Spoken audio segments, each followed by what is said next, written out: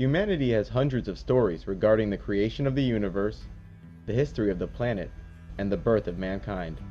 Some of these stories are oral traditions and are handed down to subsequent generations in the form of songs and folklore. Other civilizations managed to record these tales in writing, forming the many religions and mythologies that we know today.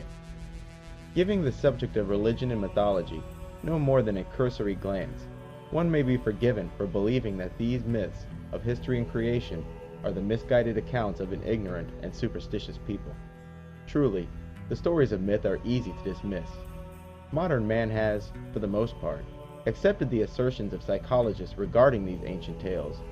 The gatekeepers of psychology, men like Sigmund Freud and Carl Jung, have suggested that the stories told by ancient man are no more than the symbolic retellings of a conflict occurring in the psyches of the individual. They reason that the gods of ancient man are no more than different aspects of the self. For example, each mythology seems to have at least one good god and one trickster or villain god, and these two gods represent the internal and external battle of good versus evil within the heart of every individual. With the wild tales of mythology being food for the incredulous, and often describing impossible happenings, this view of mythology is understandable. This interpretation of mythology, that mythology is no more than the embodiment of an individual's and society's inner struggles, is echoed in the universities, Discovery Channel specials, and everything in between. But there is something missing from this explanation. The gaping hole in this reasoning comes from the incredible consistencies woven into man's many creation stories. These consistencies are so numerous and remarkable that they invite the curious mind to explore them, if for no other reason than to explain the similarities away.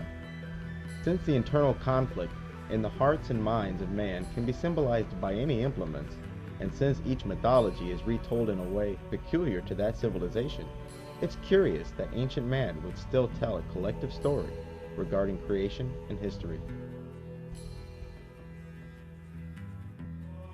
The most well-known and prototypical of these creation stories comes from the Bible. In the first book of the Bible, God creates the universe, earth, animals, and humanity in 6 days, resting on the seventh day. The first two humans, named Adam and Eve, were given a paradisical land called the Garden of Eden.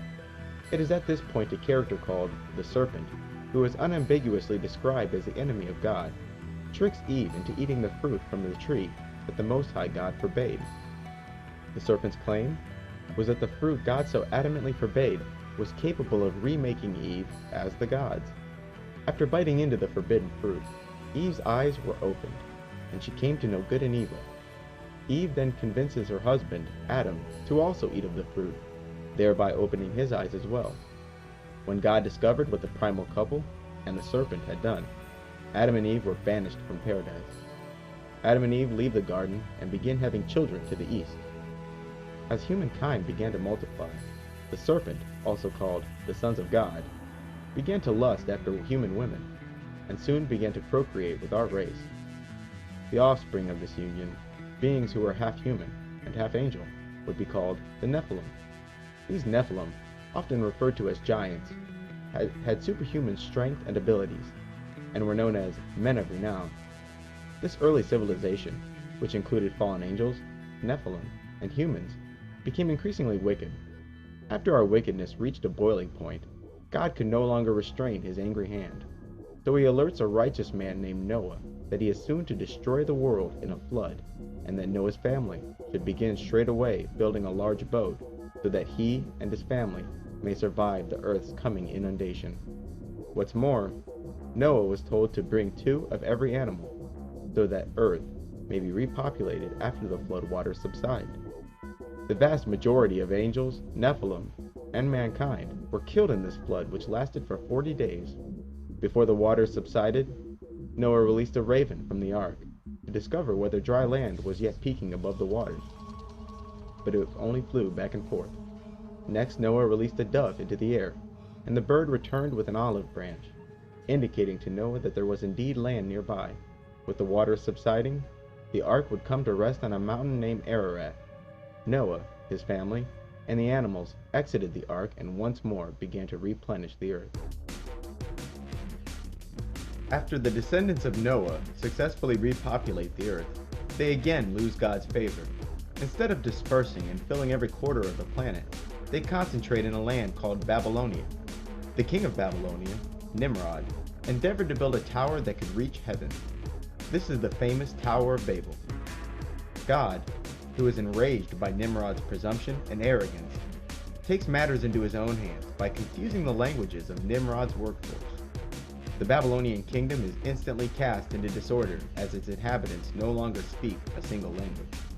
This act of confusing the languages accomplished God's original intent for humanity, because it caused humanity to finally split up and occupy the whole earth, and, most importantly, not reach heaven. Although Bible stories are the most well known, especially in the West, they are not the first and they are not unique.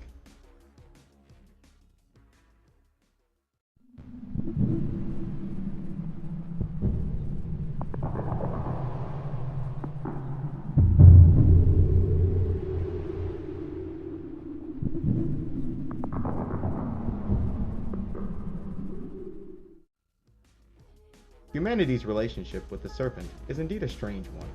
The nature of the reptile is alien to our own, so humans have a natural aversion to reptiles. Humans are characterized by both the cold-blooded way of the reptile and compassionate sympathies that violate our sense of self-preservation and seem to stem from a mystical place in the soul.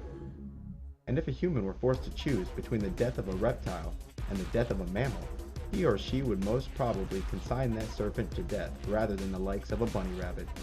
So it's quite curious that humans have, for so many thousands of years, revered the serpent and frequently associated it with the gods.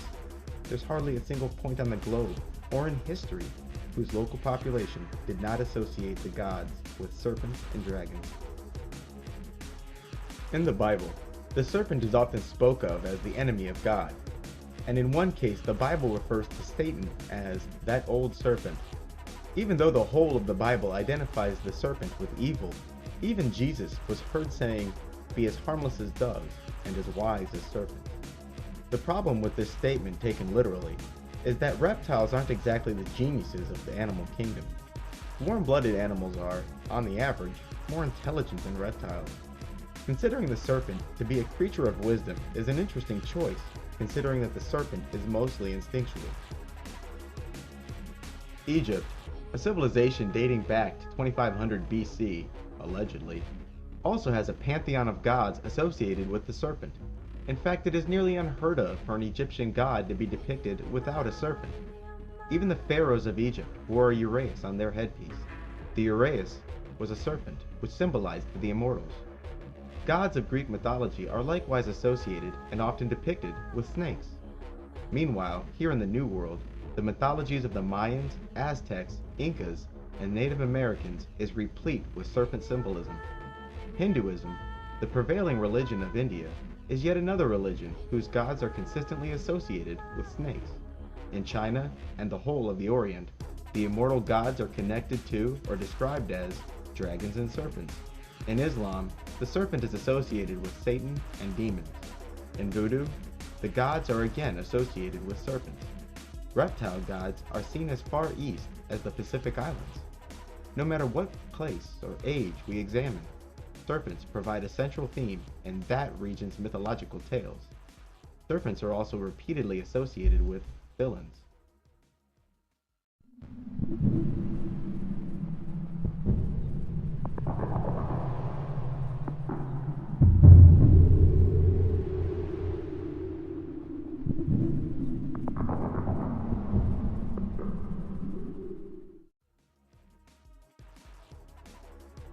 Even more frequently than the themes of serpentine gods is the theme of a global flood. The number of stories regarding a worldwide flood is incredible, and the similarities between the various tales of inundation are even more alarming. Most people who are even remotely familiar with Atlantis will know that it was consumed by a flood. In the Norse tradition of Sweden and Norway, a flood which poured forth from the bleeding god Ymir consumed the whole of humanity, save a man named Bergelmir and his wife, who survived the flood using a hollowed-out tree trunk as a vessel. In the Sumerian Babylonian accounts, a man named Utnapishtim is warned by a god, Ea, that another god, Enlil, intends to flood the earth. Utnapishtim then built a massive boat and loaded his wife and two of every animal on board. As the flood began to subside, Utnapishtim released a dove, as Noah did, to see if there was dry land nearby. And like Noah from the Bible, the boat finally rested on a mountain. In Chinese mythology, Gong, the serpent-looking water god, wanted to expand his sphere of influence and so contrived to flood the world. Gong nearly succeeded but was stopped by the righteous god Zurong. In Greek mythology, Zeus is enraged by the evil mankind was partaking in, and so therefore plotted to destroy everything on earth in a great flood. But wily Prometheus warned a man named Deucalion, who builds a chest and survives the flood.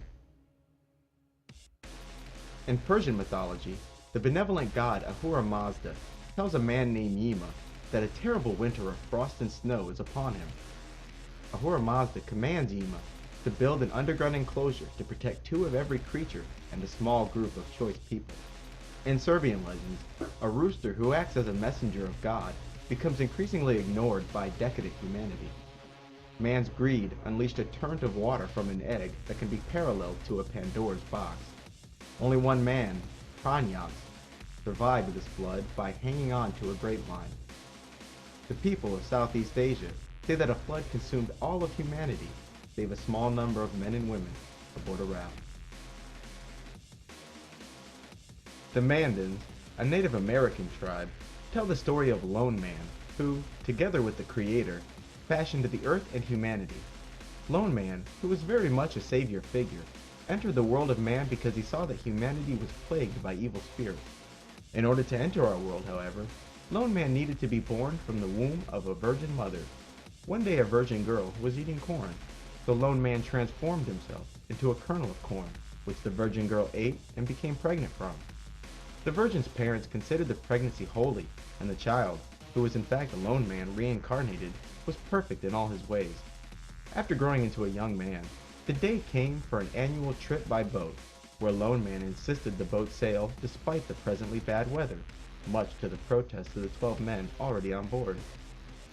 Yet the boat did sail, and during the voyage was attacked by demons. Lone Man made short work of these attacks, and when the boat was endangered by a whirlpool, Lone Man rose to his feet and reminded the whirlpool that it was he, Lone Man, that created the waters. The whirlpool promptly dissipated.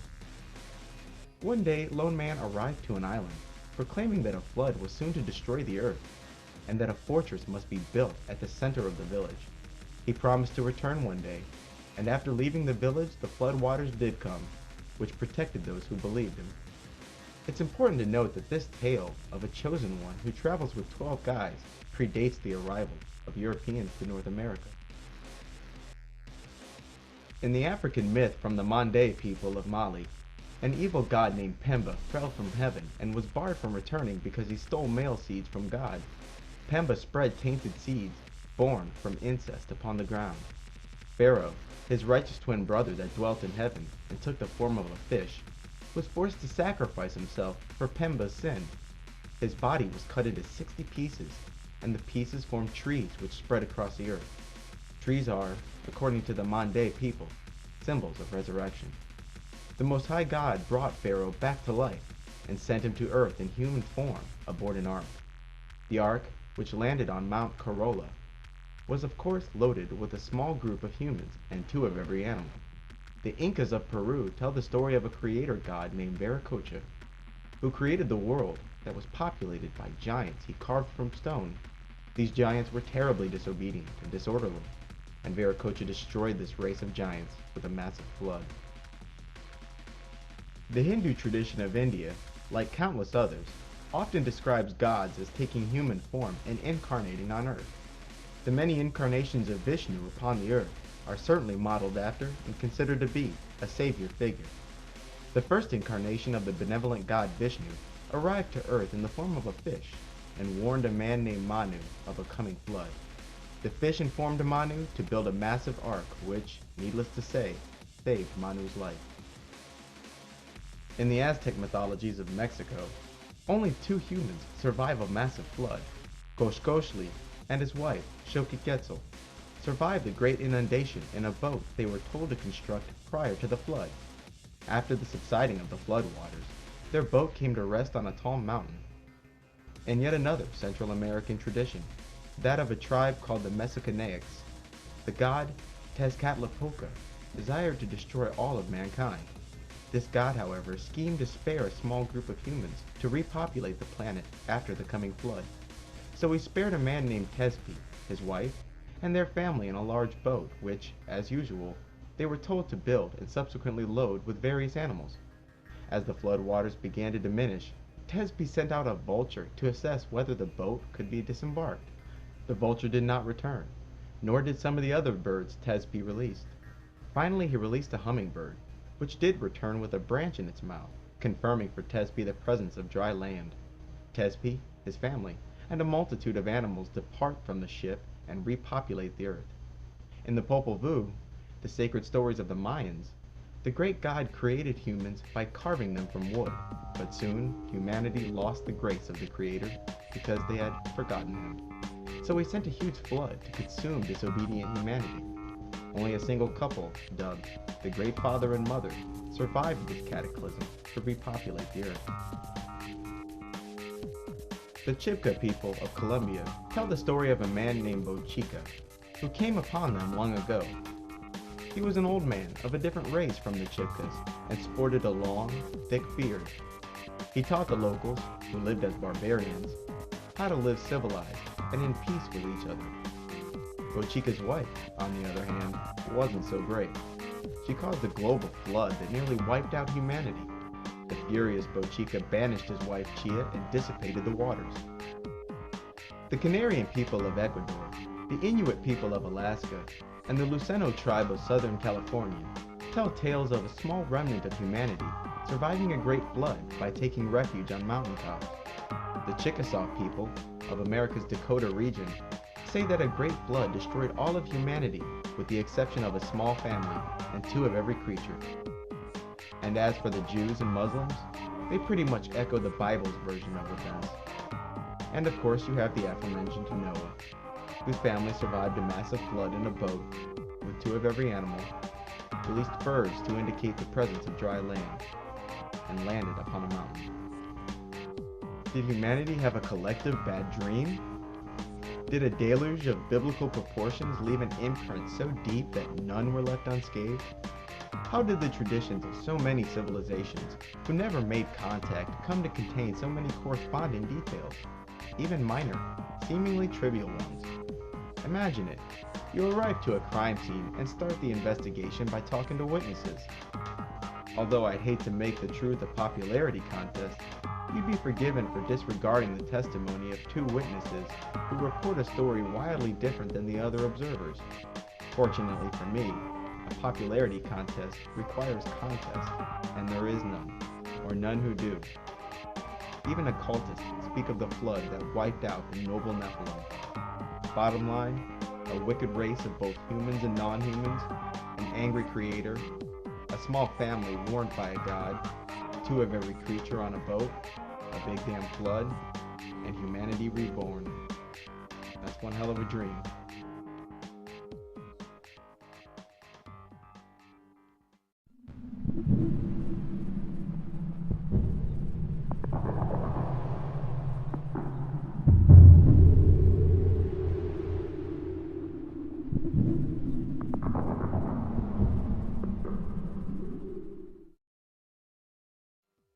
Another recurring theme throughout the mythologies is man's loss of paradise.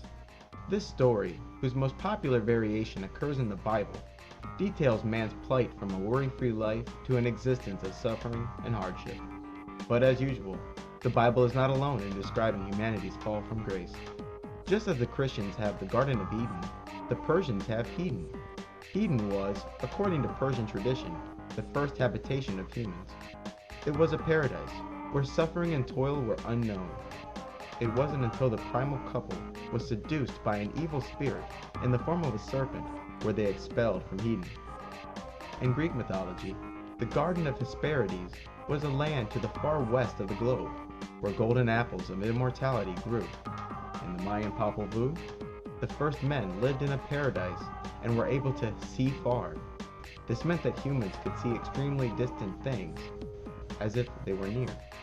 This ability was stripped from those men, and their subsequent generations could only see things that were near. The confusion of man's languages is yet another repetitive motif. The Bible, as usual, contains the most famous version of this story. As stated earlier, a king called Nimrod desired to build a tower to reach to the heavens. His arrogance and presumption was punished when God caused all of Nimrod's laborers to abruptly speak different languages. From there, the people dispersed to every corner of the globe. This story, like the flood, has many parallels outside of the Bible. The Aztec people of Mexico say that at one time giants of deformed stature once possessed the land. Arrogant were these giants, who endeavored to build a tower so as to reach to the heavens. When the Lord of Heaven looked upon the haughty ambition of the earth dwellers, he sent down his minions to quote-unquote confound them. This action caused the builders of the tower to go their separate ways and disperse across the earth.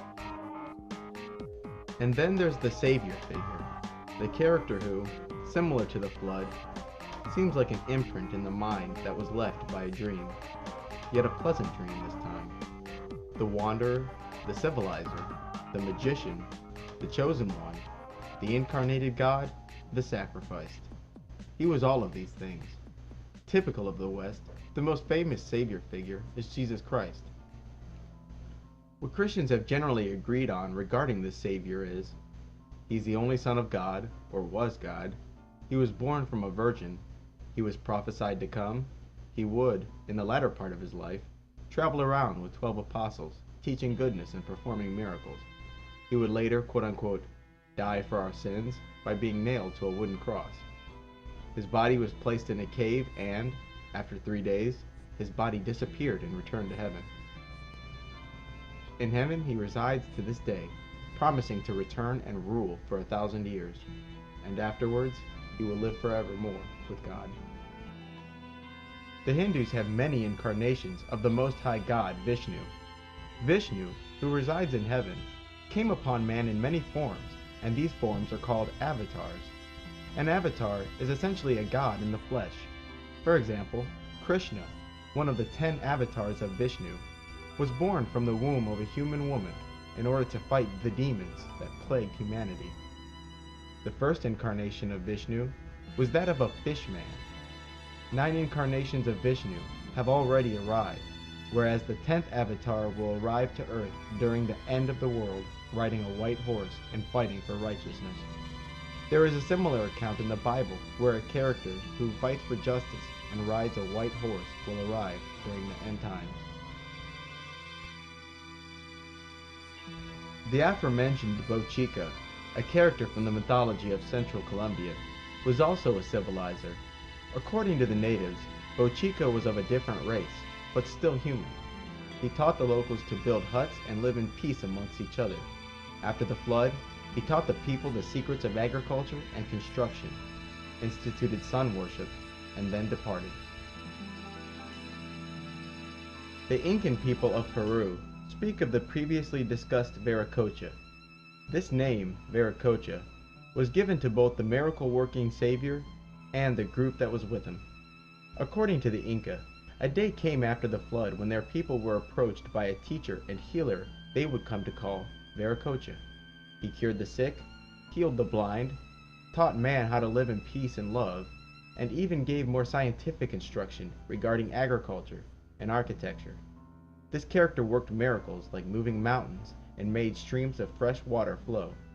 He addressed the locals as his children and spoke the local tongue better than the natives. Viracocha would part company with the Inca by sailing across the sea, promising to return.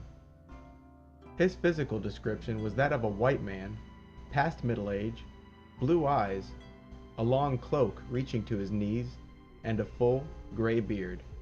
In some variations, Viracocha was called the Nupa, who was killed by a group of jealous conspirators, and whose body was placed on a boat and cast into Lake Titicaca.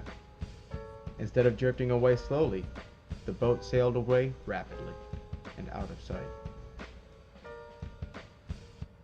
Then you have the Egyptian god Osiris. Like Jesus, Osiris is associated with goodness and resurrection. He, like Viracocha, was a civilizer. Despite the fact that Osiris is not the most ancient of the Egyptian gods, he was still proclaimed to be the Lord of the universe at the moment of his birth. Osiris came upon the Egyptian people bearing gifts of knowledge and love. This civilizer established Egypt's first legal code and abolished cannibalism and human sacrifice. Osiris then left Egypt, traveling around the world teaching and civilizing the people of other kingdoms and races. He did not use his powers to force people, but instead preferred gentle persuasion. After returning to Egypt, Osiris was conspired against by his evil brother Set and 72 accomplices. Set murdered his brother Osiris by locking him into a coffin and throwing it into the Nile River. Instead of sinking into the depths of the Nile River forever, which was the intention and expectation of the conspirators, the coffin sailed away rapidly. Set would eventually discover the coffin containing the body of his brother Osiris in a hidden place. Infuriated that his brother survived, in a sense, Set cut Osiris's body into 14 parts and scattered the pieces, seeing to it that his brother would forever remain out of his midst. Isis, a goddess who was both Osiris's wife and sister, which is common in mythology, brought her husband back to life by locating and recombining his scattered parts with sorcery. She failed to find the phallus, or penis, of Osiris, however, and was forced to substitute one made of gold. After this, Osiris would not live long, and was soon dead once more, but it was said that he periodically reappears among humans. The ancient Mesopotamians, in present-day Iraq, have a civilizer of their own who they called Onus. This being was amphibious, but spoke human languages with ease. Onus would emerge out of the water, teaching and giving instruction to humans. He taught people writing, the sciences, the arts, architecture, and agriculture. He is often depicted as a man with the scales of a fish. And let's not forget Lone Man, the savior figure of the Mandan people. Lone Man, like Jesus, was born of a virgin, settled turbulent waters while aboard a boat, and was perfect in all his ways. And finally you have the god Pharaoh, from the tales of the people of Mali.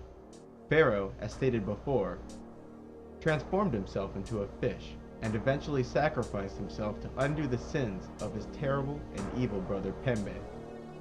And Pharaoh, like our Osiris, was cut into pieces and scattered. I have often wondered what Christians mean when they say that Jesus died for our sins, and his death represented a great sacrifice that somehow redeemed my soul. Listening to Christians explain how that actually works is usually amusing, and always results in a comical, unsatisfactory answer.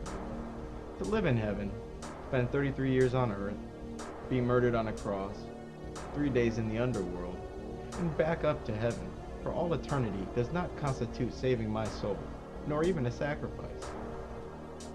Jesus living a long life of pain and toil instead of a short 33 years, and then going to heaven, is more of a sacrifice, but because he still goes to heaven, I can't envision what those extra decades of his life have to do with my soul. Far from blinking out of existence after dying on the cross, which would indeed represent a sacrifice, he instead had a get-out-of-jail-free card and a one-way ticket back to heaven.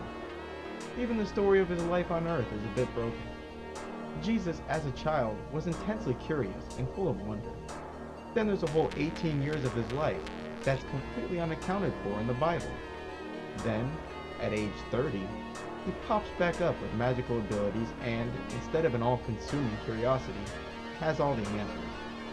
Jesus' time among man may not have been fun, but he should have at least been honored to jumpstart a religion of benevolence with those 33 years.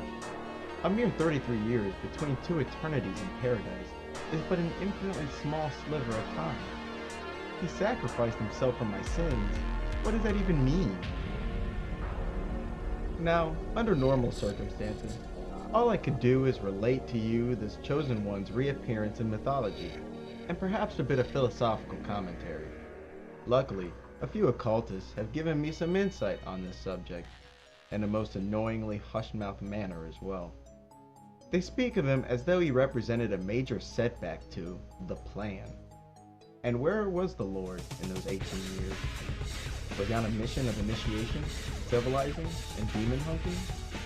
They speak of him as though he did take a huge risk in coming here, as if Jesus' guaranteed trip back to heaven is only a myth. I've even heard Jesus spoke of as a renegade, a police-like figure who hunted demons.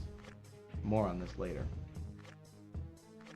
If mythology is in fact eccentric tales created to explain creation itself, then why so many corresponding details?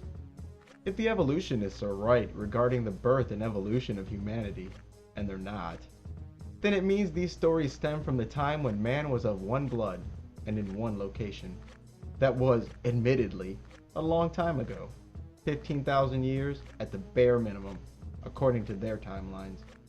How and why did collective humanity cling to such stories for so long?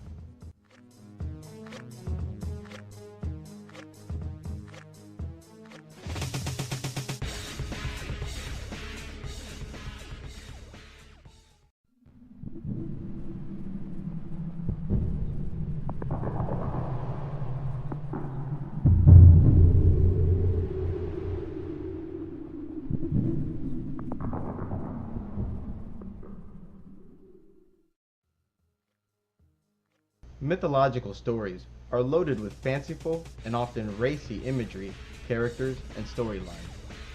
The comings and goings of the gods seem more akin to the machinations of a drunk poet, rather than a true record of history.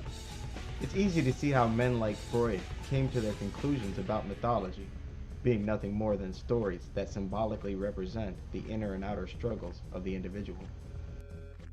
There is yet another source of confusion that pervades some mythologies, and that confusion is born from multiple names and titles associated with a single god. For example, the Egyptian goddess Hathor is associated with two other goddesses, Isis and Bast. Sometimes Hathor is spoke of as the mother of Horus, which would mean Hathor and Isis were the same entity. In other cases, the title Hathor is associated with Bast, who is known to not be Isis. Also, in Egyptian mythology, Ra is the sun god, but then again, so is Osiris, and Osiris' son, Horus. All three are known as sun gods, and all three are confirmed as different beings. I suspect that the Hindus have the best grasp on what's actually happening here. In the Hindu religion, gods come upon man in the form of avatars.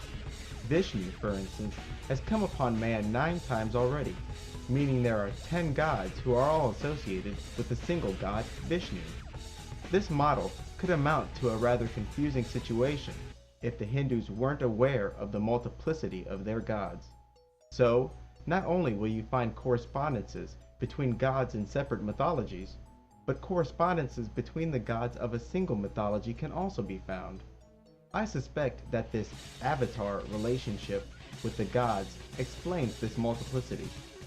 Another common habit of mythology is to describe a single god as a pair, one good and one evil.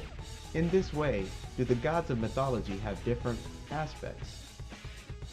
There is, in fact, little argument among those who study mythology that the same gods seem to make their appearances in multiple mythologies.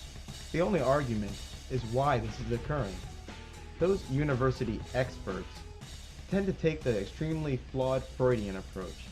They believe that this mythological overlap is due to the natural cultural exchange that occurs between civilizations in proximity, proposing that, over time, two nearby civilizations will begin to absorb the traditions and gods of the other. This theory does not, however, explain how distant and unacquainted civilizations managed to acquire so many corresponding details in their traditions. Easily, one of the most common gods who transcend the borders of mythology is Venus. Venus is the Roman goddess of love and fertility. The goddess Venus is so closely related to the Greek goddess Aphrodite that one could hardly pull them apart categorically. Aphrodite, from whom came the word aphrodisiac, is also a goddess of love and fertility. Aphrodite is also associated with another Greek goddess, Astarte. In Mesopotamia, this goddess goes by the names Ishtar, Ashtoreth, and Inanna. Ishtar is also a fertility and love goddess who is further associated with the planet Venus. The multiple aspects of the goddess Inanna, or the concept of multiple aspects, seem to surface in the story of her descent into the underworld. Here, Inanna descends into the land of the dead, ruled by her dark sister or aspect, Ereshkigal. At the end of the story, the reader may have the impression that Ereshkigal, queen of the underworld, absorbed the qualities or body of her sister Inanna. Yet another copy of this goddess is Queen Semiramis. The average American is more familiar with Semiramis than they realize. It is her likeness that graces the Statue of Liberty. Even though the Statue of Liberty is a spitting likeness of Queen Semiramis of Assyria, the French Freemasons that funded the statue's construction left subtler clues as to the true identity of Our Lady Liberty. In magic, the metal of the goddess Venus is copper, her color is green, and her number is 7. The exterior of the Statue of Liberty is made of copper, the statue is green, and has 7 rays of light reaching out from her head. Then there's Satan, who himself has countless names. Most Christians believe they have a monopoly on the stories regarding this being, but Satanists know better. Satanists, and occultists in general, have equated the fallen angel Satan with the villain of almost every mythology. In Egyptian mythology, Satan is Set, the Egyptian god of chaos, storms, and evil. And similar to Satan from the Bible, who once stood beside the throne of God, Set was once the guardian of the sun god Ra.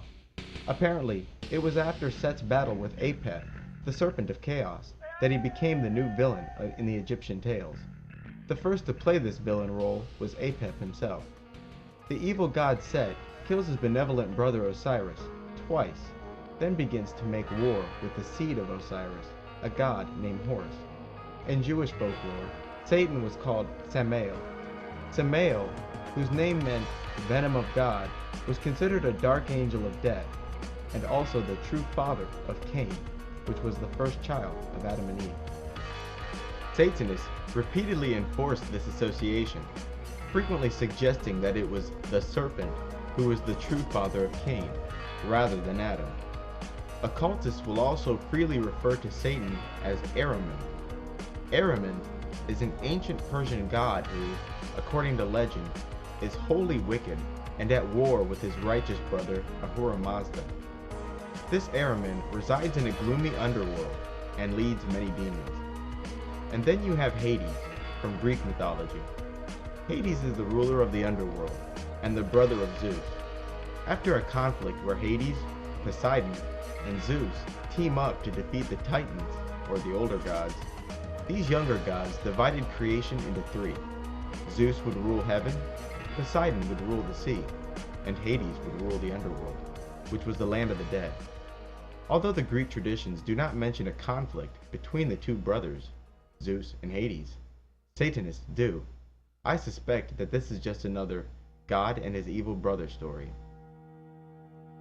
Satanists also refer to Satan as Azazel. Azazel, according to Jewish lore in the Bible, is a fallen angel or demon who is described as an outcast. He, like the Egyptian god Set, is associated with the desert. Although Azazel was mentioned in the Bible, his most famous appearance was in the Book of Enoch. The Book of Enoch is considered an apocryphal text, which means that it did not receive entry into the Bible. The Book of Enoch's exclusion from the Bible is truly a tragedy, and the fact that Christians' opinion regarding this text is largely unchanged makes for an even greater tragedy. The Book of Enoch is essentially the first 6 chapters of the Bible's Genesis expanded into an entire book. It does not, in any way, relate information that is contradictory to the Bible. In the Book of Enoch, Azazel is described as being among the leaders of 200 angels, also called the Watchers, who came down to the Garden of Eden. The text is unambiguous about the serpent from the Garden of Eden being in fact a group. The Bible, albeit a bit more subtly, also makes it clear that this serpent was in fact a group when it mentions the sons of God, which is of course plural. In the Bible, the serpent tempts Eve into eating a fruit from the tree of knowledge of good and evil. Yet in the book of Enoch, there was no fruit, but instead it was knowledge of magic and the sciences which the fallen angels gave unto man. The relationship between the serpent, Azazel, and Satan himself gets a tad bit blurry in the world of the occult. Satanists often speak of Azazel as being a mouthpiece or mask of Satan. Occultists frequently tell the story of Satan approaching Eve, quote-unquote, in the form of Azazel, as if Azazel were in fact a separate entity who, while tempting Eve, was possessed by Satan. This follows the Avatar model, where multiple gods are related to a single god and vice versa. After giving man magical knowledge that was forbidden by God, and mating with human women, the Book of Enoch describes the fallen angels and their offspring, and almost all of humanity, destroyed by a flood whose cause was divine. Black magicians, to this day, revere Azazel and the rest as heroes for bringing the flame of magic and transformation to humanity. This story of God's enemy who, against the wishes of God, gives fire to mankind is also echoed in Greek mythology. Black magicians often equate Azazel from the Book of Enoch with Lucifer and the Greek god Prometheus. The reason is that Prometheus, against the wishes of Zeus, stole fire from the gods and gave it to humanity. Zeus, the furious god of Mount Olympus, punishes Prometheus by binding him to a rock and commanding an eagle to peck away at his liver, which regenerated every day. Prometheus is depicted as incredibly intelligent, deceptive, and rebellious. Prometheus, Azazel, Lucifer, the torchbearer, the lightbringer. The flame or torch of the Olympics and its corresponding tradition is a commemoration of Prometheus' theft of fire from Zeus. The Statue of Liberty, whose likeness is based on the goddess Ishtar, who is said to have fallen with Azazel, also bears the torch of illumination. This flame is a direct reference to magical knowledge and self-deification through magical means. It is important not to mistake this Azazel and those who were with him for the traveling civilizer spoke of earlier. The fallen angels of Eden taught humanity much magic and did not have the support of the Most High God. Our humble civilizer, on the other hand, spoke of morals and the sciences while never teaching magic, and he also had the support of the Most High God. Jehovah, Jove, or God, is the righteous brother and ruler whose names are also many. To the Jews, he was Yahweh. To the Christians, he is Jehovah. In Persia, he was known as Ahura Mazda, the brother of evil Ahriman. In Egypt, he was Ra, or Osiris. The Greek myths call this entity Zeus, and in Rome, he went by the name Jupiter. This being, and his quote-unquote son, is commonly associated with the sun. Here an important distinction must be made, because many have noticed a correlation between the sun and Satan. Satan, or Set, is the god of the setting sun, and so therefore his symbol is that of a black sun, as opposed to his righteous brother, who is associated with the rising sun. It is far from uncommon for occultists to associate the sun with Jesus and Osiris. It is equally common for them to associate Jesus with Osiris. In mythology, just look for the guy with the crazy brother, and you'll usually find Jehovah. Of course, most Christians would find it hard to believe that they are engaged in the worship of Zeus and Osiris, maybe even taking offense to such a statement. Their God, the God of Israel, could never be compared to the Greek god Zeus. We're talking about God here, not a promiscuous cartoon character who throws lightning bolts. But your own Bible does indeed spell out the truth of the matter. In the book of Revelation, chapter 9, verse 11, we read, "And they had a king over them, which is the angel of the bottomless pit, whose name in the Hebrew tongue is Abaddon, but in the Greek tongue hath his name Apollyon." In this verse we read that the locusts, which appears to be a reference to an army of demons, have a king over them who is an angel. This angel, along with an army of locusts, arrive from an extra-dimensional place called the bottomless pit. The verse also states that this angel has names in the mythologies of the neighboring peoples. The Jews call this angel Abaddon, and the Greeks call this angel Apollyon. But Apollyon is what the ancient Greeks called Apollo, a sun god of Greek mythology. What the Bible has done is verified, at least in the eyes of Christians and Muslims, the actual existence of a god from the Greek pantheon. Is it likely that Apollo is the only Greek god that actually exists? Probably not. What's more likely is that many, if not all, the characters from the Bible have corresponding names in Greek mythology. But even though the characters correspond, the perspective of villains and heroes appears to have been inverted, as though retold through the eyes of a modern-day Satanist. In Greek mythology, Zeus is the tyrant lord of Mount Olympus, who is promiscuous, jealous, and a rapist, whereas Prometheus, who is also Azazel and Lucifer, is the creator and champion of mankind, highly intelligent, and can easily deceive Zeus.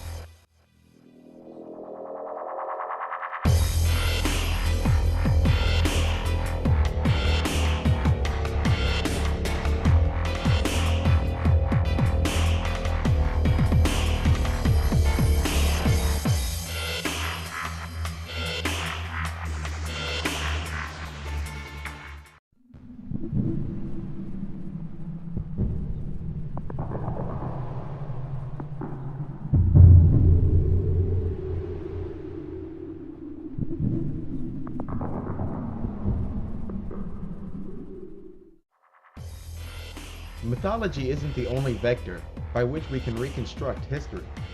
Evidence of a more temporal form exists for those whose tastes are more technical. This evidence involves the manner in which ancient civilizations rose and fell. It also involves what and how much ancient man knew, and when he came to know it. Ancient man, predictably, attributed their knowledge to the teachings of the gods. To modern scholars, this explanation as to where ancient man received his knowledge of architecture, agriculture, and astronomy is largely unsatisfactory. But it appears that the ancients' explanation was no more of a cop-out than the explanations of today's university scholars, who label everything that doesn't exist within their theory as a mystery.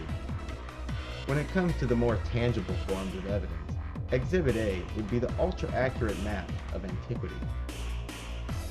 Mapmaking, or cartography, is far more difficult than intuition would suggest, and the days when maps were wildly inaccurate are all but forgotten. With today's satellites, cameras, and aircraft, producing an accurate map of a particular region is as easy as taking a photo. But in ancient times, without the advantage of modern technology, drawing up an accurate map of a given region was nearly impossible. The problem lied in the fact that the mapmaker had no way of knowing precisely where he was. This meant that determining the true distance between 2 points was difficult, and this resulted in a map of disproportional dimensions. Another hindrance to producing an accurate map is Earth's natural curvature. Because of paper's cost and portability, it's understandable that people would be inclined to draw maps on paper. Paper is, however, a flat two-dimensional surface, whereas the Earth is a three-dimensional curve. This means that even with the best of equipment, a paper map could never properly represent the surface of the planet. For example, looking at a modern map of the globe, one will notice that Greenland, the massive, frosty island between Canada and England, will appear disproportionately large and may even compare to the continental United States in size. Greenland is not the size of the continental United States, but on a flat map of the world, the regions near the North and the South Pole appear stretched. Although there are projections that could avoid such stretching, no two-dimensional surface could ever properly imitate a three-dimensional surface. With all the complications involved with ancient mapmaking, it is indeed curious that maps of modern accuracy existed greater than 500 years ago.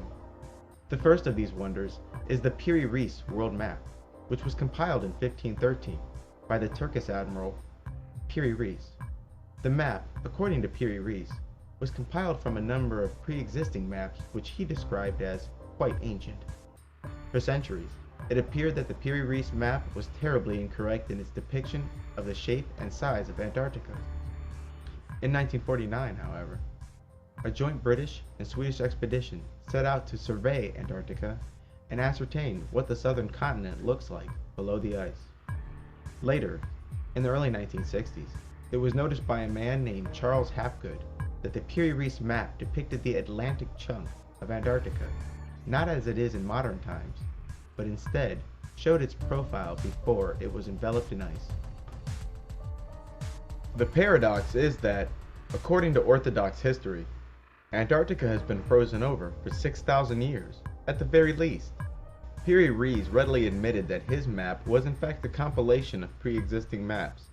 So how did those previous cartographers manage to accurately describe Antarctica's true shape beneath the surface of its ice?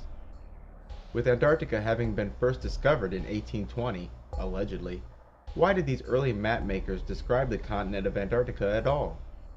Another world map, compiled by the cartographer Orontius Phineus in 1531, not only depicts Antarctica's true form beneath the ice, but it also illustrates where particular mountain ranges and rivers would be.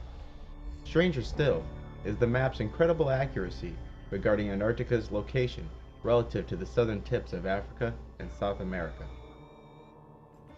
How was an accurate map of Antarctica, including her location, hinterlands, and true form beneath the surface of the ice, drawn up 300 years before Antarctica was supposed to have been discovered?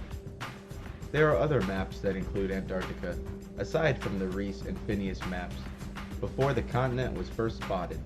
These maps too are admittedly compilations of far older maps. As stated earlier, making maps is no easy task. It requires surveying equipment and advanced mathematics. The bottom line is that the necessary knowledge and equipment was simply unavailable to these early cartographers. So where did the inspiration for these maps originate?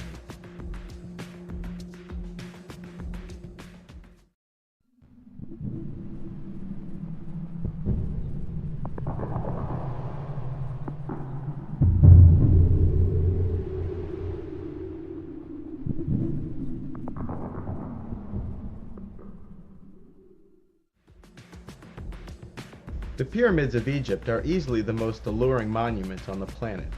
Yet it isn't their grandeur alone which tempt their visitors. It is the mystery of their creation.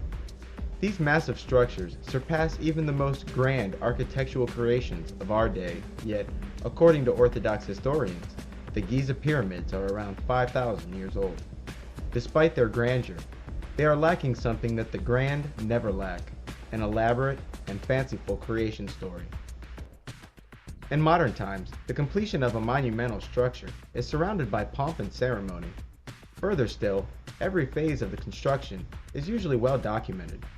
But when taking an academic voyage through the Giza pyramids of Egypt and the surrounding monuments, one is struck by the complete absence of commemoration of these structures' construction methods and reasoning. Instead of countless depictions of laborers using ramps and pulleys to maneuver large blocks, we find flat, uninscribed walls on the interior of the pyramids. What's more is that archaeologists have yet to dig up even a trace of the building equipment used in the construction of the pyramids. Even more remarkable is that no inscription or depiction anywhere in the land of Egypt so much as mentions masses of men, huge blocks, and ramps in regards to the construction of the pyramids. Modern man has done much speculation regarding the reason for the building of the pyramids and the methods used.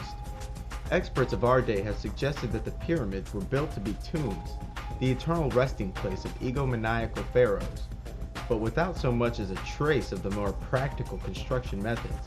Even a skeptical observer would be forced to entertain the theories of the ancient Egyptians regarding their own creations. Those of ancient Egypt are unambiguous about the reasoning and construction methods of the pyramids. They claim that these structures were more like machines that allowed the king to join with the gods after death. They were essentially stargates to the heavens, where one could be transformed into a god. Instead of masses of men dragging large, perfectly cut stones from quarries miles away, The Egyptians say that magicians effortlessly cut and lifted the stones into place. The pyramid texts, the oldest known religious texts, state that the pyramids were built to throw open the doors of the firmament and make a road so that the deceased king might ascend into the company of the gods. The Egyptians also claim that the pyramids were built by magicians who used quote-unquote words of power to effortlessly levitate huge stones. The Mayan pyramids, although thousands of miles away and built thousands of years later, are said to have been built by the same method and for the same purpose as the pyramids in Egypt. The Mayan people of southern Mexico and Guatemala say that their pyramids were built by beings with magical powers, and that all they had to do was whistle and the heavy rocks would move into place. The Incan people, far south of the Mayans, claim that the massive stones used to build their great structures was carried through the air to the sound of a trumpet. The Mayan traditions state that their pyramids were where men became gods, and the place where gods are made. Curious that these far-flung civilizations would suggest that their pyramids were built the same way and for the same reason. The pyramid, as a symbol of transformation and rebirth, survives to this day.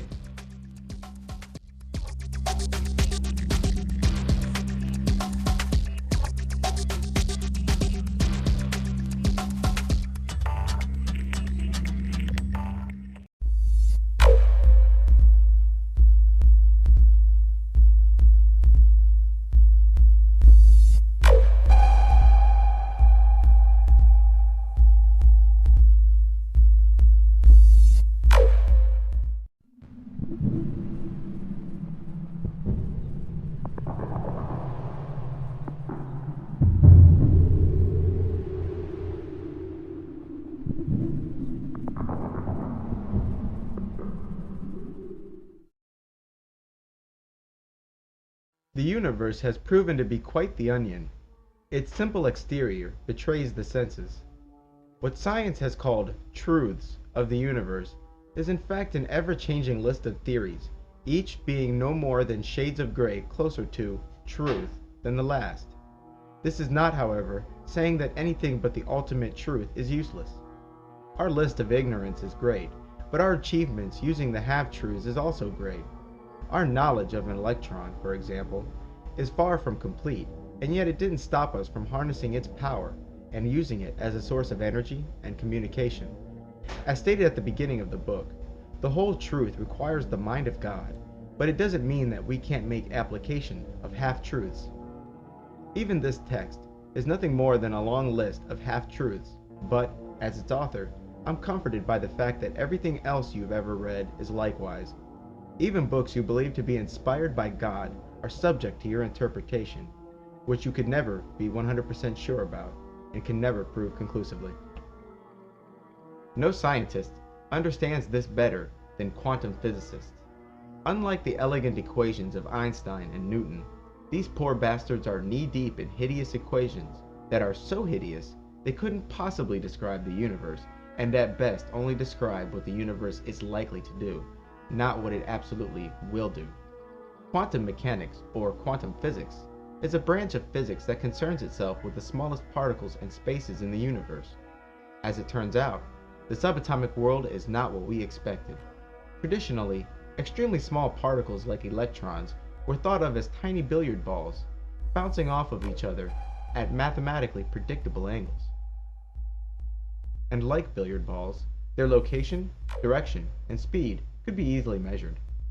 On a subatomic level, particles exhibit strange properties and behaviors.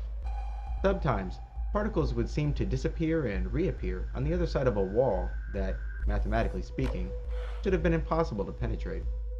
Other times, particles will seem to dance between the state of being a particle and being a wave. And measuring the subatomic world is also difficult, because in order to measure things like speed, location, and direction, one must build a sensor that interacts with the subatomic particle, thereby changing the course of destiny. Surely these poor scientists are frustrated by particles that always do something different just because they're not watching. It was once a philosophical question as to whether it was possible to break a stone into infinitely small pieces. Scientists and philosophers would speculate over the existence of an elementary particle, a particle that could not be broke apart, and represented the fundamental building blocks of the universe. This continued until evidence emerged that the universe was indeed made of unbreakable, fundamental particles, and these particles were called atoms. It would later be discovered that these particles weren't unbreakable, and were in fact composed of even smaller particles, dubbed subatomic, and included the proton, electron, and neutron. Later still, it was discovered that even these particles were in fact composed of even smaller particles called quarks. That appeared to be where the dividing stopped. Regardless of whether these quarks are indeed the smallest particles, scientists have been forced to conclude that the universe is made out of some kind of elementary particle. But the subatomic world wasn't done violating the rational mind of these poor researchers. As it turns out, even the nature of space and time had its peculiarities. Space and time were thought of as mediums that these elementary particles existed in, and up until the beginning of the 20th century, scientists were spared the grief of having to think of time and space as particles. But eventually came the day when scientists were forced to ponder nearly the same question that had plagued them centuries prior. Can time and space be broken into infinitely small parts? Can I nudge an object an infinitely small distance from where it once was? Can I measure the length of time between two events in infinitely small units? Can I break an inch or minute into as many pieces as I want? Do objects glide through space and time, or do they quote-unquote tick?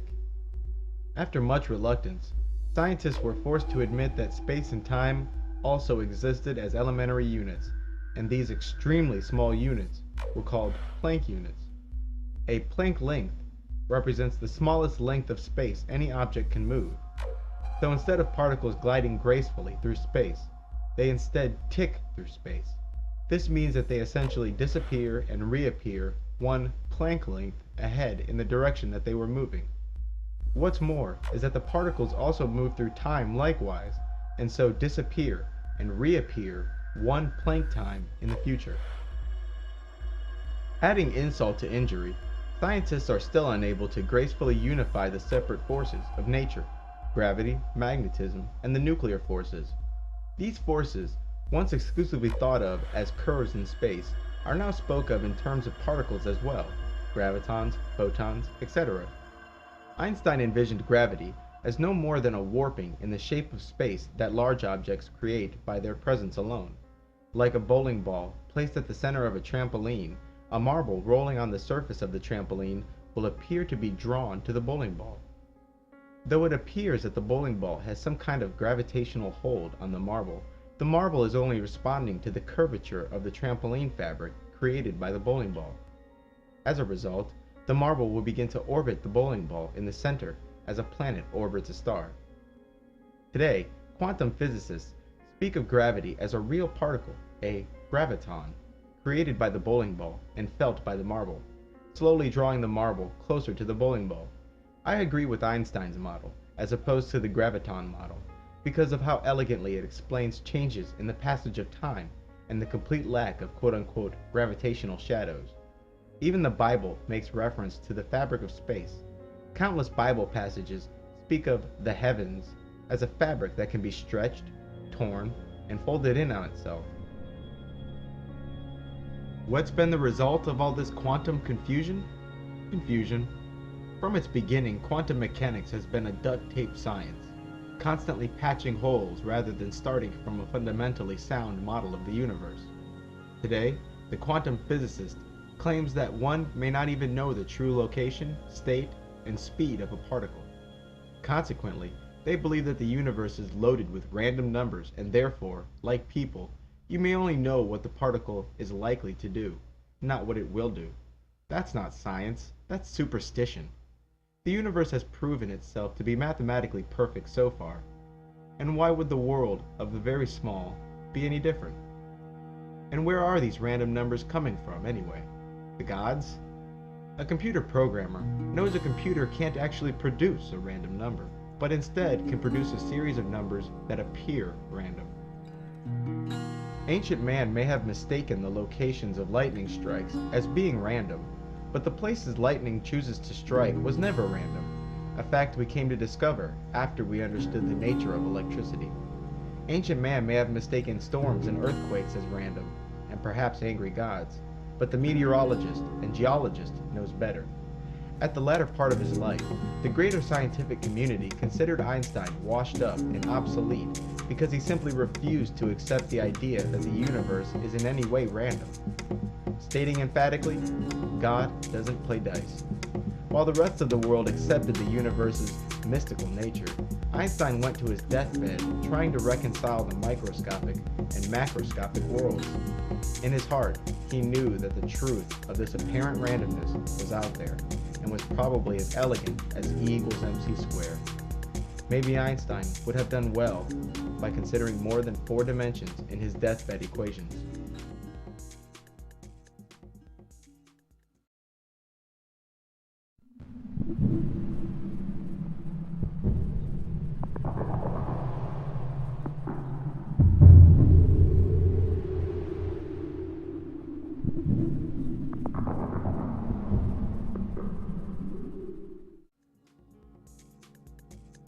Perhaps the missing ingredient between apparent chaos and order is the number of spatial dimensions these quantum physicists are taking into consideration.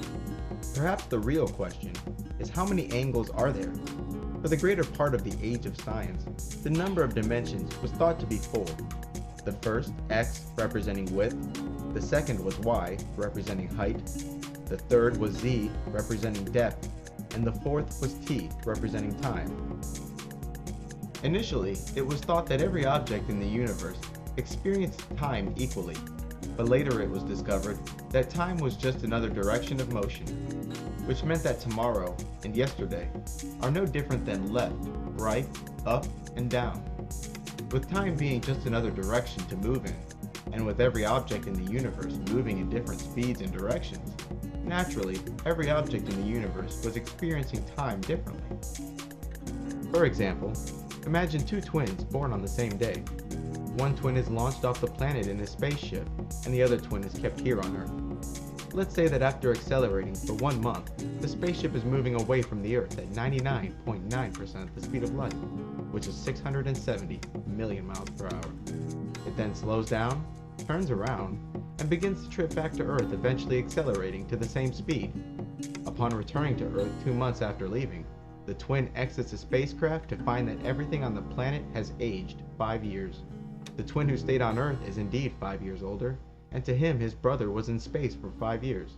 There's 5 years of new celebrities, 5 years of new geopolitical developments, and 5 years of new inventions and technologies.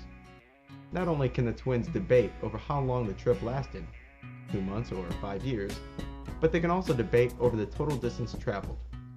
The twin who went on the trip, the stars, actually he never made it to one, will claim to have traveled a distance that is considerably less than the people on Earth said he traveled.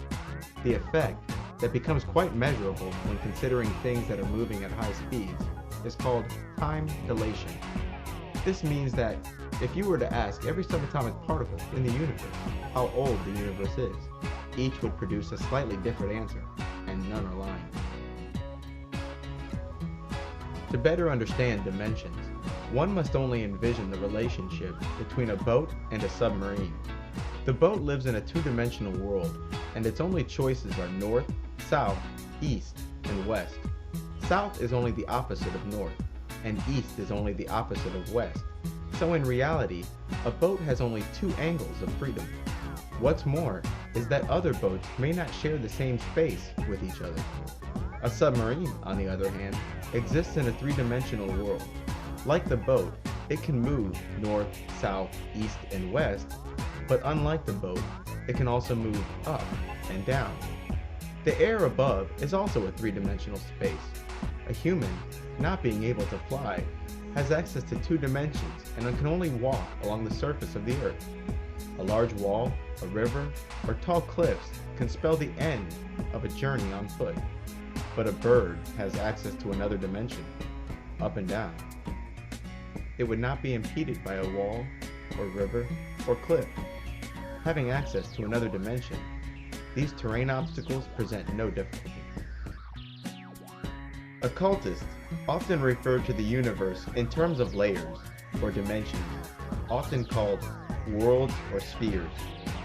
Similar to those who live in high-rise buildings, we too live with beings who exist above and below us. And like those high-rise dwellers, we too are both separated and yet affected by the comings and goings of our neighbors. The number of layers contained in the universe differs from one occult tradition to another, but in modern Western magic, it is typically the Hebrew Kabbalah and the dividing lines that it defines, which are most relied upon. The Kabbalah is a series of ancient Jewish texts that define the nature of reality, the number of universes, and the rulers of those universes. In the Kabbalah, the universe is divided into 10 parts, each called Sephirah, and these 10 Sephirah are further divided into 4 worlds and constitute separate universes, each containing its own ruler and inhabitants. The 4 worlds in which the 10 Sephirah are divided into are Atziluth, the divine world of archetypal ideas; Braya, the creative world of the archangels; Yetzirah, the astral world of angels and demons; Asaya, the material world. In the Kabbalah, and occult in general, the universe is seen as a series of layers where energy, originating from the top, cascades downwards, becoming increasingly solid. Each layer represents a slightly more solid reflection of the contents of the layers above. Since this energy is constantly flowing down through the worlds, any alteration occurring above will trickle down to the lower levels. It's curious that modern-day scientists, the self-proclaimed string theorists, are coming to the exact same conclusion as the ancient Kabbalah did, a 10-dimensional universe. Another system which is equally common, and probably more friendly to the human mind, is the breaking up of the universe into 5 layers. The first layer, Spirit, represents the mind of God and is composed of pure energy. The layer below, the mental universe, represents a series of concepts and identities. Objects in the mental world do not respect time and space, but instead represent timeless identities, and one of these identities is the entity you call you, or your soul. The mental world is no more than a collection of concepts and thoughts. Things like rocks and trees do not exist on the mental plane. Only the idea or concepts of a rock and the concept of a tree. The third world, and perhaps most crucial to the magician, is the astral world. The astral world, unlike the mental world, is subject to a sense of space and time. The fourth of the worlds is the etheric. This world, sometimes used interchangeably with the astral world, is the universe that provides the foundation for the material plane. The etheric world is also where the life force, the energy created and used by life forms, resides. Finally, there's the fifth level of reality, the material universe. The operations of magic are rarely aimed at the lower level of reality, but instead, the magician will attempt to alter the higher levels of the universe, knowing that those changes will eventually trickle down to the etheric and material world. It is in this way does the magician alter reality by intention. The mental world, being nothing but concepts and thoughts, are affected by the magician in such a way as to produce predictable results on the lower levels of reality. One could argue that my distinction of mental, astral, etheric worlds is unnecessary or just plain wrong. Some occultists only make reference to 3 worlds, the divine, the astral, and the material. I'm satisfied as long as you understand the concept of cascading and slowly solidifying energy. But in truth, there's nothing slow about it. The objects in the separate worlds are copies of each other, tethered together by a rope. They respond instantly to changes in the others. As above, so below. Every individual has a copy of themselves on each of the 5 planes. These 5 copies of the self are not united, however, but instead divided into 3 pieces by 2 large gaps. The first gap is often referred to as the veil, and this veil not only divides the astral plane into 2 parts, it also divides the material body, called the lower self, from that person's guardian angel. Between the astral and the mental planes lies the second deep gap. This gulf is often called The abyss. The abyss is what separates a person from their higher self, often called their higher genius. The higher self is nothing more than copies of an individual which reside in the planes above and represent each person's connection to God. Further, the way the total universe is divided is also up for grabs. Some in the occult speak of 7 heavens, 7 hells, the astral and material planes. Others speak of only 4 partitions of the universe: the abyss, the heavens, the astral, and the earth. Others still speak of 4 partitions: the infernal, heaven, the astral, and the material. The cross-sections that occultists have divided the universe differs, but there is general agreement regarding the function and nature of the separate worlds. The concepts of heaven and hell are usually thought of as exclusively Christian, but this is far from the truth. Every religion and mythology out there makes reference to the heavens, the earth, and the underworld. In regards to the heavens, it is often described as an extra dimension that does indeed have some semblance of space and time. Satan and the angels, for instance, are spoke of as approaching the throne of God, as if there was a way to be in heaven, but not in the presence of the throne. This is important because it describes a lack of unity where, like in our material world, objects can be closer or farther from other objects.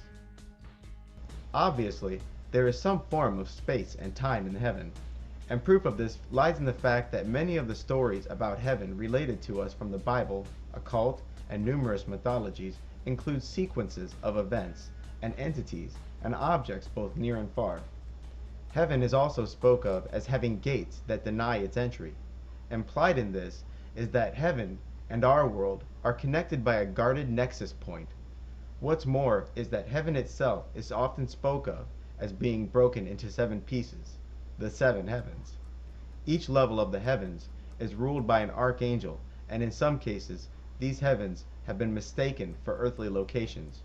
For example, I've heard occultists, texts of the Christian Apocrypha, and Muslims speak of the Garden of Eden as a location that resides in the 3rd heaven as opposed to a terrestrial location. Then there is hell, sometimes called the abyss, the cliff-off, the averse, or causal realms. Similar to how the heavens are broken into 7 pieces, hell is also considered to exist as separate worlds and, like the heavens, each partition has its own ruler. But unlike the material and heavenly realms, the 7 hells do not obey the strict laws of space and time that we are familiar with. These infernal realms are spoke of as places where chaos reigns. In the infernal places, the spatial dimensions are not perfectly straight and do not exist as perfect 90-degree angles. Here, the X, Y, Z, and time dimensions are curved and warped. If someone were to directly gaze upon the beings that exist in the infernal realms, they may be struck with an ache in the mind, because their very shape is unnatural to our senses. Sometimes, one will find the underworld divided into 2 realms. The first is Hades, which is the land of the dead, and then there's Hell, or Gehenna. Hades, also called Sheol, is considered the land of the dead, where all people, both righteous and unrighteous, go when they die, whereas Hell is a place specifically for unrighteous entities to experience torment and imprisonment. And unlike popular conception, neither is said to be currently burning and aflame.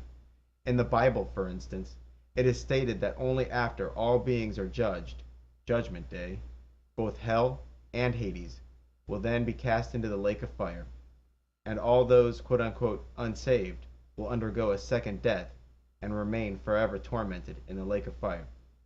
Currently, however, members of the occult, and the Bible as well, speak of both places as being timeless, limitless, cold, dark, and chaotic.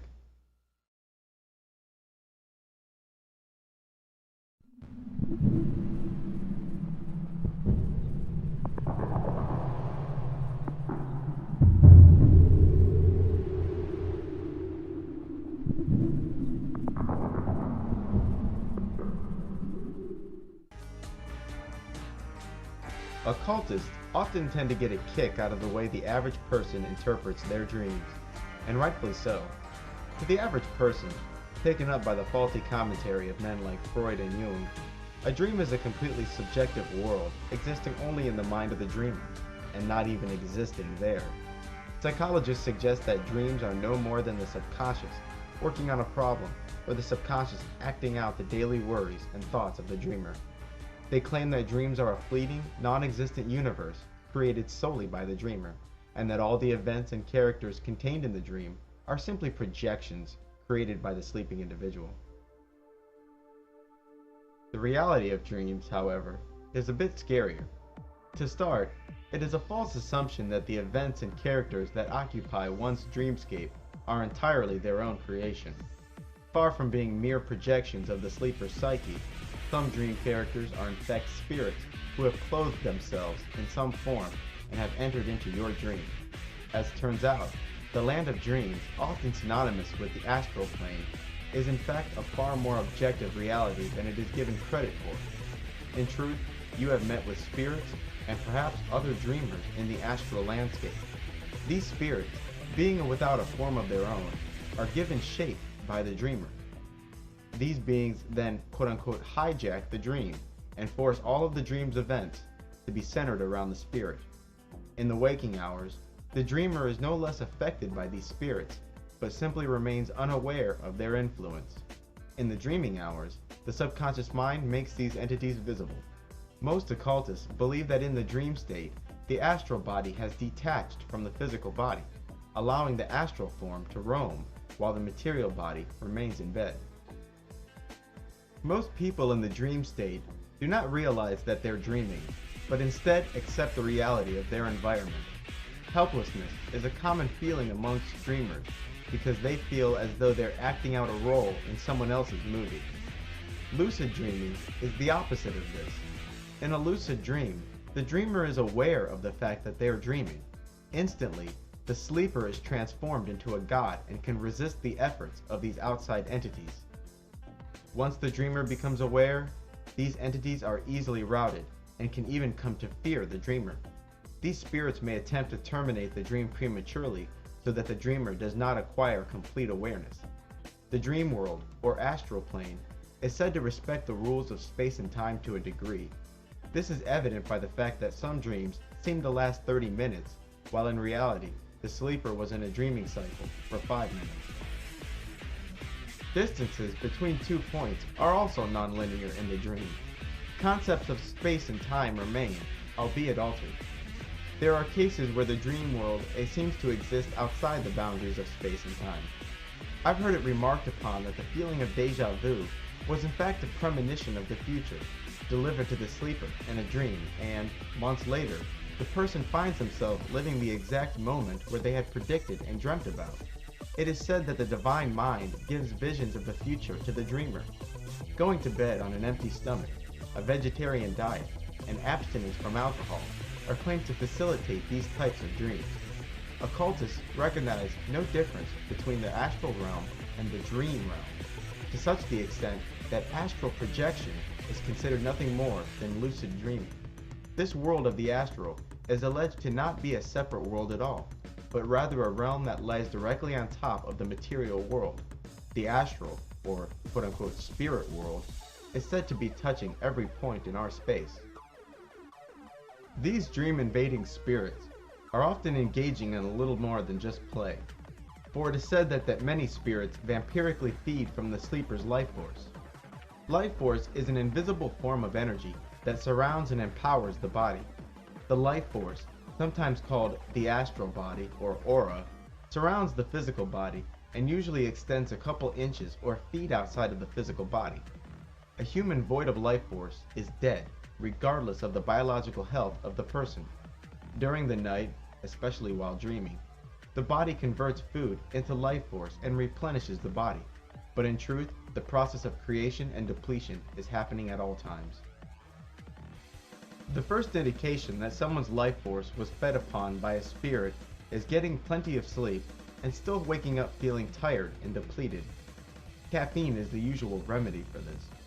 The rate of expenditure of life force increases during times of high emotional stresses. Feelings like worry, fear, depression, anger, and lust all help to spill the cup of life. At these times, the human being radiates or wastes life force more intensely. Fresh fruits and vegetables are considered to have higher concentrations of this life force as opposed to meats and processed foods. Life force, the energy of the spirit, manifests itself from the astral world through specific points on the body called a chakra. Although there is much disagreement regarding how many chakra points the human body has, since in truth it has many, 5 to 7 of them are widely accepted and considered major chakras. The major chakra points form a linear, vertical path from the soles of the feet up the spine to a region just above the head. These chakra points are essentially junctions between someone's material and etheric body. Life force from that etheric body pours in to replenish the material body. At night, the vampiric spirits induce feelings of fear and lust in dreams and feed from the extra life force created. It's also worth noting that activities such as nervous twitches, chewing gum, excessive talking, and pretty much any unnecessary activity further spills the cup of life. The beings in the astral cannot partake in the material world without bugging into someone. Okay, so dreams are important. First, begin a dream journal. I find this a pain in the ass and prefer to record dreams audibly with a microphone instead of a pen. Secondly, do not burst out of bed, but instead take a moment to recall your dreams before they slip from the mind as your daily activities begin. Third, deep trances are nothing more than a kind of dreaming where consciousness remains. So stilling the mind would allow conscious travel of the astral world. Deep trances are difficult, but you may be able to take advantage of the brainwaves experienced during sleep by setting an alarm clock for the middle of the night. The gentler the waking, the better. And, as long as you can turn off the alarm without much fuss, you can more easily go into a trance than you could in waking hours. Fourth, don't go to bed on a loaded stomach or intoxicated. The middle pillar ritual. Lamer disclaimer. The following ritual is designed to open or energize your chakras. However, it will make you feel strange. If, after doing this ritual, you feel sick, desist from further invocations. You will be visualizing 5 of your chakra points. You will imagine each of them as a soccer ball-sized sphere, becoming increasingly bright and energized. The first chakra point is just above your head. The second is in the throat. The third at the center of the chest, level with the heart. The fourth is located in the pelvis, and the fifth at the soles of the feet. While imagining each chakra point becoming energized, the name of God associated with that chakra center must be quote-unquote vibrated. In order to vibrate a word, simply say it in the deepest voice possible, spending at least 3 seconds on each syllable. The vibrations of your voice should be felt in the throat, hands, and feet. While vibrating that chakra's name of God, imagine yourself speaking into the glowing sphere, and make that slowly energizing chakra vibrate to the rhythm of your voice. You begin by imagining a beam of light originating from high above, landing upon a soccer ball-sized sphere just above your head. You then begin vibrating that chakra's name of God, while imagining the beam of light filling the chakra with energy. Vibrate the name of God about 10 to 15 times before allowing that beam of energy from high above to fall upon the next chakra below. Each chakra should take around 4 minutes.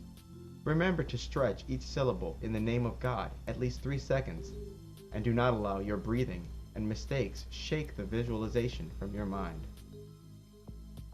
The first chakra, crown, just above the head. The name of God, yeah. The second chakra, the throat, just below the chin in the throat. Its name of God, Yahovah Elohim. The third chakra, your heart, center of the chest, level with the heart. Name of God, Yahovah Elohim.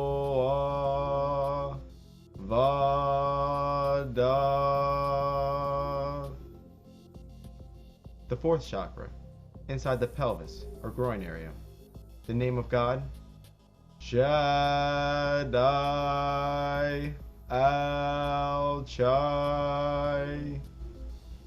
The fifth chakra, between and level with the soles of the feet. Its name of God? Adonai Ha-Aretz.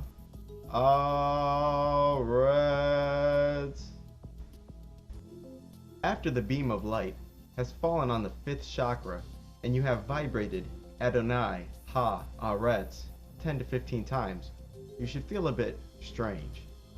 You may have the sensation of energy flowing around you. This is normal. Now begin to take slow and deep breaths. As you inhale, imagine the energy around you collecting in the chakra in your feet. As you hold your breath, imagine that collected energy racing up your spine and into the chakra just above your head. While exhaling, imagine that energy bursting out and falling all around you, like water from a fountain. Reconcentrate the energy at the fifth chakra, or your feet, and repeat this exercise 5 times. There was once a day when I would have considered this a bunch of new age crap.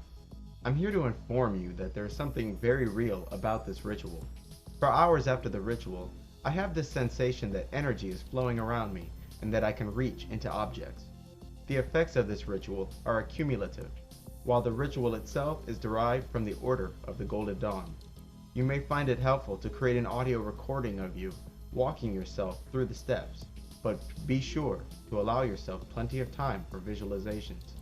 This means that the recording should be at least 20 minutes long, because neglecting visualizations is not an option.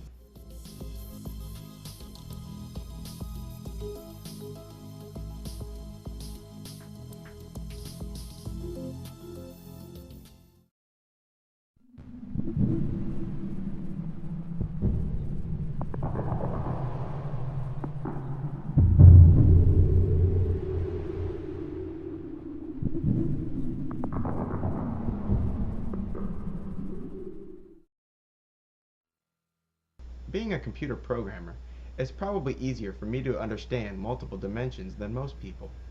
Assigning and retrieving numbers from a multidimensional grid is common in programming. Yet even the common computer user can relate to the idea of separate universes that are intertwined. An easy and probably most fitting way to imagine the situation is to imagine our current world, the physical universe, and the internet, the digital universe.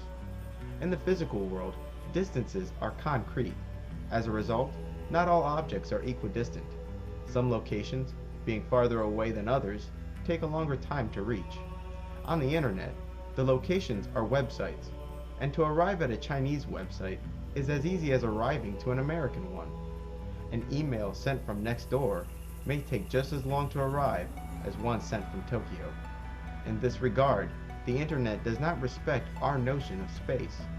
The internet can be indeed thought of as a separate dimension, a place full of beings both sentient, as in forum users, and non-sentient, like search engines. It also has some semblance of space, because the websites are separate locations, but unlike our world, these websites are all the same distance from you and from each other. Meaning, typing in abc.com is as easy as typing in 123.com. Despite the fact that one website is a server based next door, while the other is in Tokyo. Computers do not recognize time as we do either. In fact, we equip computers with specific circuitry so that the machines will have some notion of our time. Without onboard clocks, a computer would measure time by how many instructions it has executed since a certain point, unable to account for how quote-unquote long those individual operations took. In this way does the digital realm live in a sort of strange time, having already explained how it exists in strange space. That's not where the parallels end either. With the right equipment, the internet can be accessed in Antarctica, or any other part of the globe. This means that the internet realm can be tapped into at any given point in our space, as if it were a secondary universe lying on top of ours, with any point in the internet accessible at every point in our space. A realm full of beings, some friendly, some not, some intelligent, some not. We fail to realize it, but through our very bodies and on a daily basis, pass whole conversations, songs, and images in the form of cell phone, radio, and television signals. And because of the prevalence of the wireless internet, someone may be accessing the internet through your body.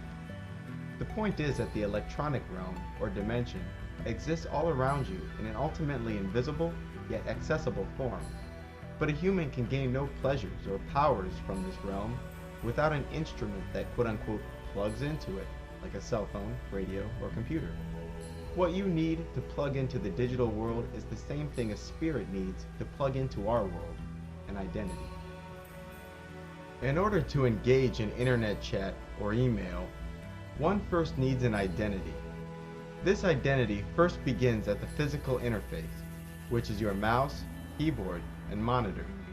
Your mouse and keyboard convert physical motion into electronic signals that the computer can understand, and your monitor converts the computer's output into something your perceptions can handle, an image. The second part of an identity is regarding who I am not. In the case of the internet, one creates a unique email address or unused username to distinguish their quote-unquote location in the digital realm from the location of others. This location of yours should not be thought of as such, because your email can be retrieved anywhere, even Antarctica. So this location is something that exists at every point in the material world. More parallels follow. The video game and its corresponding video gamer provide us with another excellent example of not only identities and separate universes, but a quantum reality. Imagine for a second a computer character, let's call him DigiGuy, living in a three-dimensional computer world. As this character's learning matures, he starts to notice something strange about his environment. For instance, he discovers that he cannot break objects in space infinitely. Computers store information as numbers. As a result, the coordinate system in the 3D game will be composed of extremely, but not infinitely, small intervals. His world will be loaded with minimum sizes, minimum times, and minimum speeds. Like our universe has the aforementioned Planck length, our digital dweller will discover that objects, and time itself, will appear to tick by. DigiGuy discovers that if he stands at the right part of the map and face the right direction, some objects which are directly in his gaze simply disappear. This was more common in early 3D games. And just like our universe, there are aspects of the video game universe that are downright magical.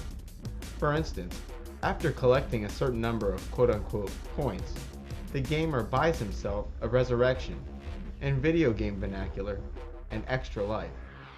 In a video game, the damage caused by multiple gunshots can be completely and instantly healed by finding a first aid kit. After finding the first aid kit, or whatever the game uses for health bonuses, the kit will simply disappear into thin air, and the player will be instantly healed. Now let's turn our attention away from DigiGuy and to the gamer himself. In order to interact with the universe inside the computer, and thereby derive pleasure from the game, he must first have an interface. This is often a keyboard, mouse, or controller. Secondly, he must have an individual location assigned to him. Unlike email, where the user chooses the name, the video game decides where the main character's information is stored. At this location is typically stored things like coordinates within the map, the angle you're looking, and usually stuff like current health and how many bullets you have left. What's more, the video game itself must convert what is no more than a bunch of numbers into an environment akin to our own that can be displayed on the screen. Now that our gamer has an identity within the computer world, he can now interact with DigiGuy. He can now derive pleasure from that universe, or play his game. But what if this game isn't about having fun? What if, instead, the gamer enters the computer universe with the intention of revealing to DigiGuy the nature of his reality? Imagine telling DigiGuy that his entire universe is stored on a rotating disk within a quote-unquote hard drive. Imagine telling DigiGuy that objects whose characteristics are recorded on the other side of the hard drive may be sitting right next to him. Imagine telling DigiGuy that in order for him to experience you in your true, fleshly form, you would be forced to put your finger on the rotating hard drive disks, thereby destroying his universe. Imagine explaining to him that his world is weightless because the hard drive weighs the same whether the 3D universe he lives in is empty or loaded with objects and characters. Imagine banishing the growing notion in his mind that his world has a single random number, but instead numbers that appear random, and that his universe isn't even capable of randomness. Poor DigiGuy. It seemed so permanent, so real. His world included a depth that no flat, rotating disk could ever mimic, or so he thought. Objects that were far, and proved it by being inaccessible without travel. Objects that were close, and proved it by being accessible without travel. In his world, some objects were heavy, and proved it by being hard or impossible to move. Other objects he knew to be light, and he proved it by being moved with ease. And as for the apparent random numbers, nothing more than a computer's onboard clock, spitting out an endless series of numbers that are predictable to infinity. First, DigiGuy's story is a good vehicle to imagine two universes whose distances and times have no correlation, and whose beings share different types of quote-unquote flesh. Secondly, the story of DigiGuy is significant because you are DigiGuy. It is you, we, who live in the computer. You're on the inside, looking out. So who's out there?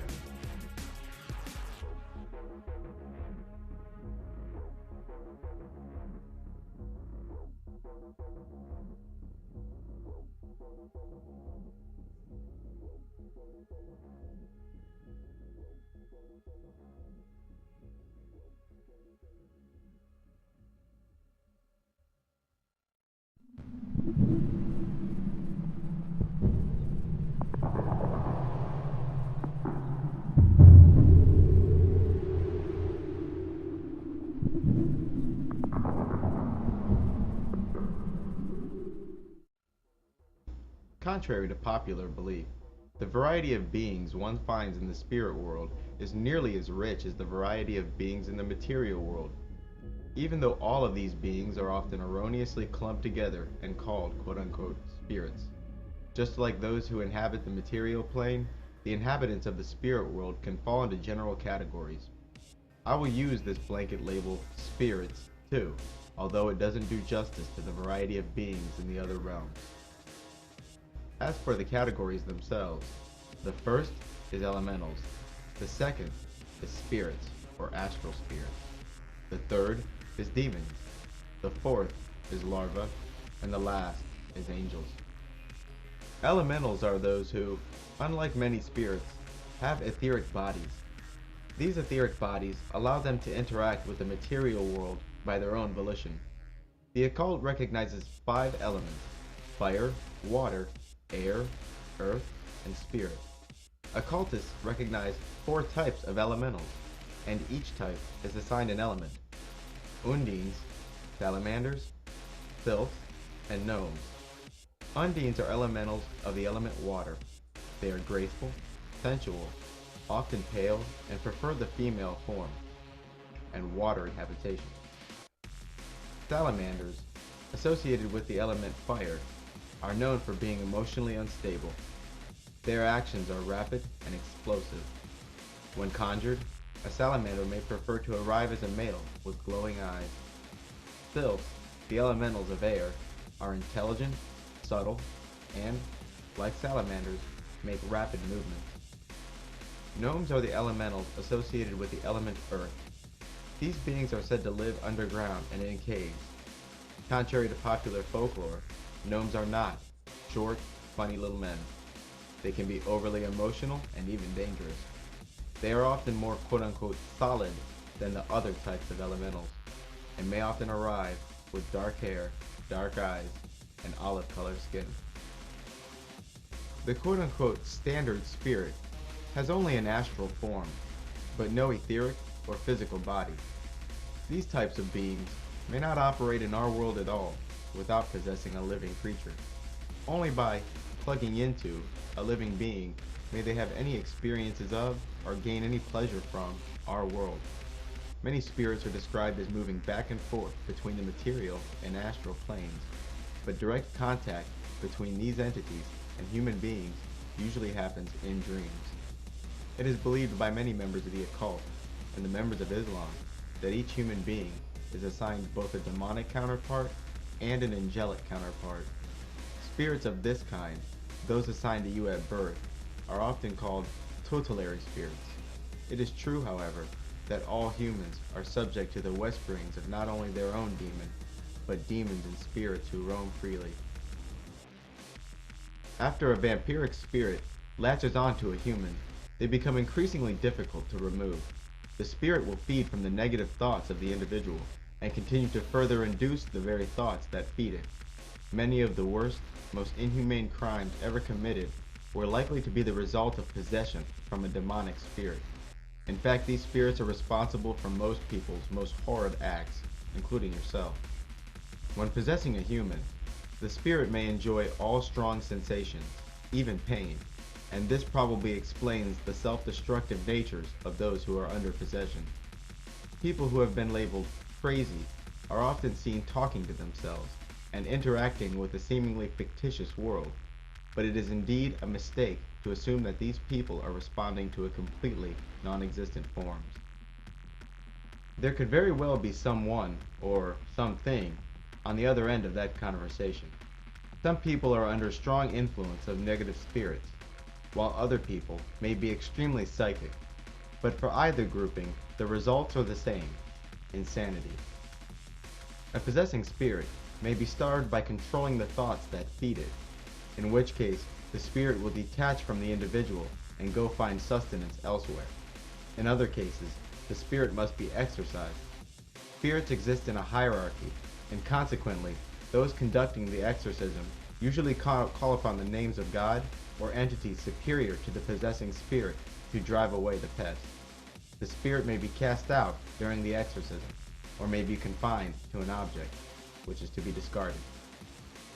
Do not make the amateur's mistake of associating the inhabitants of the spirit or astral world with the afterlife of human beings. The entities that reside in the astral plane are not human, and probably never were. Simply put, these entities have nothing to do with your dead grandma. Although many people imagine spirits as extremely concerned with the activities of humans, in truth, many spirits are indifferent to humans. Spirits and elementals see the earth as a three-dimensional living environment, and as a result, many spirits live beneath the ground, in the air, in the waters and oceans, and in the wooded areas. What's more is that many of these beings will usually choose to live away from high concentrations of humans, and may be inclined to inhabit deserted regions. Only a small percentage of elementals and spirits choose urban habitations. Spirits are subject to the will of man by the working of magic, but they still have individual personalities and share the same palette of emotions humans have. Spirits share many of our emotions, but so do many animals of the material plane. Although their emotions are often similar to people, the intellect of a spirit is, on the average, beneath a human's. Some spirits have intellect that is above and beyond the mind of a man, but most are as intelligent as the higher orders of the animal kingdom. Other spirits may not be sentient, and may have no true will of their own, but may simply be collections or concentrations of spiritual energy. There are physical effects that can be associated with the presence of a spirit. The individual may feel a tingling at the back of their neck, their fingertips, and toes. It may also include the sensation of spider webs being laid across the skin, or cold breezes gracing the flesh. Those in the presence of a spirit may have a general feeling of not being alone, or being watched, perhaps sensing an upsurge of emotions like joy or fear. Many quote-unquote ghost hunters claim that spirits, perhaps more likely elementals, produce a slight magnetic field when they're present, and produce fluctuations in magnetic fields as they pass. It is also often reported that they can use microphones to produce noise they otherwise would not be able to indulge the ears of those present with. If our eyes were sensitive to the spirit world, we would see orbs and shadows moving about our homes countless times in a single day. Some objects, which we know to be inanimate, may even appear alive. This spiritual traffic is quite normal and usually not harmful. The possible psychological effects on those who are sensitive to the spirit world, and a world of those who aren't, could be crippling, and those sensitive people who cannot reconcile the material and spirit worlds are more readily labeled insane. Cats, and a few other animals, could see more of the spirit world, and you may find them transfixed by seemingly empty space. This quote-unquote empty space may only be empty in our eyes, whereas the cat may be observing the comings and goings of a spirit. Most intelligent spirits are associated with the 5 elements, the 7 planets, or the Qliphoth. They are considered elementals if associated with the 5 elements. They are called spirits and intelligences if they are associated with the 7 planets, and spirits associated with the Qliphoth are exclusively demonic. According to Kabbalistic teachings, the Qliphoth is essentially the Averse universe. This is a mirror image of the celestial universe, an anti-universe, if you will. The Kabbalistic tree of life represents the celestial realms, while the tree of knowledge of good and evil represents the Qliphoth, this anti-universe. If you recall, these are the 2 trees Adam and Eve encountered in the Garden of Eden. The demons, or Qliphothic spirits, represent another classification of spirits. The word demon has come to mean any negative spirit which is hostile to mankind. These beings are extremely chaotic and may not always have a conception of the consequences of their actions. Demons are adverse to humans and are either in the Qliphoth or roaming the earth, feeding from life force and causing strife and illness among mankind. They are also highly impulsive and violent, reveling in only the base emotions like lust, fear, and anger. They, like many spirits, possess the minds of human beings so that they may derive pleasure from our world. Evidence of their presence is intense feelings of fear and perhaps disgusting odors. Demons are exclusively vampiric in nature and feed from the life force of humans, and it is our life force that gives the demon substance and energy. These spirits can become powerful if allowed to continue feeding in the material plane. Although capable of wearing many forms, demons tend to prefer arriving as hideous forms, with voices and odors that humans find disagreeable.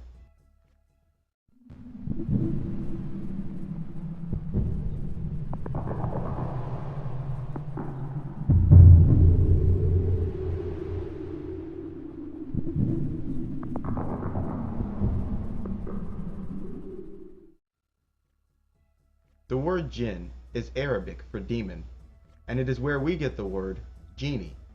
Unlike many religions, Christianity to name one, Muslims have been given more detailed information regarding the beings in the spirit world, and since much of these details are echoed by those in the occult, the Muslim perspective regarding the spirit world is worth reviewing here.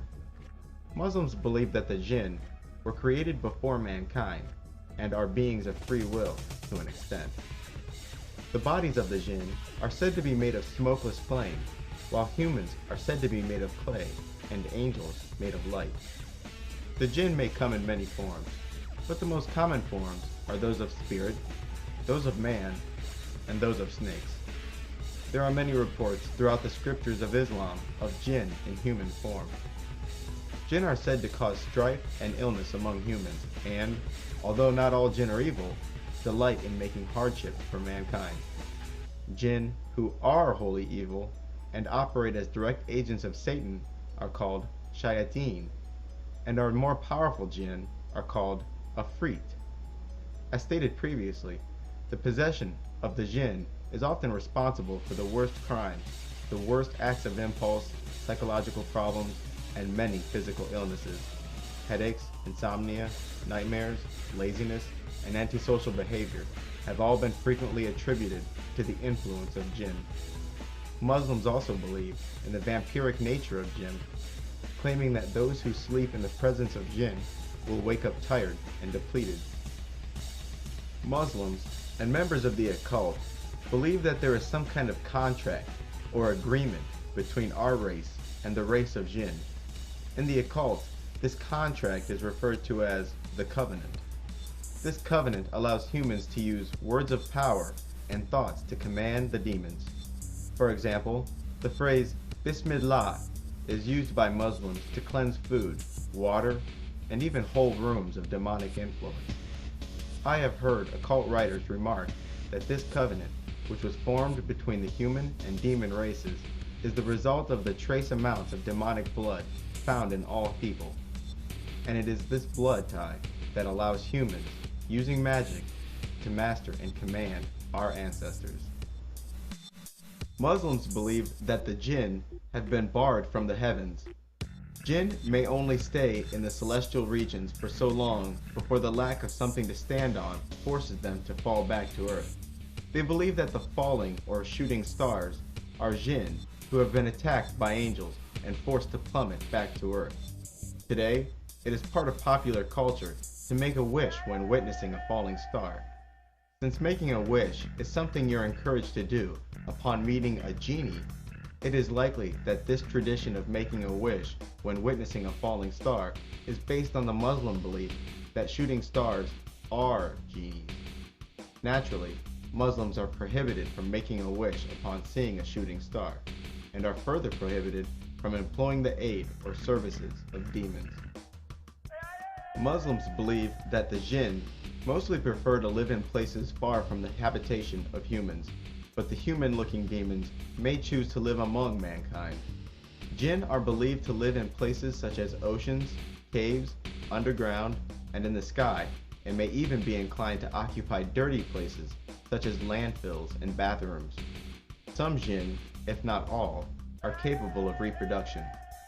Followers of Islam are discouraged from keeping dirty and unsanitary living quarters, as it is claimed that these habits attract jinn into the household.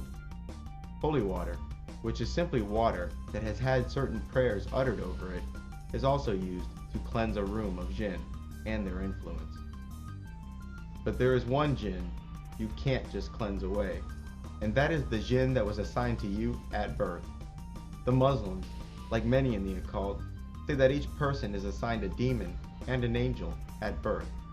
This combination of angel and demon and your relationship to them is the true source of much of your personality.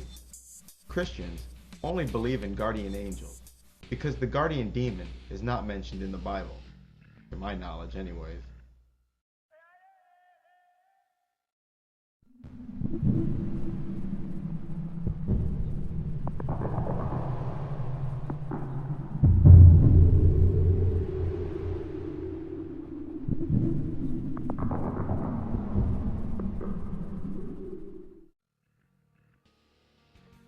The next classification that those in the spirit world fall into is called larvae. Larvae, sometimes called thought forms, are the parasites of the spirit world. These parasitic entities are the direct creation of the desires of man. When a person concentrates on a single thought, a larva is formed. Many times, a thought form will die and dissipate the moment that person's attentions are directed elsewhere. But if the individual is consumed by that thought or desire, the larva will continue to grow. Like vampiric spirits, these non-sentient larvae feed from the very thoughts that created it, and will often induce this thought in the mind of its host in order to feed. These beings are not intelligent and cannot be commanded, only banished. The only trace of intellect they display is a sense of self-preservation.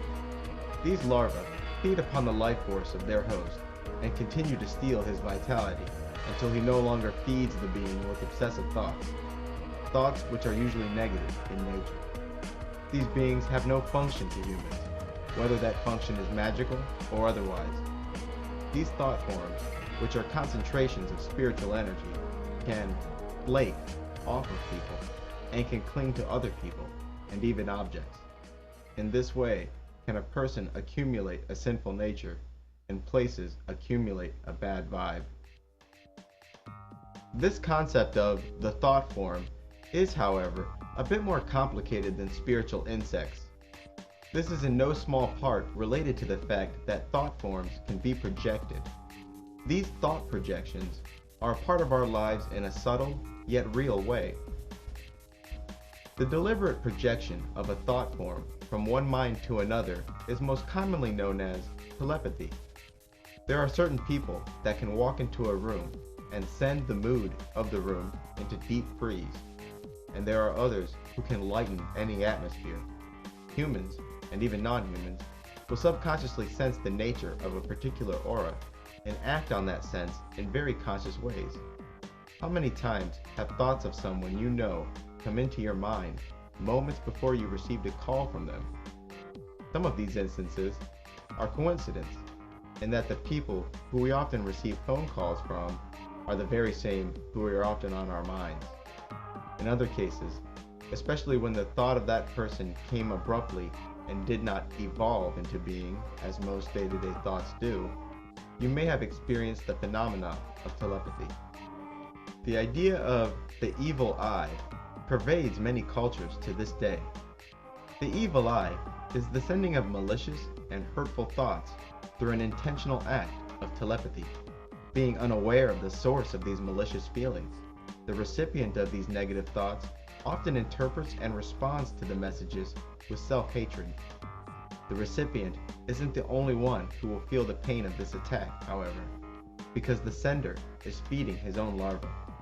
Further, the recipient may have an unconscious urge to begin thinking negative thoughts about the sender, which can cause physical and emotional damage to the original sender. Most religions warn against thinking negative thoughts about other people or cursing others under your breath. There is perhaps a good reason for this advice.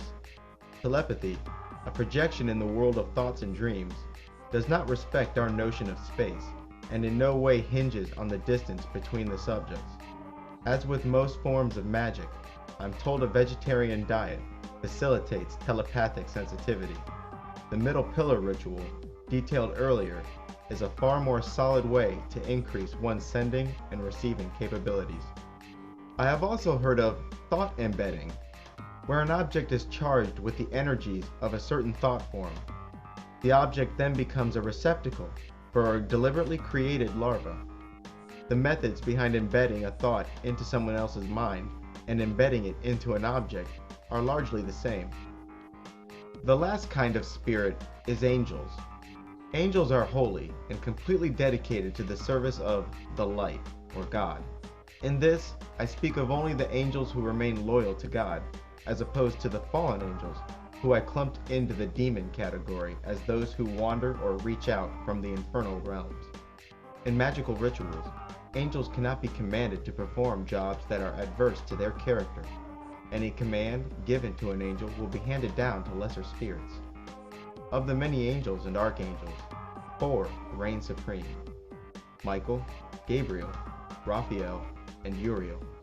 As stated earlier, each person is assigned a guardian angel at birth, and it is the duty of this angel to counteract the negative whispering which stream from that person's demonic counterpart.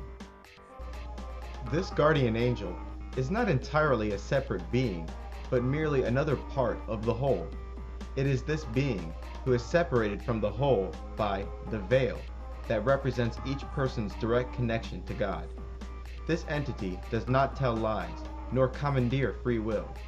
Contrary to popular belief, this being is solely interested in your spiritual fate and does not concern itself with your mortal fate. Put simply, if your soul is more likely to enter into heaven by dying today, rather than years from now, your guardian angel will do nothing to spare you from today's danger. Self-preservation is, in many ways, the duty of your tutelary demon rather than your guardian angel. It is important not to confuse the light, which represents the guardian angel or God himself, with the light bringer, which is Prometheus. This balance of angel, demon, and man is the perfect way of ensuring free will, all while keeping man neck deep in a spiritual game. If the tutelary demon or guardian demon were to gain undue control over the wills of an individual, The result would be a decline in moral character, physical, and mental health. This being, which drives us to selfishness, greed, and base ambitions such as sex and power, is also responsible for many of the acts of our lives we call achievements. Pragmatism is the true way of our guardian demons. People who are under strong demonic influence are mean, distant, selfish, and disloyal. They are strangers to charity, because in the back of their mind is always the voice saying, "What's in it for me?" These individuals will also exhibit many self-destructive behaviors like drug use, promiscuous sex, overeating, gambling, etc. Individuals who are strongly under the influence of their guardian angel are gentle and unambitious. They will extend their resources to others with one act of charity after another until they've made themselves destitute. Their distaste for conflict makes them virtually defenseless, and their unwillingness to gain power over others leaves their sphere of influence extremely limited. They have a jovial spirit that not even the most dire conditions can crush, and are often treated with kindness, even by unkind people. Sending thoughts from one person to another can be done in multiple ways, even unconsciously, as stated earlier. If you were attempting telepathy, I would recommend you use multiple methods to achieve this. In order to use telepathy to implant thoughts, you must first understand this. Each person has a part of their body on every plane of existence, reaching all the way up to God Himself. Telepathy is communication on the astral plane. The astral plane does not respect our sense of space and distances, yet still has separate locations. Like the internet parallel that I illustrated earlier, each of these locations can be accessed by a single mind. In the astral world, to imagine a thing is to access its location, and it is this location that you will direct your thoughts. Detailed visualizations of the target person or object must not be neglected. This is even more important than the method of thought transfer. First, imagine the person in the sharpest possible detail sitting in front of you. Begin to tell the person your thoughts, the command or message, and explain what you want them to do and why they should do it. Second, imagine yourself in their body, sitting in front of you, as if you've moved your consciousness and awareness into the target. After moving your consciousness into the target, you should then visualize looking back at yourself through their eyes. Imagine yourself detailing the command or message through their eyes. Imagine them complying to your demands. Third, imagine the command or message as a ball of energy or an image, and imagine that energy or image being inserted into the target person or object. The best way to communicate using telepathy is a Morse code system. In this system, the recipient must be ready to listen and must also know when one message ends and another begins. Find two index cards, and on them draw two completely different shapes. These shapes must be different in every possible way. I recommend drawing a large, solid black circle on one card and a red X or plus sign on the other card, or perhaps an imperfect shape. Then, using the same techniques outlined earlier, begin sending a description of the shape on the card you currently hold. Avoid using telepathic negatives such as, "It is not solid," "It is not black," "It is not round." Confine your description to what the shape is, rather than what the shape isn't. When trying to send the shape drawn on one card, keep the shape drawn on the other card completely out of your mind. To transmit a certain shape, begin describing that shape in every possible way. For example, when transmitting the shape of the red X card, send concepts like red, has straight lines, empty on the inside. When describing the card with the black circle, send concepts like black, has only curves, is solid on the inside. It's important for the recipient to not try too hard, but instead allow the transmitted shape to form naturally in their mind. Spend at least 30 seconds transmitting the characteristics of each card before sending the next shape.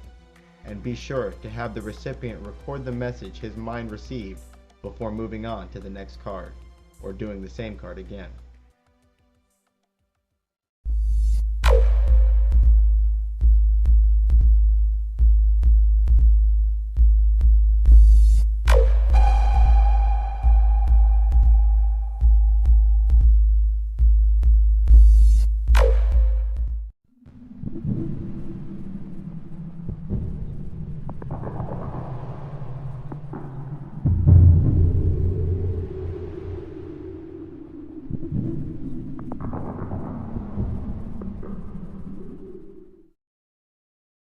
If my left brain mentality and knowledge of computer programming aided my ability to grasp anomalous, independent yet interwoven universes, then it certainly impeded my ability to understand magic. The problem arose with my conception of a command. In computer programming, commands are sent to the computer in a very formalized way. Computer programming languages are extremely structured and inflexible. Another roadblock to understanding magic, which sprang up because of my computer nerd dispositions, was regarding the parameter of faith. In computer land, countless times have I succeeded brilliantly in solving a problem by a series of random, trial and error potshots that I was sure won't work. And, as if it were part of the ritual, I didn't fail to utter that suspicion aloud either. In most cases, "this won't work" was followed shortly by, "did that just work?" But in magic, absolute faith is necessary.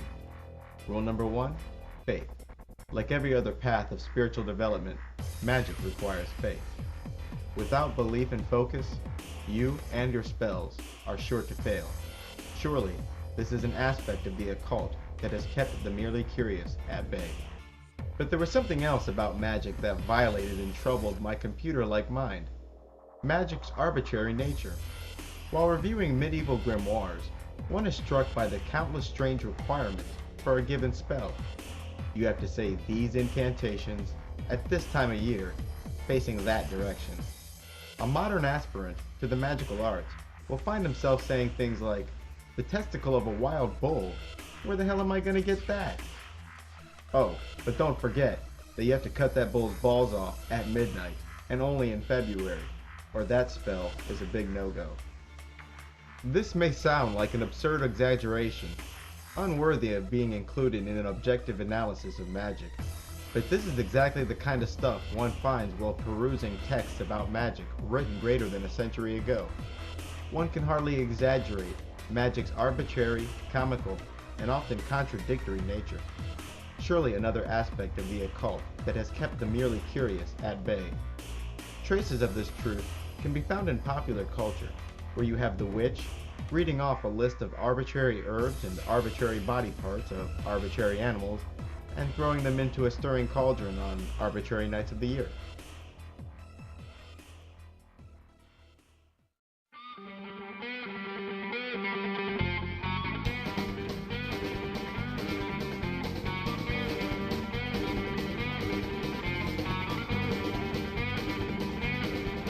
Ain't life hard when you got a dream? Standing there, what does it mean? What's coming around, what's going down? Gonna put it out there for you and me. Spinning wheels, round and round. Spinning wheels go round. Spinning wheels, round and round. Keep you moving on down. Spinning wheels, round and round. Spinning wheels.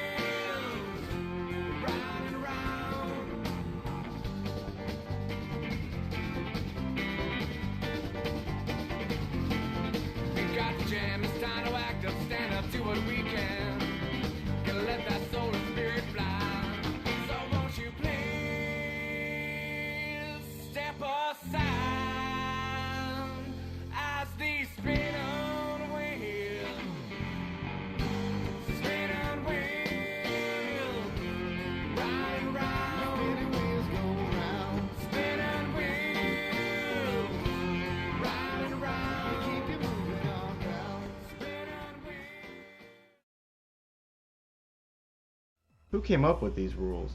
And who enforces my command when the recipe is executed properly? Because these are the questions that would occur first to a programmer. Who or what is the program that enforces my will once the spell has executed properly? Why does this program respond to my commands at all? And who the hell was looking over my shoulder to make sure I crept upon that bull on a February night? My feet sporting top-of-the-line running shoes, my trembling hands wielding a knife, and my eyes blazing with emasculating menace.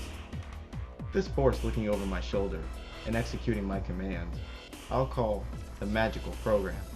If one delves into only a couple books about magic and the occult, they come away believing that magic is terribly inflexible. These rules, as arbitrary as they may be, are still rules, but in truth, there are nearly countless ways of achieving the same goals in magic. Unlike computer land, there are many efficient ways to send the same command to the magical program. The first indication of this fact lies in the many languages used by magicians all over the world to accomplish the same goals or contact the same entities. As I stated in The Name Game, the same entities have gone by many names in different eras and locations. In a ritual intended to conjure a particular entity, the name of choice would be uttered aloud. But you would think that when the rules of magic were etched into the universe, that a single verbal language would be the official language of the magical program. But rather, it appears that the magical program speaks all languages. Even if you locked yourself in a room with a magic 8-ball and created a whole new language based on its answers, rituals done in that language will still succeed.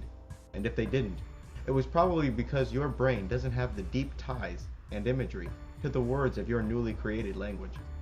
Although magicians admit that some verbal and written languages have inherent power, in reality, any will do. Those languages which magicians claim have occult virtues are many old and dead tongues, like Hebrew, Chaldean, etc. Many good magicians suggest that although using unfamiliar languages and rituals will achieve the same result, it is unadvisable to do so. They advise that you use your mother tongue so that you know exactly what you're asking for. Embedded in this tip lies a truth. Use your mother tongue, whichever it may be. It appears that the magical program speaks every language, even the noble tongue of 8-ball. But there is indeed a method to the madness. Magicians will incorporate foreign languages, or alternate names, into their spellings and writings to hide the true meaning from the profane in the case that they are discovered.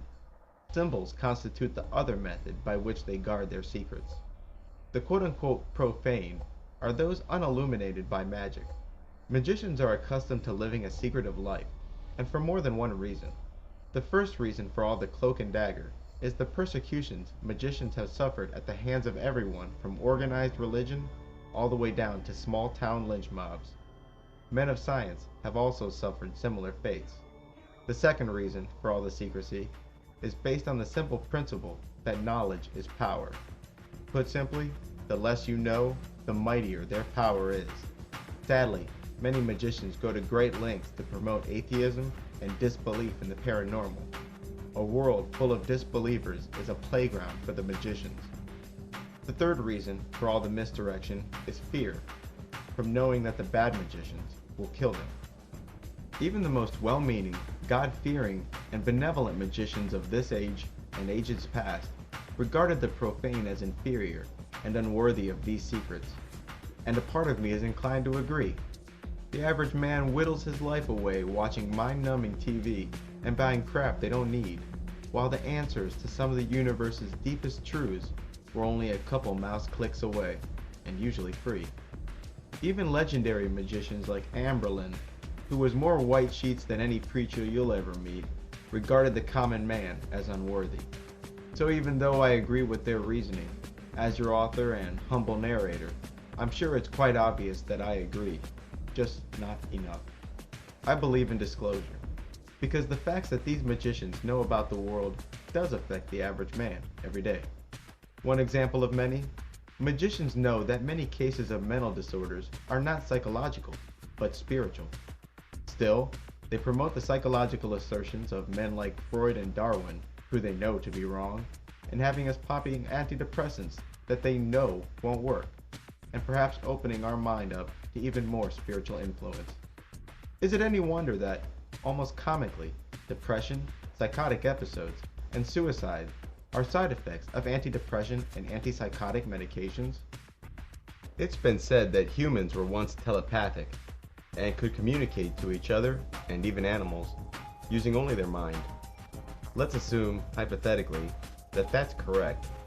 If a human and animal could in any way perceive each other's thoughts, then there must be a universal language by which concepts and images are conveyed. This universal language is so universal that even the animals speak it. So perhaps the magical program accepts commands by listening to the thoughts and intentions of the magician. Still, there must be something else that the magical program requires to constitute a magical command. Everyone has called out God, sometimes while doing the most horrendous things, and he failed to show up. Countless times have the words Satan and the devil been said aloud or contemplated on, and still he doesn't show. We all have will and desires, but what stops those everyday thoughts from becoming magical commands? The answer is ritual, visualization, and invocation. We all have ritual. Some smoke a cigarette the moment they wake up, some stumble to the coffee machine, and others head straight to the bathroom.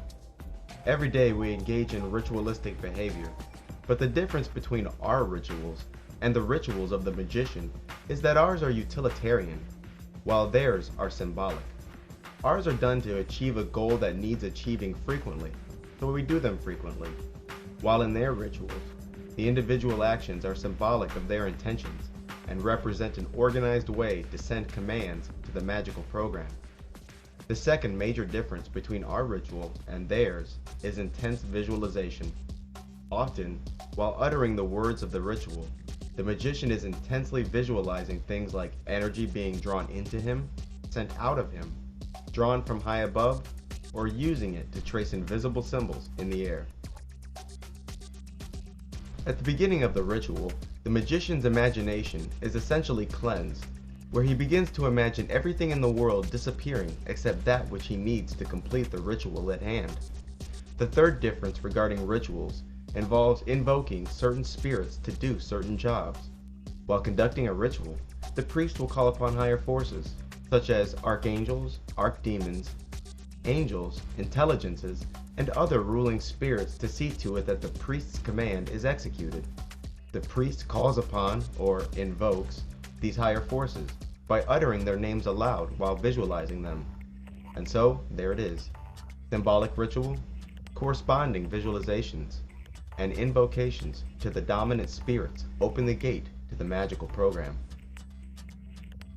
But if this be entirely true, then why must or should I do certain things on certain days? Had I spit into that toad's mouth after sunrise, would I be left with my asthma? Why would a spirit care if it's a full moon or what day of the week it is? And then there's all these rules relative to my environment. My ritual circle bearing certain symbols, drawn on the floor relative to the points on the compass, my altar at its center. And who was the first to try all of this? And are they sane enough to take seriously? But hey, I'm not here to debunk, nor project an aura of disbelief with all my questions. I'm merely curious. And, of course, then came the time for me to actually start practicing magic. One can't study the occult without studying magic, and magic is something that's impossible to learn completely from afar. I can say, without exaggeration, that I've read at least 70 books about magic in an effort to study the occult from the outside. The ultra-curious like myself, having to read book after book about gaining new knowledge and powers, is as cruel as sending brochures for amusement parks to a kid laid up in the hospital. But I already had a couple things going for me, and I wasn't a newbie in the strictest sense. Firstly, I had a basic, yet solid understanding of occult principles. Secondly, I had faith. Thirdly, I already knew what I needed to begin doing, like how my diet of peanut butter cookies and Mountain Dew was going to have a distinctly negative impact on my magical career. After coming to grips with the existence of the Illuminati, Together with their firm belief in the occult, I became a believer in the power of magic. But I was afraid. I was afraid of opening portals to beings in other dimensions right next to my dirty clothes hamper. I was afraid of dealing with alien beings when I can hardly navigate dealings with my own race. And I was afraid of adding even more sin to the copious globs I was already holding on to. I know who I am. I'm weak and pathetic, and to sum it all up, I was afraid of going Darth Vader. Despite all this, I started doing rituals derived from the Order of the Golden Dawn and have been practicing for some time.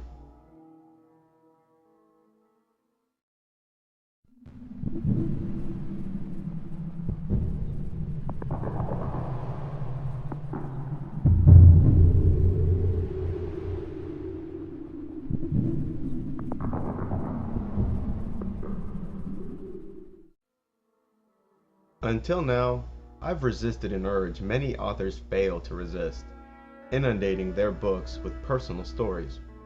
Here, I believe one is in order, but if I play my cards right, you can still keep learning about important topics. How's that sound? At first, my research was completely geared to the Illuminati and Satanism specifically. I started reading books about Satanism and black magic, and noticed something that many Satanists partake in, using the names of multiple religions and mythologies to describe the same character. In the same sentence, Satanists would name 5 different gods from 5 different religions and declare that they were in fact the same entity. This was a conclusion that I came to independently. These black magicians made casual references to the biblical struggle of good and evil, the Greek and Egyptian gods, the Dajjal and Jinn of Islam, the Chi or life force of the Chinese, and the chakras of the Hindus. They appeared to embrace the truth in every religion, as if they took a bit of every religion and formed a new one, calling it the occult. But perhaps what has actually happened is that every religion has remaining shreds of occult truth, simply different shreds. This made the occult the purest remaining copy of the ultimate truth. From Jay-Z to David Rockefeller, the individual members of the Illuminati come from many different backgrounds and from many times and places. But the tie that is interwoven in all they do, the tie that truly binds, is the occult. Indeed, from where I was standing, all roads led to the occult. So my researching eye began to wander away from the exclusive realm of Satanism and black magic, and turned its attentions towards the occult as a whole. In regards to the wider world of the occult, you'll generally run into 2 types of books: the philosophy of the occult and magic. Avoid the former. Books about occult philosophy that make no mention of the laws of magic are often laced with deliberate misinformation, cryptic terms, veiled remarks, and a respectable gallery of symbols. Who are more guilty than the Freemasons? Yet, sadly, this is the chewed meat most reach for when studying the occult. Books about magic, on the other hand, spoke of the same things but in more literal terms. Unlike Freemasonic authors and other occult philosophers, who give grandiose titles to even the most elementary principles of magic, and even more pompous titles to themselves, the magician has dispensed with their misleading symbolism. What's more is that the New Age movement was founded upon the misleading teachings of these occult authors. Since the symbols and veiled comments of these occult philosophers are always based on magic, little true wisdom is to be gleaned from the text of these authors without knowledge of basic magical principles. Similar to how a dog views the English language as a series of meaningful keywords separated by mostly meaningless babble, our researcher will find himself scan-reading these texts for keywords that offer a few meaningful reference points he can cling to: Lucifer, the light, Joachim and Boaz, and anything else that rings a bell. This constitutes the bulk of occult researchers. The truth of this statement is easily apparent by observing how many of these researchers will tell you that the Illuminati practice the occult, and how few of them will tell you how it's used. Without magic, there is no occult. Without magic, the occult is nothing more than a collection of symbolic folklore and superstitions, same as every other religion.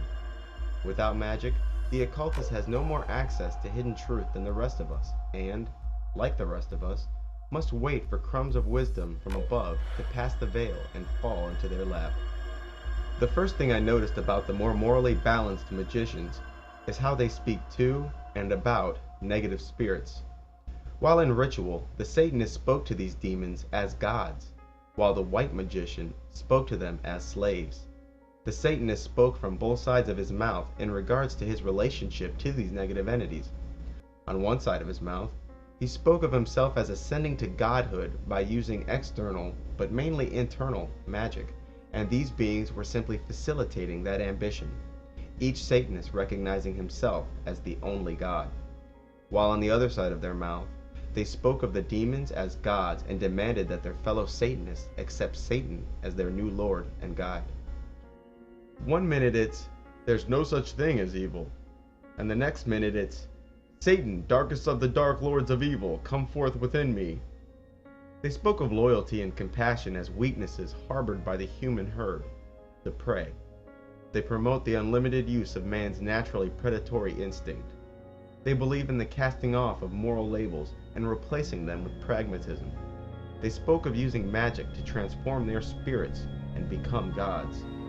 The white magician, on the other hand, spoke to these same beings as a parent speaks to a child, as though his command was a God-given right. This is more than my own figure of speech. Often these priests would call upon the many names of God to bring spirits into the ritual, and also use them to control and punish the disobedient ones. After the names of God, these magi would call upon the powers of archangels to force the obedience of almost any spirit. The magician would assign an inanimate object to the spirit, and like a voodoo doll, subject that object to injury, thereby subjecting the spirit to the same injuries. And finally, he would use iron objects, like swords and knives, to stab disruptive spirits. Satanists, on the other hand, may hesitate to bring iron anywhere near the spirit during a ritual, as it may offend the gods. Another thing that impressed me about magicians, both good and bad, was their overall knowledge they possessed regarding the Bible, Islam, apocryphal texts, Judaism, Hinduism, and almost all of the mythologies. They could quote the Bible with the best of them. This overall spiritual knowledge is most likely due to their understanding regarding the singular root story, rather than intense memorization on their part. The fact that they have so liberally used the names and storylines from multiple beliefs so interchangeably is proof of this. What else I found interesting was how some magicians referred to Osiris and Yahweh as Lord, except when they spoke of him or identified him in any way, it was always in terms of Jesus Christ.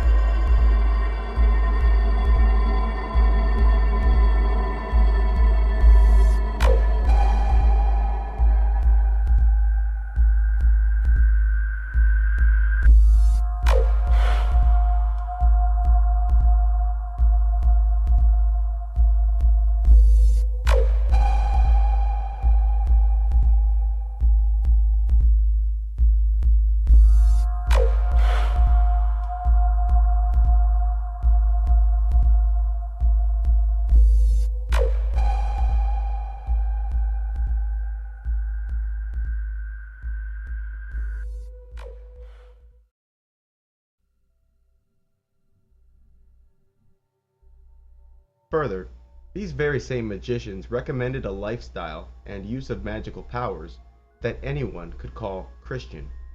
Some magicians, like our aforementioned Amberlin, recommended a lifestyle only the angels could touch. His emphasis regarding the moral use of magic and devotion to God became redundant, even to the well-intentioned reader. But there was something else about these occult writers that drew me in. I found myself intrigued by their commentary about psychology, history, and the true nature of man in the universe. This commentary, streaming in from both good and bad magicians, was insightful enough to offer proof of their sanity, and crazy enough to be nearly beyond belief. They painted a picture of the universe my rational mind was almost not ready for. But I guess it wasn't just their sanity that was in question, because they were doing no more than answering questions I've had all my life. Like, why do I, and everyone else, do things so far outside the realm of self-preservation? Countless times have I looked back at acts of my life, both righteous and wicked, and said, what the hell was I thinking? It's obvious that both acts of charity, say giving canned foods, and acts of debasement, say buying a pack of cigarettes, will amount to some form of loss to the one who has chosen either extreme. I also had questions about the strange sensation I get every once in a while that I'm experiencing something that already happened, usually called deja vu. Even in a completely new and unforeseen environment, sometimes I could swear I've already been here, doing this, having this exact conversation. And what's up with the weird images that flood my mind in the last few moments before I actually fall asleep? Strange animations of objects in motion, people I don't know, landscapes I've never witnessed. While in a visibly empty room, why do I sometimes feel like I'm not alone? I had questions, and only because I was ready to know, they had answers. Truly, all roads were leading to the occult.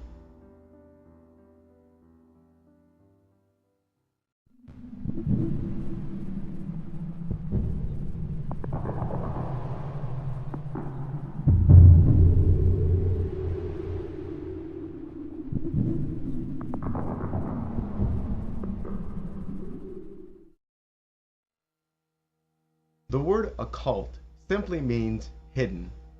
This is not only a reference to hidden knowledge, but also the hidden properties that all things possess. In the occult, all objects and spaces not only have chemical and physical properties, but hidden occult properties as well. Take holy water, for instance. When making holy water, the magician or Catholic priest performs a ritual that includes prayers that cleanse the water. After this, the water's hidden properties are clean, despite the fact that a chemist would claim that the water is unchanged. Those hidden properties of the water are not only clean, but the water can now be used to clean the occult properties of other objects, and even people. This is the premise behind holy water. Although magicians and priests have similar intentions for making holy water, the methods are surely different. A magician will imagine himself reaching into the water and drawing out negative virtues. He will intensely visualize cleansing energy flowing into the water while saying a short prayer. The Catholic priest, on the other hand, is more likely to simply close his eyes, rapidly spout a hollow, well-memorized prayer over the water, and be on his way. I've heard many knowledgeable magicians recommend performing similar prayers and visualizations for food and water immediately before consumption. In essence, eating not but holy food, and drinking not but holy water. Muslims perform this same act of cleansing by saying Bismillah before the meal. If said in a hollow and faithless manner, Bismillah will have no effect. If said with faith and passion, however, Bismillah is claimed to purify the occult properties of their food, and even entire rooms for that matter. There are also types of magic that's holy and ordained. Take the exorcisms performed by Catholic and Islamic priests, for instance. Like magicians, these priests would separate a seducing spirit from its human host by invoking the many names of God aloud, and even claiming God's authority. And, like a magician, these priests can succeed in freeing someone from demonic possession. This is nothing but magic. Uttering the names of God aloud does no more than produce a series of sound waves, which would affect the demon no more or less than any other pattern of sound waves. The sound waves produced by Bismillah should not be any more capable of cleaning occult properties or driving away evil spirits than saying purple spider monkey. Don't let this mere illustration of holy water, however, bring you to the conclusion that the hidden essence that lay in all things is no more than a one-dimensional scale, ranging from holy to evil. Just like an object has multiple physical properties simultaneously, the same object also has multiple occult properties simultaneously. The physical properties of an object are things like width, height, depth, weight, color, shape, etc. Physical objects have all of these properties at once. A large part of magic is devoted to two types of hidden properties. The first property is the elements, and there are 5: spirit, air, water, fire, and earth. The second major type of hidden property is the planets, and there are 7: the sun, the moon, Mercury, Venus, Mars, Jupiter, and Saturn. The 5 elements of the magicians were allegedly derived from the 4 elements the Greeks claimed all things were made from. After more research, especially into Greek philosophers such as Plato and Aristotle, who I suspect had occult knowledge, I am more convinced that the reverse is true, and that the Greeks based their belief of the 4 elements, air, water, earth, and fire, on the magician's 5 elements. The term, the elements, remains with us to this day.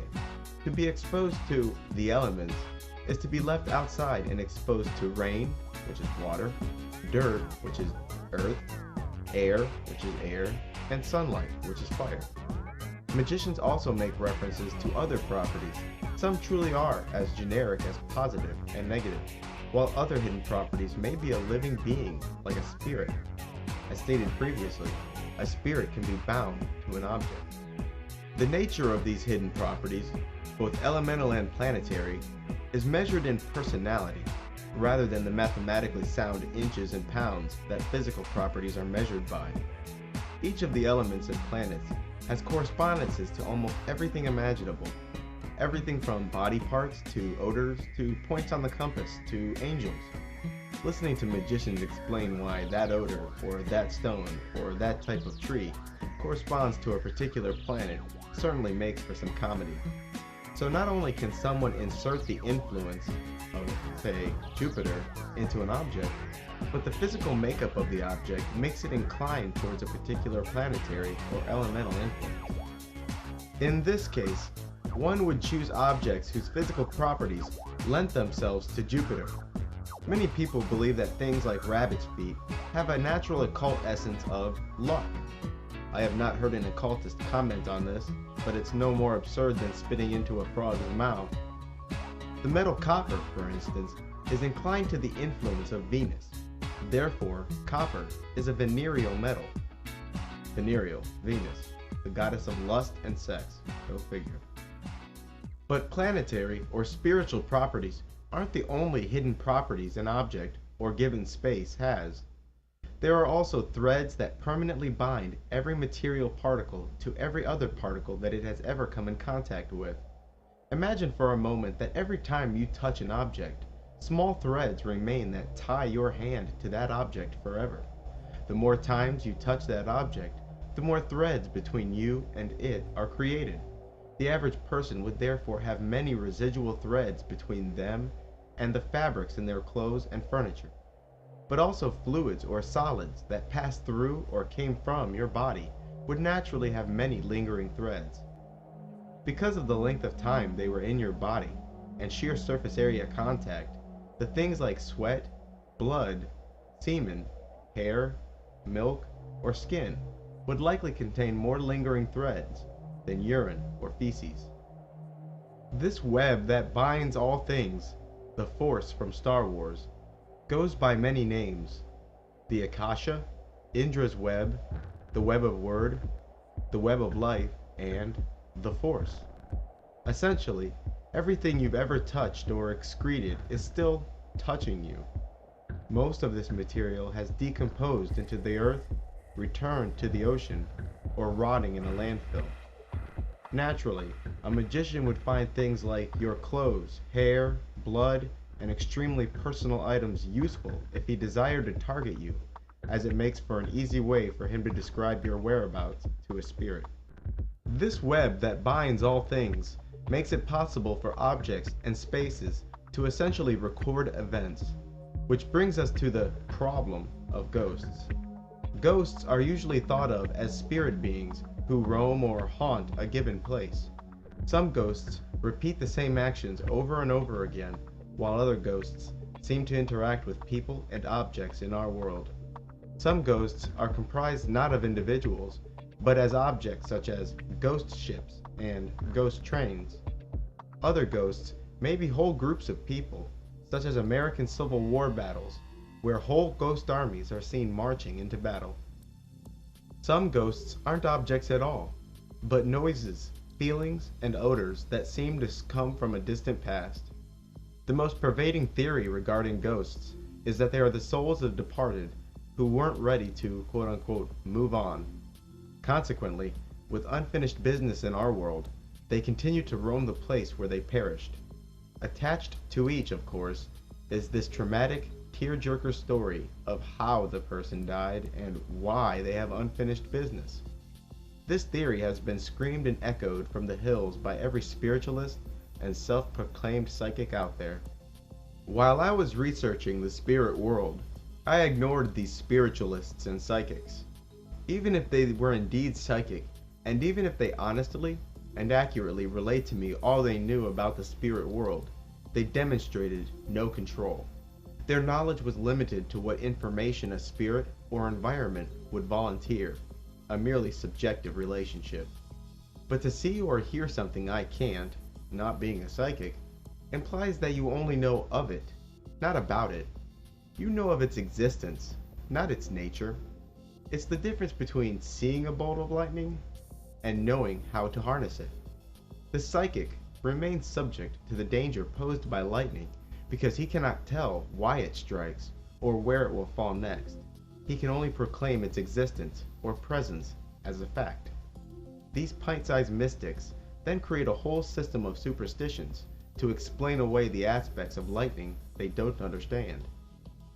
The magician, on the other hand, demonstrated control. He knew how to work with the spirits, harness them, and how to stay safe from them. Also, the magician did not make the pitiful mistake of associating the spirit world with the afterlife of human beings in such an exclusive manner, unlike those mama's boys philosophers and old maid eccentrics. Bottom line, the magician didn't have to hope for a haunted house, he could make it haunted. He did not have to ask the spirit to leave, he could make it leave. Hence my decision. There are numerous holes in the theory that a tragic story, combined with unfinished business, leads to the creation of a ghost and the beginning of a haunting. The most glaring is the fact that not all ghosts are people, but, as suggested earlier, could be trains, ships, even odors. How did the train become a ghost? Did enough souls perish in the train to drag the train itself to the spirit world with them? Why did those Civil War soldiers bring their rifles, uniforms, and horse with them to the afterlife? Some hauntings don't include any speech at all, but instead noises, music, or odors that seem to rise from the past itself. Further, hospitals and busy intersections should be teeming with ghosts. Per square foot, both have seen more death than any haunted house ever did, or battlefield for that matter.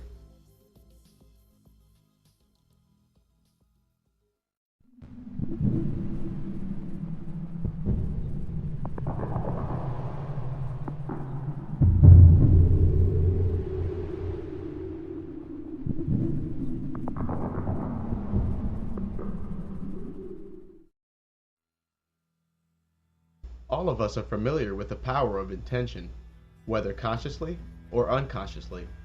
Some people can be made upset by the mere mention of an undesired, yet extremely unlikely fate, as if the mere utterance of an event increases its chances.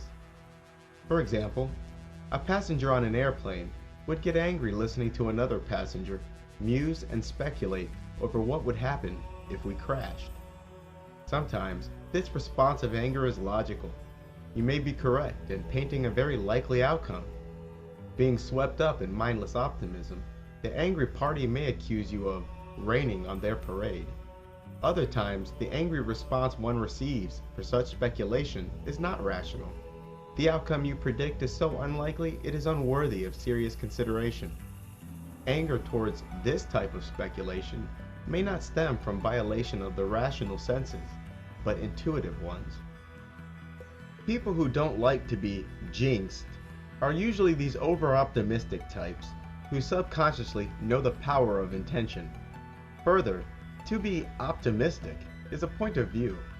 Two fans of different football teams sitting together watching their two teams compete would perceive any speculation from the other as pessimism. Then there are, of course, perfectly logical concerns that some people will label pessimistic. But honestly, what good is optimism if the plan sucks? If the plan sucks, worry and pessimism may be the only thing that saves you from an undesired and perhaps quite likely fate. Despite all of this, the power of intention cannot be denied. Although our thoughtless airplane passenger did not actually intend for the plane to crash, subconsciously, we all grasped the power of the wish. It is upon these wishes that the magician constructs his reality. The things a magician paints with his mind become real and visible by all the beings in the land of thoughts and dreams. A magician doesn't merely hold a wand.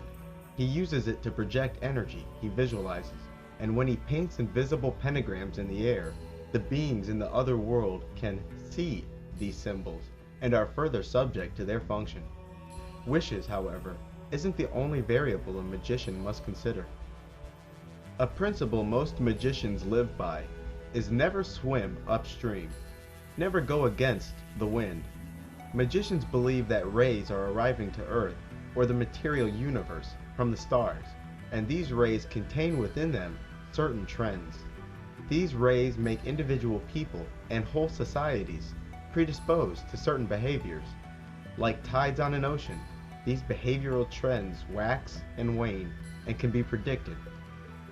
At times when the rays of the heavens make people aggressive, this is the time when the magician seeks to cause strife and war. When the rays from the stars suggest a time of peace, the magician seeks to induce favors and garner friendships. Mostly, magicians concern themselves with the celestial effects brought on by the 7 magical planets. Each of these planets produce certain effects that rise and fall as the days and months go by. The magician always flows with the trends, but these trends are no mere machinations of popular culture, but celestial trends. Astrology, as it is popularly known today, is the use of heavenly bodies to track current and future trends. Astrology is based on the principle that the location of certain heavenly bodies helps indicate a person's or society's behavior, and therefore their fate. Unbeknownst to most of its believers, astrology was originally exclusively used by magicians in order to track when certain spells and rituals are to be performed. Most people use astrology to help dictate their day-to-day actions, and even though subtle astrological forces do play a part in determining a behavioral trend, it is not an art worthy of guiding one's life. The practitioner of astrology is likely to miss good opportunities or seize upon bad opportunities on account of their daily astrological horoscope. Too subtle are these astrological effects to be qualified to guide one's life. Common sense and a consistent set of right and wrongs is surely wiser. For the magician, however, the tide of these celestial forces offer a way to maximize the power of any magical undertaking. It is always important to bear in mind that magic is not hit or miss. It is easy to make the mistake of thinking about the results of a magical act in sharply contrasted terms like succeed and failure. In truth, magic exists in a constant shade of gray, where it is not a matter of whether the spell worked, but simply a matter of to what degree did it succeed. For instance, if someone desired to have a bit more extra cash in their pocket, they may create a magical talisman for the planet Jupiter, because Jupiter rules over luck and growth. A talisman is an object that has been energized by a particular type of energy or spirit, and these energies have been charged with a particular duty. In this case, the talisman has been energized with the force of Jupiter and has been charged with the duty of bringing extra money to the magician. Then the talisman is consecrated, and it is during the ceremony of consecration that the object is imparted a certain type of force, in this case Jupiter, and charged with its duty, in this case extra money. If this consecration ritual is not done on a Thursday, which is the day allocated to the planet Jupiter, the talisman will still be successfully energized and set to its duty, but its strength will be greatly reduced. What's more, even the hours of the day have been assigned to certain planets, meaning that if a talisman is created and consecrated on the day and hour of Jupiter, it will be even more powerful. The hours of the day that are dedicated to the 7 planets are dependent on both the time of the year and geographical location. The reason is that a magical day begins at sunrise. The first hour of the day is assigned to the planet which rules that day. Instead of hours that last exactly 60 minutes, in magic, the time between sunrise and sunset is divided into 12 pieces, and likewise, the time between sunset and sunrise is also divided into 12. These magical hours are therefore constantly changing. In summer, each of the first 12 hours are longer than each of the last 12 hours, because in summer, the days are longer than the nights. With days consisting of 14 hours of daylight and 10 hours of night, the AM hours, which will last 70 minutes, will be 40% longer than the PM hours, which will only be 50 minutes. On such a day, our money-chasing magician would be better off consecrating the talisman, not only on a Thursday, but in the first 70 minutes of daylight on that Thursday. As stated previously, magic should not be thought of in terms of failure and success, but instead the results of a magical working should be thought of as ranging from failure to success. Once the magical program receives an instruction, the results of that instruction manifest in a way that many would commonly label as miraculous. Often, quote-unquote success manifests itself through serendipitous coincidence, and the magic itself did no more than make the less likely more likely to occur. In this way, magic and its successful results are impossible to measure scientifically. The magical program attempts to bring this success to the magician by making the smallest possible change in the course of destiny.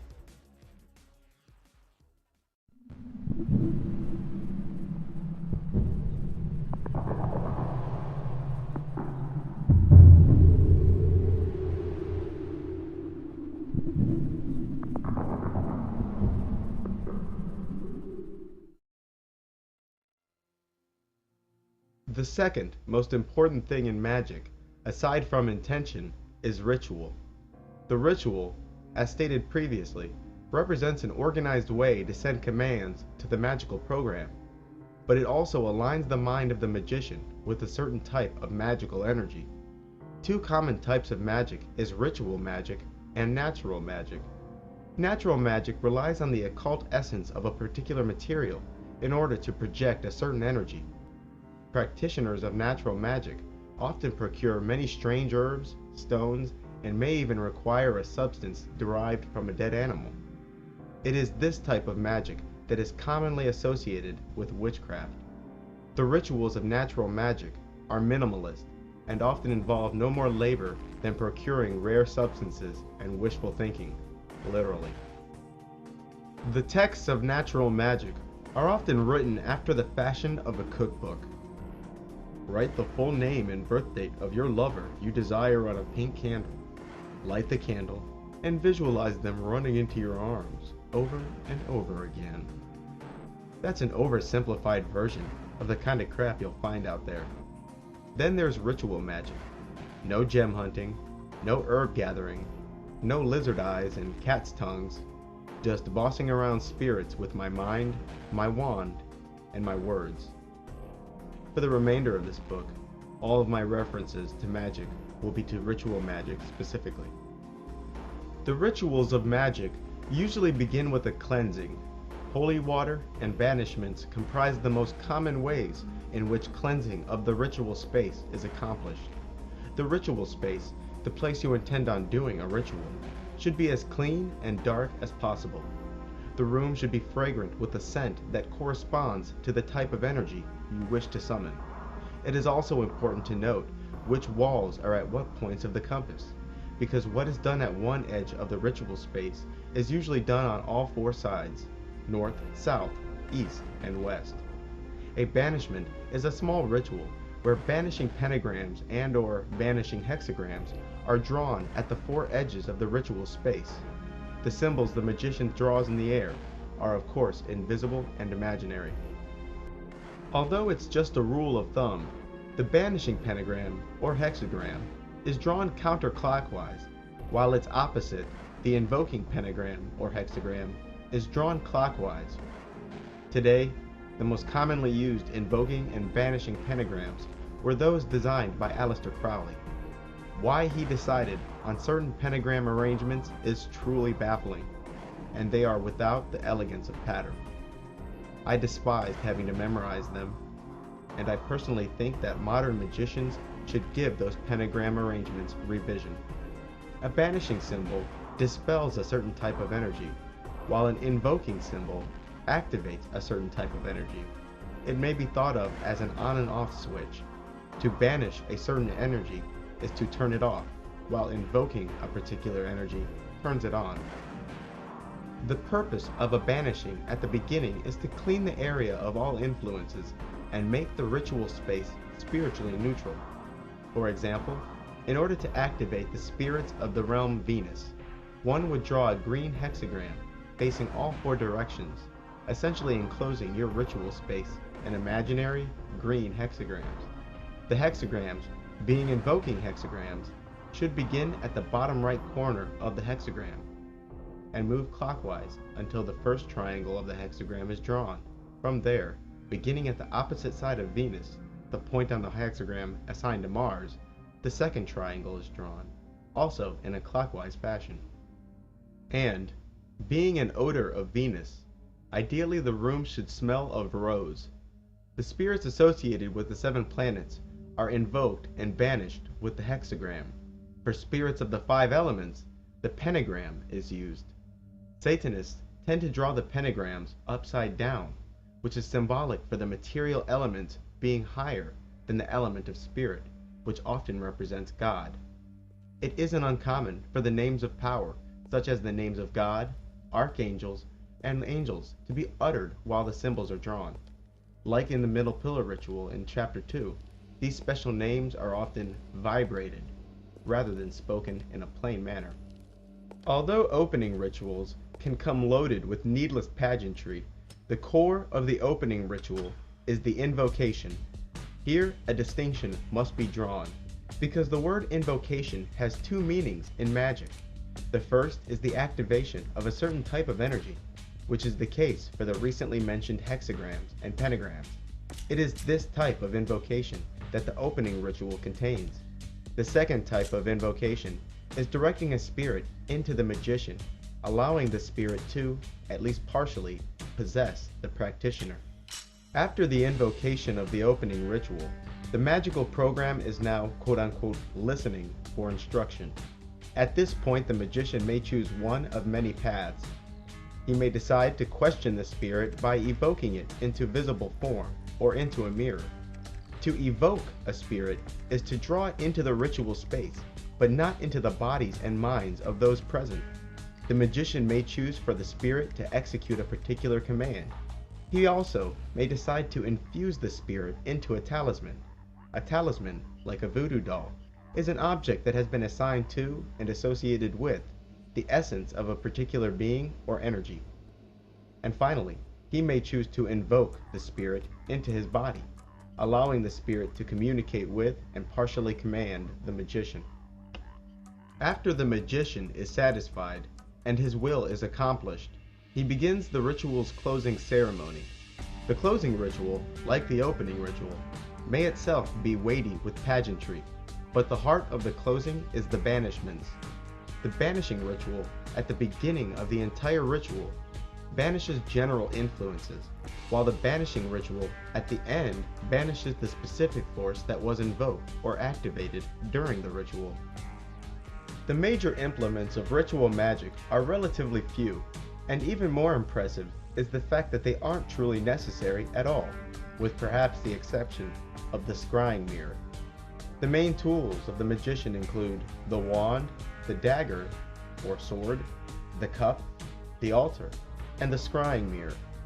The first of these, the wand, is used to direct energy and draw invoking symbols in the air.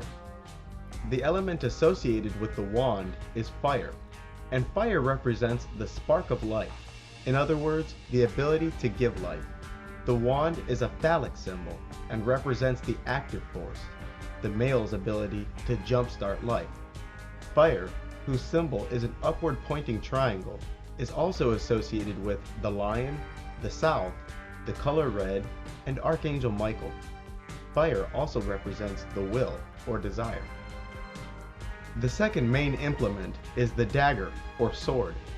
The dagger represents the element of air and is used to draw banishing symbols in the air, as opposed to the wand, which invokes. Air represents the mind and intellect.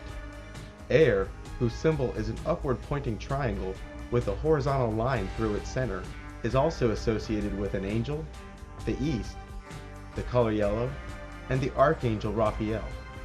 And, as stated earlier, the dagger is used to threaten and punish disobedient spirits. The cup, or goblet, is associated with the element water. Water is symbolic for the passive force, the feminine quality of the womb, and its ability to bear life. Water is likewise symbolic for blood and, more specifically, the previously discussed life force. In magic, fire and water represent the polar opposites of male and female. Water, whose symbol is a downward pointing triangle, is also associated with the eagle, the west, the color blue, and the Archangel Gabriel. In magic, water corresponds to dreams, emotions, and psychic work. The last major magical tool is the scrying mirror. The scrying mirror is related to the moon, rather than one of the elements. Since a spirit can more easily reveal itself in a mirror, an object called a scrying mirror is used as a medium to communicate with spirits. Occultists have used everything from rare stones to bowls of water as scrying mirrors. But a scrying mirror, in its most basic form, is often just a piece of glass that has been painted black on one side. Sometimes the scrying mirror is used for astral travel. Other times it is used as a place for spirits, even the weaker ones, to reveal themselves and other visions to the magician. The scrying mirror is a magical television screen. A ritual tool of lesser importance, I think, is the pentacle. This is usually a wooden or clay disc, the size of a dinner plate, and has a pentagram drawn upon it. The pentacle is essentially a spiritual shield. This implement corresponds to the element of earth. Earth, whose symbol is a downward pointing triangle with a horizontal line through its center, is associated with the bull, the north, earthly colors like green and brown, and Archangel Uriel. The ritual tool pentacle should not be confused with the talismanic pentacles that are used to bind spirits and energies to. Before being used in a ritual, all ritual tools undergo a ceremony of consecration, which is a ritual where that tool is magically activated. The four animals assigned to the first four elements, the lion, the eagle, the angel or human, and bull, also appear in the Bible. Ezekiel remarks on four living beings that came upon him instantly in a cloud. In Ezekiel chapter 1, verse 10, it states, "As for the likeness of their faces, they four had the face of a man, and the face of a lion on the right side, and they four had the face of an ox on the left side, and they four also had the face of an eagle." Later on in the Bible, Revelation chapter 4, verse 7, nearly the same exact animals are mentioned again. "And the first beast was like a lion, and the second beast was like a cow, and the third beast had the face of a man, and the fourth beast was like a flying eagle.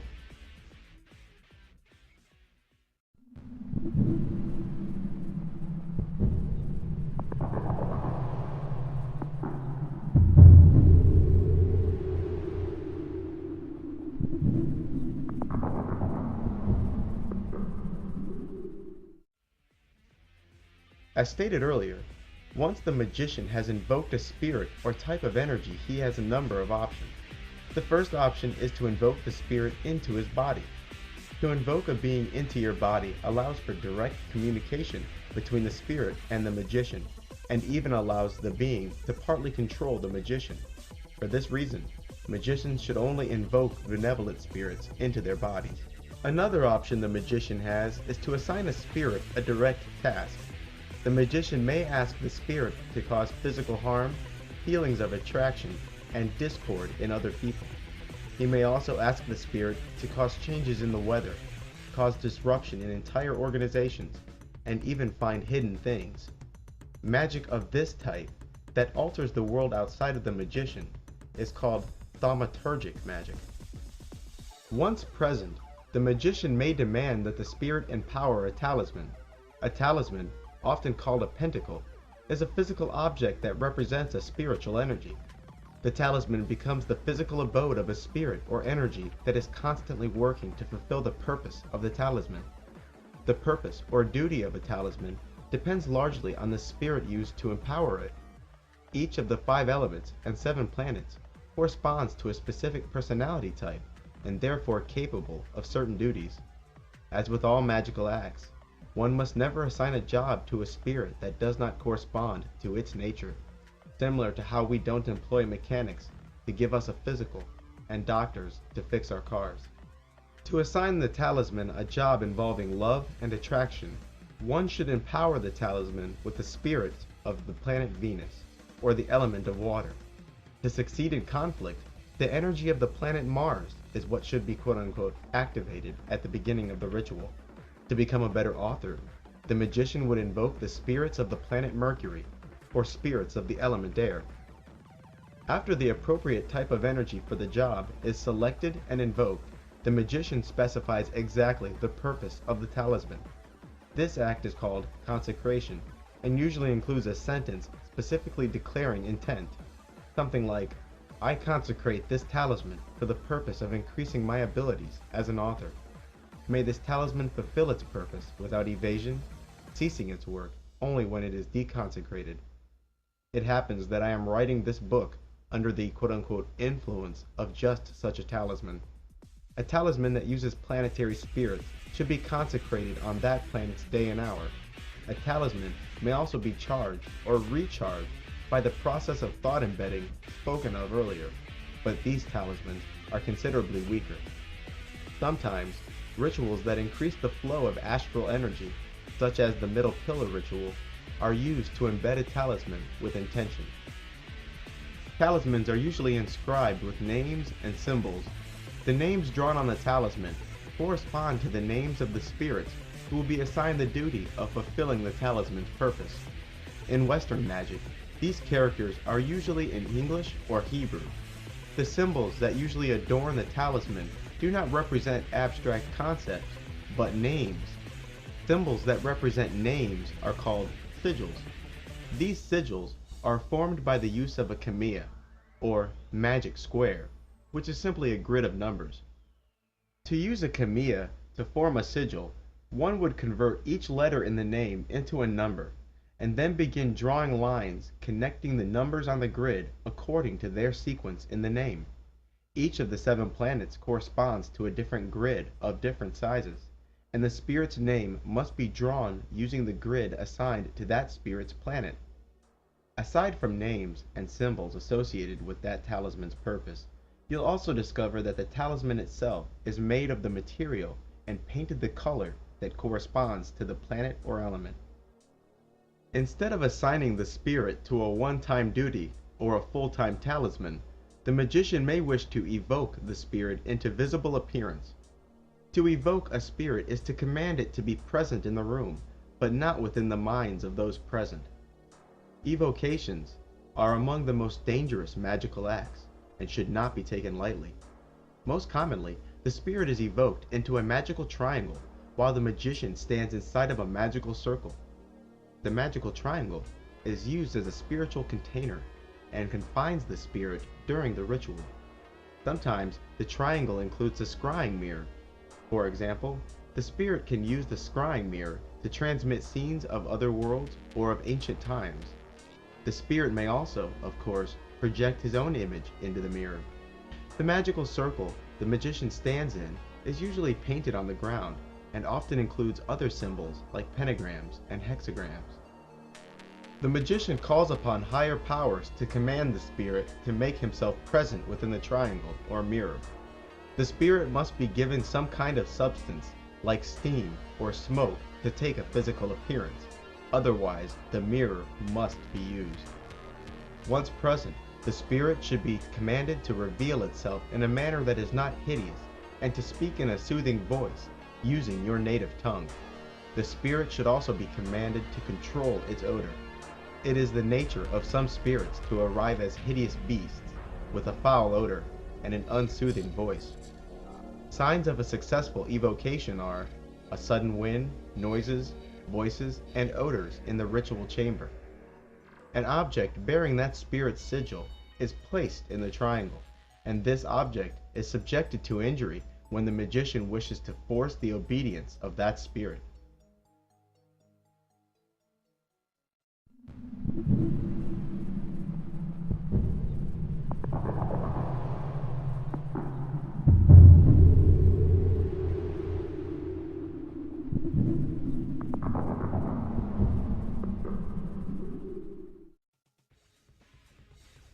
Aside from thaumaturgic magic, or low magic, which uses magic to alter the outside world according to will, there is also theurgic magic, or high magic.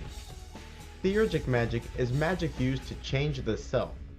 This type of magic is by far the lesser known of the two. The most common ambition involved with theurgic magic is what is called knowledge and conversation with the holy guardian angel. This merger of the guardian angel and the lower self can take years, and this long-term ambition requires a series of rituals which slowly merge the magician and his guardian angel into one body. Merger with one's holy guardian angel is also called the Great Work, and is among the highest achievements of both white and black magicians. Although the term is used profanely to describe the chemical conversion of one element to another, alchemy is another word used to describe this kind of spiritual development. The middle pillar ritual, detailed earlier, is one example of spiritual alchemy. The individual steps of spiritual development are called initiation. Contrary to popular belief, which uses words like initiation to describe an entry into a group, in magic, initiation represents increasingly advanced states of spiritual alchemy.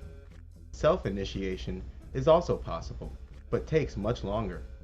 Self-initiation is a series of rituals undertaken by a solitary practitioner that are designed to slowly achieve the spiritual transformation without the help of a Freemasonic or other magical lodge. As stated earlier, a large gap called the abyss exists between the lower self and the higher self. The magician seeks to merge these two aspects of the self by crossing the abyss and bringing himself into unity with his higher self.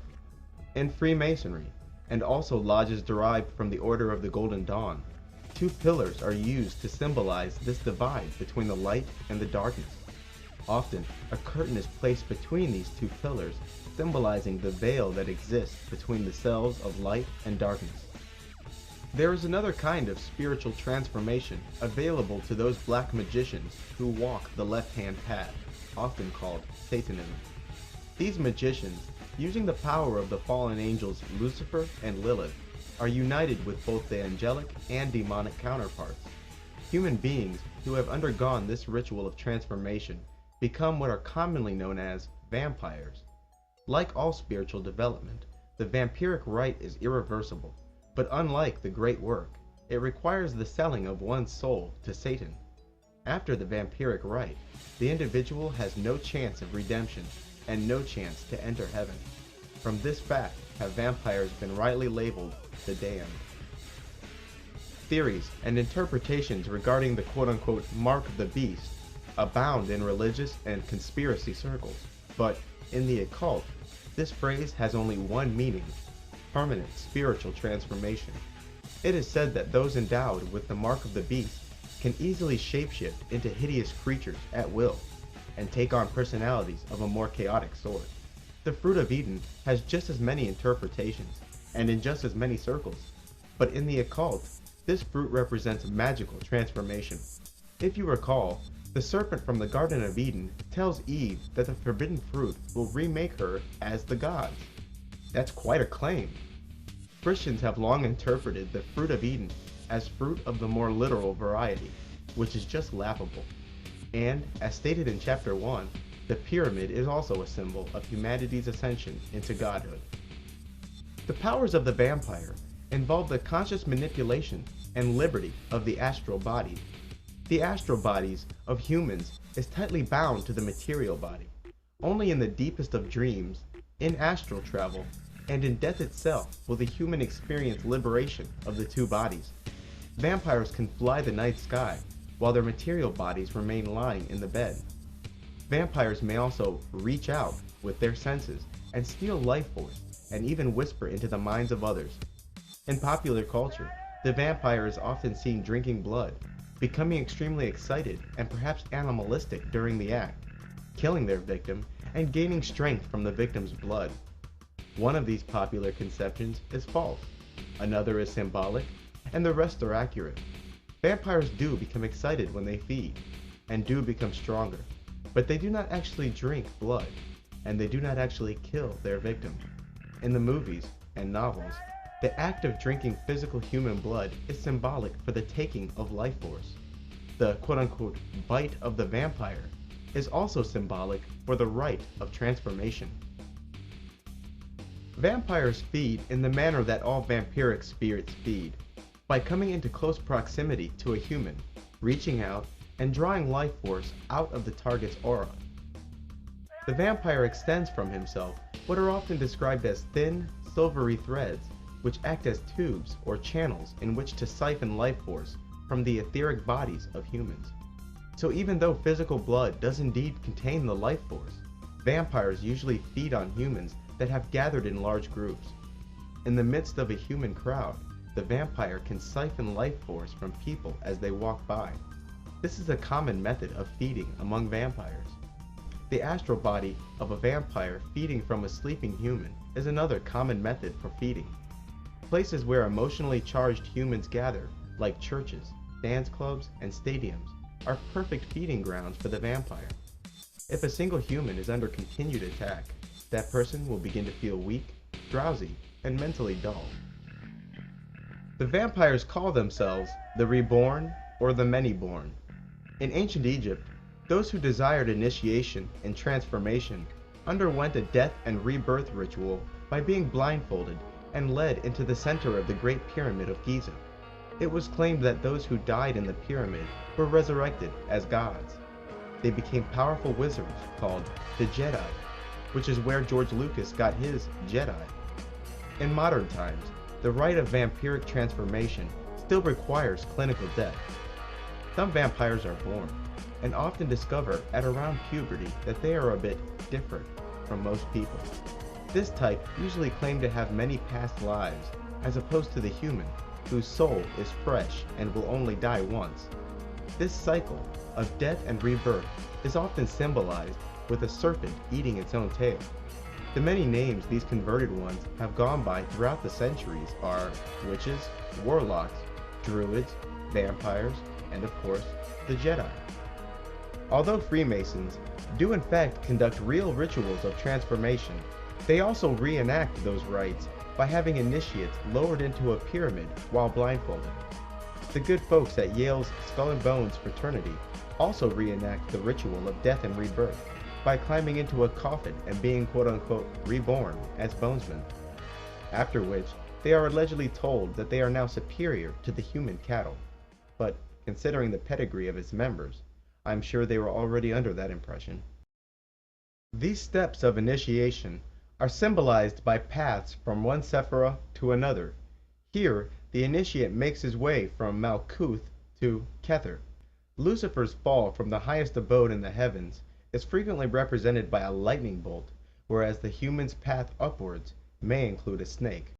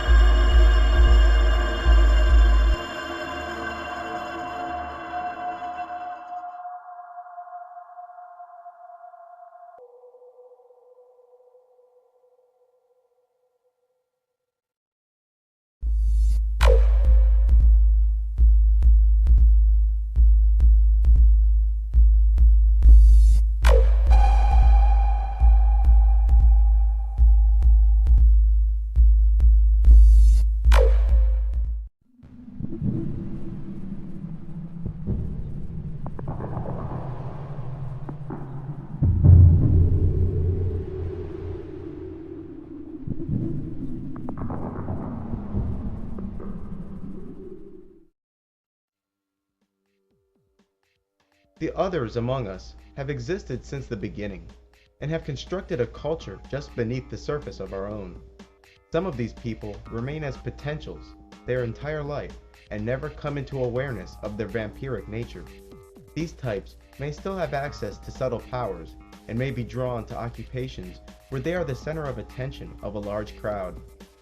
There are different types of vampires, and each type is different regarding its balance of material and spirit. Some vampires lean towards spirit, while others lean towards the flesh. The vampire is a being whose astral body is disconnected to their physical, unlike humans whose astral bodies and physical bodies are tightly bound. Because of this schism, their energy centers, or chakras, are essentially broken, and the life force produced by these centers cannot sustain the vampire's flesh, and so the vampire is forced to feed from the life force of humans to compensate. Humans, unlike vampires, often produce well above their needs of life force, and can even survive being leeched upon by vampires and other astral entities. Vampires use visualization techniques in order to feed from the life force of humans. From across the room, they can extend astral tendrils that latch on to the aura of energy surrounding their target and begin drawing that energy into their chakra points. The chakra located at the solar plexus is a favorite target. They may also absorb free-floating life force energy that humans have cast off.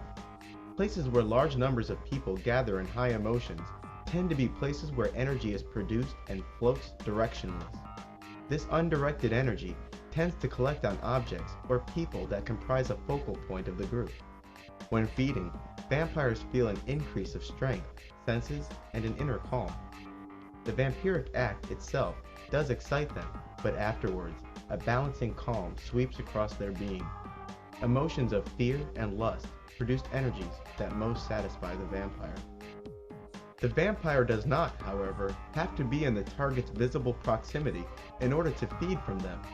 As stated earlier, every object or person you touch leaves behind invisible astral threads.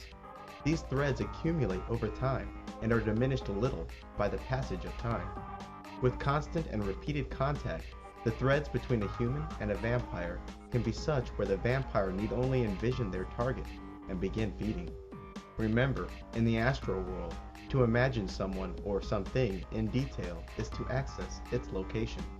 The vampire may also use objects that have been in close and repeated contact with the victim to send thoughts and receive life force. Using close personal objects of the victim, the vampire may sense the location and emotional state of its owner, and may also send thoughts down the threads to the target. Each time a vampire feeds from someone, the astral threads that permanently bind the two accumulate. As the threads accumulate, it becomes easier for that vampire to flood the mind of his victim with thoughts and even steal life force from afar. Vampires tend to be extremely sensitive to energy and forces. Slight irregularities of energy in the living quarters of a vampire can be far more disagreeable than a human would find them. Techniques like Feng Shui can be used to create a more agreeable living environment for the vampire. Vampires are also sensitive to the phases of the moon. In days where the moon is large and waxing, their power is at its height. When the moon is only a sliver and wanes, their power is diminished. Nights where the moon has become a copper color are most advantageous for the vampire.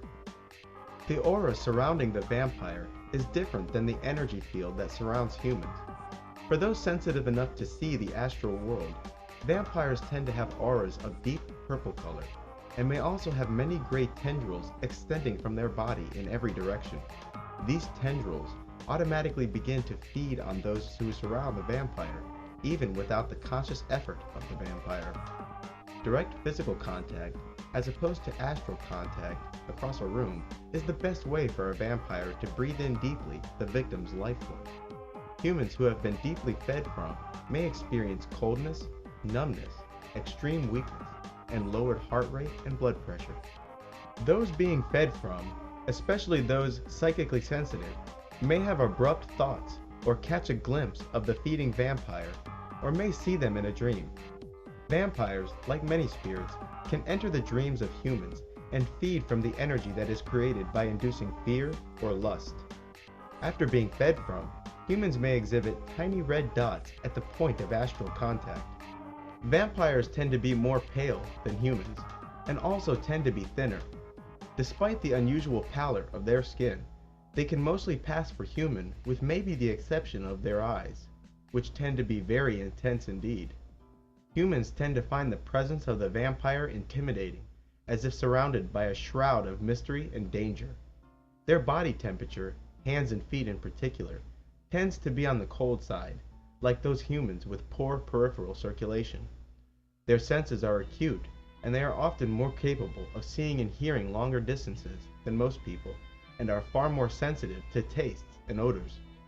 Their fine-boned physique tends to conceal a physical strength that lies within. As suggested in popular culture, the vampire tends to be extremely sensitive to intense light and heat, like that provided by the sun. They must take great care in preventing sunstroke and other sicknesses caused by the sun. An extremely hot day can be overwhelming for most people, but the vampire can find himself in danger, as opposed to the human who would simply be made uncomfortable by the sweltering heat. Headaches, nausea, dizziness, sunburns, and marked weakness can be experienced by even moderate exposure to sunlight. The psychological characteristics of the vampire are generally the same as humans, with perhaps the possible exception of an increase of pragmatism and detachment. We humans rarely know them as the warmest individuals among us. Coldness and disloyalty come easier for this flock. They are also extremely predatory. Whether this characteristic is on account of their lifestyle or whether it is truly inherent to their kind, I do not know, although I've come to suspect the latter. A male vampire is called an incubus, while a female vampire is called a succubus. Some vampires are closer to spirit, while others lean towards the flesh. Priests, as they are called, lean towards the spirit. As a result, they have increased vampiric senses and capabilities, but also suffer more of the weaknesses of vampires. Their ability to reach out at long distances and feed is unmatched. They are even more sensitive to sunlight and heat than the rest of their kind, and their touch is even colder. Unlike most vampires, who can use their own fleshly bodies to supply a great deal of the required life force, the priest must feed from others to sustain life. The priest class tend to be even more pale than the average vampire, and are more easily recognized for what they are.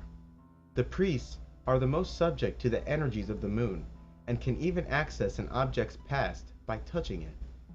A vampire that becomes dangerously low on life force can be reduced to an invalid, and eventually die a fleshly death, although their spirit may persist. Vampires, like humans, can and do eat food in order to replenish themselves. Many vampires can survive taking only trace amounts of life force from those around them. But to all vampires, the act of feeding is too pleasurable, regardless of its lack of need. Some vampires are made sick by food, especially when they are low on life force. Vampires can live relatively normal day lives. It is their night life that's different. When sleeping, the astral bodies of the vampire detaches from their physical completely, which allows them to soar into the sky and travel the dreaming world. Vampires often use this time to feed life force from sleeping humans, and to come into astral congregation with each other. I'm sure that Vampire Nation doesn't like me calling them out like this, and I have received many veiled death threats in the past. So if something happens to me, you know why. Too many secrets.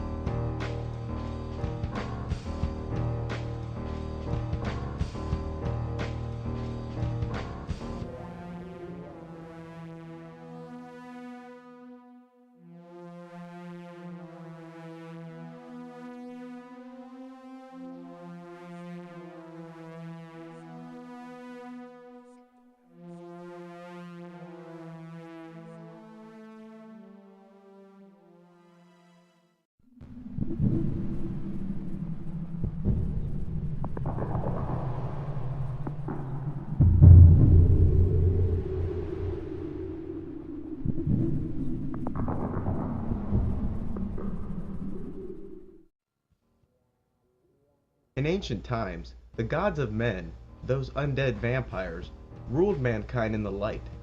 It is also said that these very same gods created man genetically. Ancient people served the undead, not only out of fear, but out of loyalty, because it was common knowledge among ancient man that they too had the option of rising out of the human condition and becoming vampires themselves. Daily contact between the two races was common in those times. This ruling class of vampires has long guided humanity, politically, culturally, and even genetically. This hierarchy, also known as the Hidden Masters, has repeatedly broken the human spirit in order to maintain control of the masses.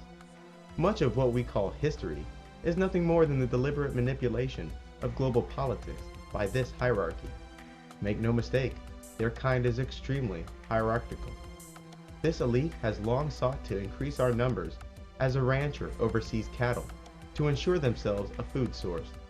This overpopulation is soon to be checked by a massive harvest where billions will die and release such life force as to quote-unquote open gates to other worlds.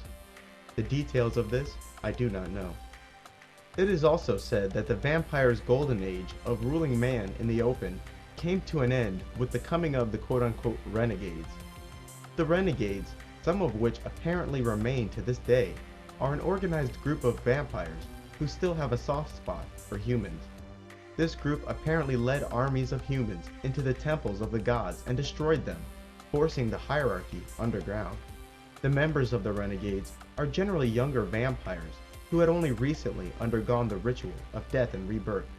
My guess is, when the time of the renegades comes to an end, the hierarchy will once more rule in the light.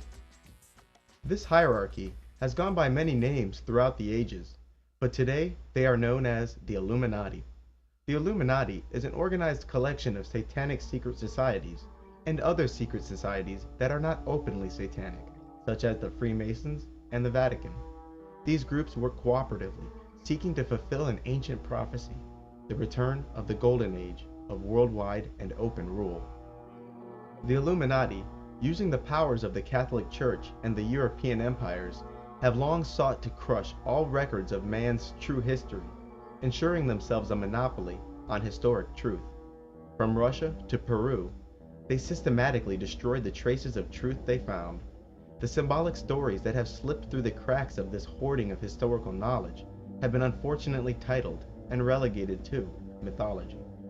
For it is truly their burden to destroy and rewrite the past, because without humanity's collective amnesia, we would remember who they are, and, just as important, we would remember how powerful and balanced the human could be. As stated earlier, even good magicians believe that the commoner is unworthy of these quote-unquote secrets. And that is a bunch of bullshit. First, it was members of the occult who made these once common truths into secrets. Secondly, they only did so to continue maintaining a power structure using sorcery. And thirdly, just because I didn't hear it from the Dark Brotherhood or see it in a scrying mirror does not mean I should be left with lies regarding things like Atlantis. There is a day coming when the vampires will unveil themselves and walk in the open, but the veil of lies surrounding humanity's past will remain. Unbeknownst to most, the highest achievement for the Satanist is self-deification through magic. In this, the dark powers of magic, namely Lucifer and Lilith, are called upon to perform a quote-unquote surgical operation on the spirit of the Satanist. After being summoned in ritual, these beings bring the participant from the human to the vampiric condition. Vampires favor their own, and often make stars and power magnates out of each other. My guess is that it is hard, if not impossible, to rise through the ranks of the Illuminati while remaining in the human condition. In ritual, the Satanist often evokes these beings and feeds them the life force he has collected from humans. This offering of life force appeases the gods and makes them more willing to perform the transformation or any other duty the Satanist chooses. These beings are said to loosen the astral ties, making the worshipper more vampire with each communion. The Satanist will often speak to infernal ones with the highest of reverence, as opposed to the white magician, who is inclined to speak to the demons as servants. The Satanist conducts rituals wearing red or black. In fact, the entirety of a satanic ritual will be strongly oriented to the colors red and black, whereas a white magician may choose white. In magic, the color white is associated with purity, God, spirit, the guardian angel, and goodness. The color red is associated with life force, blood, and violence, and the color black is related to evil, chaos, the guardian demon, and the unknown. Satanists follow what is called the left-hand path, whereas white magicians, Christians, Muslims, Jews, Hindus, and Buddhists follow the right-hand path. The left-hand path is a belief structure that does not regard any moral issues. It is the negation of morality. In the eyes of a left-hand pather, what they do is not evil, because there is no evil. This does not mean, however, that those of the left-hand path do not believe in the existence of God. By percentage, you will find more believers of God among Satanists than you will find in the general public. Remember, they're worshippers of the fallen angels, and their gods were expelled from heaven into the abyss or chaos by a higher god, so naturally they must believe in a higher god. Satanism itself is the predatory and pragmatic nature of the vampire turned into a religion whose highest achievement is self-deification. The left hand, or the left side of the body, has always been associated with darkness. In fact, the word sinister comes from Latin, where the word meant left-handed or unlucky. In the Middle Ages, people who wrote with their left hand were thought to be evil and possessed by the devil. In Islam, the tutelary demon assigned at birth always resides invisibly on the individual's left side. What's more, Muslims prefer to do clean jobs, such as eating and greeting others with the right hand, while relegating the left hand to dirty jobs like cleaning one's house and body. Teachings of the right-hand path always include a firm belief in right and wrong, and the existence thereof. As stated before, the mark of the beast are those who have sold their soul to Satan in exchange for vampiric transformation. This is also called making the black pact, or oath. Those endowed with the mark of the beast can easily change into the shapes of animals. There is also much speculation about the number 666 and its true meaning, but among Satanists, it has but one meaning: achieving a sort of godhood. The phoenix bird, or the dung beetle, is often used symbolically to refer to death and rebirth and its ritual. It is also worth noting that people who have undergone the ritual of death and rebirth refer to themselves as an antichrist.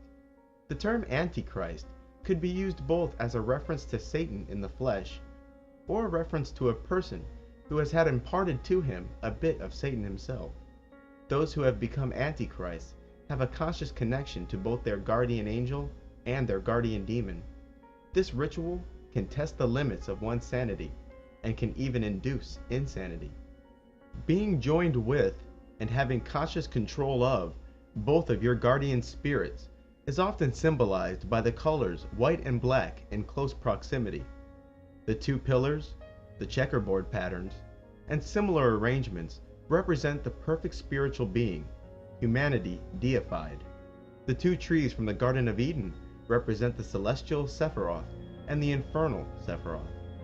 In the east lies the tree of life, and in the west lies the tree of knowledge. In replacement of white and black, union of the angelic and the infernal may also be symbolized by the concepts of east and west, east being the divine direction, while west is the infernal direction. A double-headed eagle, looking left and right, is an example of this. It also happens that satanic rituals are often oriented towards the west. The angelic counterpart, and the angelic race in general, is often symbolized by the sun, which represents the masculine principle of life.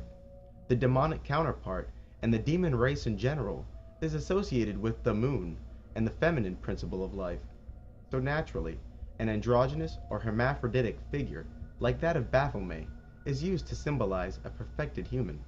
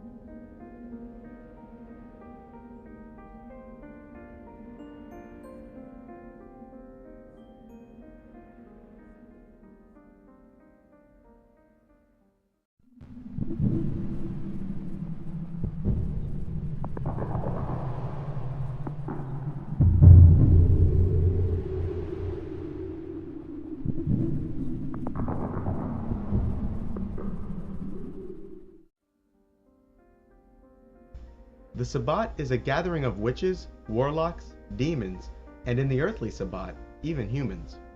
There are generally two types of gatherings that are called Sabbats, the celestial Sabbat and the infernal Sabbat. Even though sorcerers are always congregating in their astral bodies, there are 4 major meetings a year, and these meetings are called Sabbats. The celestial Sabbat is a gathering of astral beings in a place called and associated with the sphere of Saturn. It is also worth noting that Shabbatai is Saturn in Hebrew. It is likely that the words Sabbat and Sabbath derive from the Hebrew word Shabbatai. Further, Jews and Seventh-day Adventists consider Saturday, the day associated with Saturn, to be the true day of Sabbath, as opposed to most Christians who worship on Sunday. In truth, it is Sunday, and the sun in general, which is more closely associated with Jesus and goodness, whereas Saturn is more associated with Satan, death, and evil. The infernal Sabbat is a gathering that happens here on earth, but most who attend arrive in an astral body. This earthly Sabbat, sometimes called the Black Sabbath, usually occurs in remote and secluded places. It is sometimes the case with the earthly Sabbat that those who attend arrive in their fleshly bodies. Most vampires who arrive to the Sabbat do not arrive in the flesh, but instead in an astral, quote-unquote, God form. A God form is an astral body that has been temporarily converted into that of an ancient god or animal. God forms are archetypal forms whose image is predetermined. God forms must be used with caution, however, as the nature of the magician will slowly be consumed by the nature of the ancient god or animal frequently invoked. The field of astral energy that changes one's appearance is called glamour. The Sabbats are a celebration of all that is wicked and unholy, allowing these sorcerers to indulge in things they cannot in their day lives. Their day life being a suit and tie government job, for instance.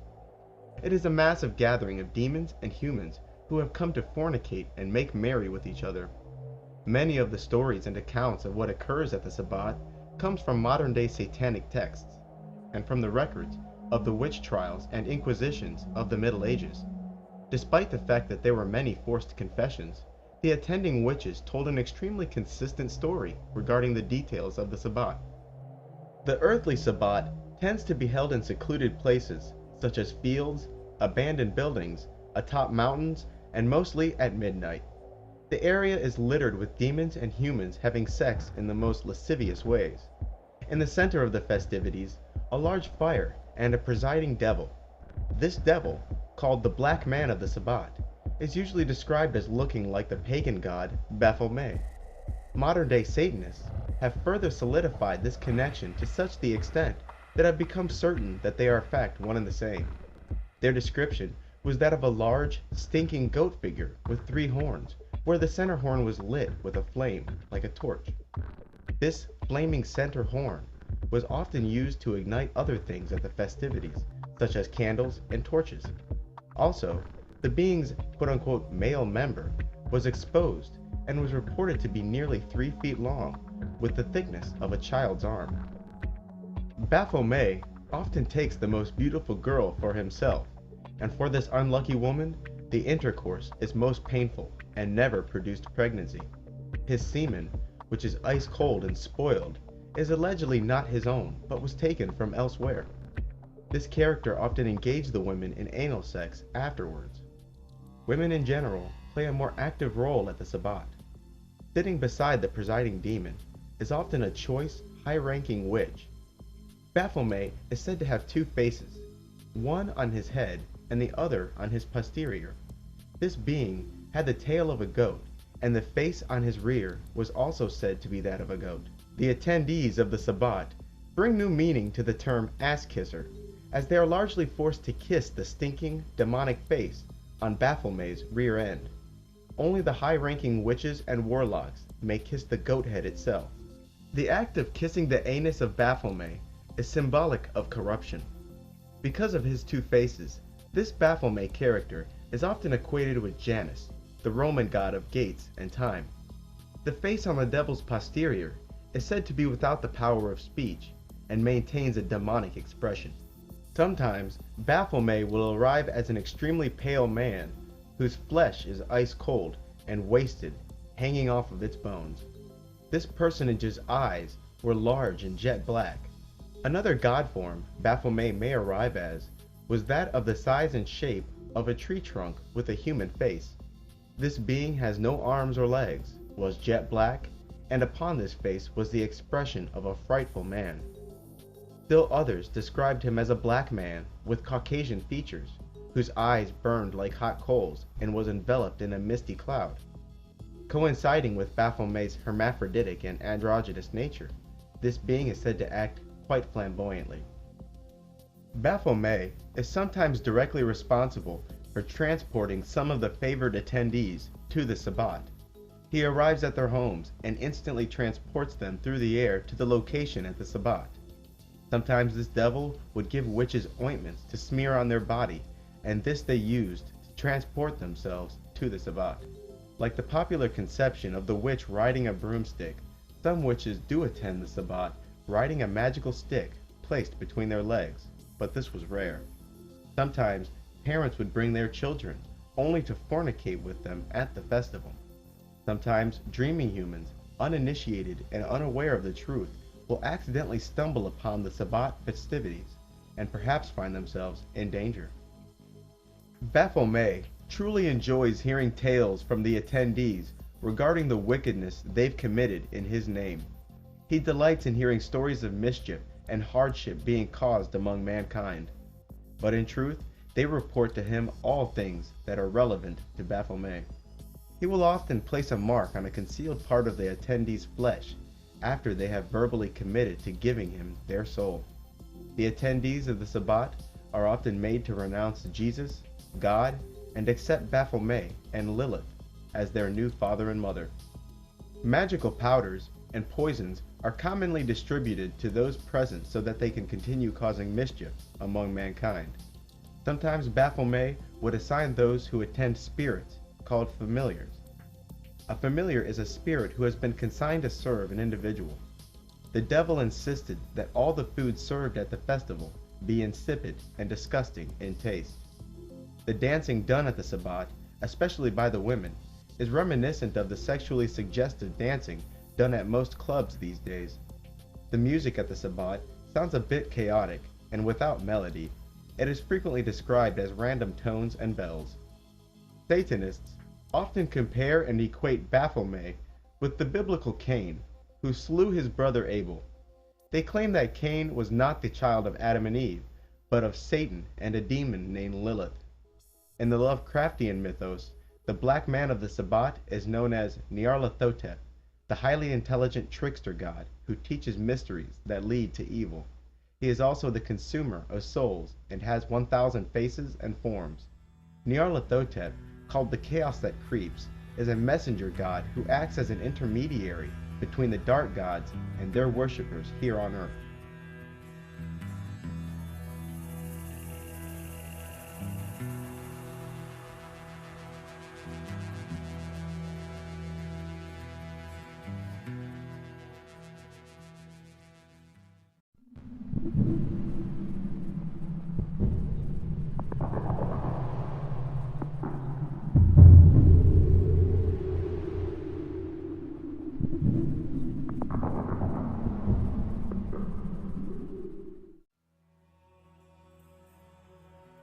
The mission of the Illuminati is the construction of a global government whose power can never be challenged, and this ambition is called the New World Order. The means to achieve this dream lies in the use of a series of artificially created conflicts, ever increasing in scope, that is designed to guide humanity along a predetermined path. Humans are creatures bound by conflict. In our everyday lives, the names of neighbors and acquaintances populate our list of enemies. In times of war, individuals in the enemy nation comprise our enemies, while those very same neighbors and acquaintances are now our friends.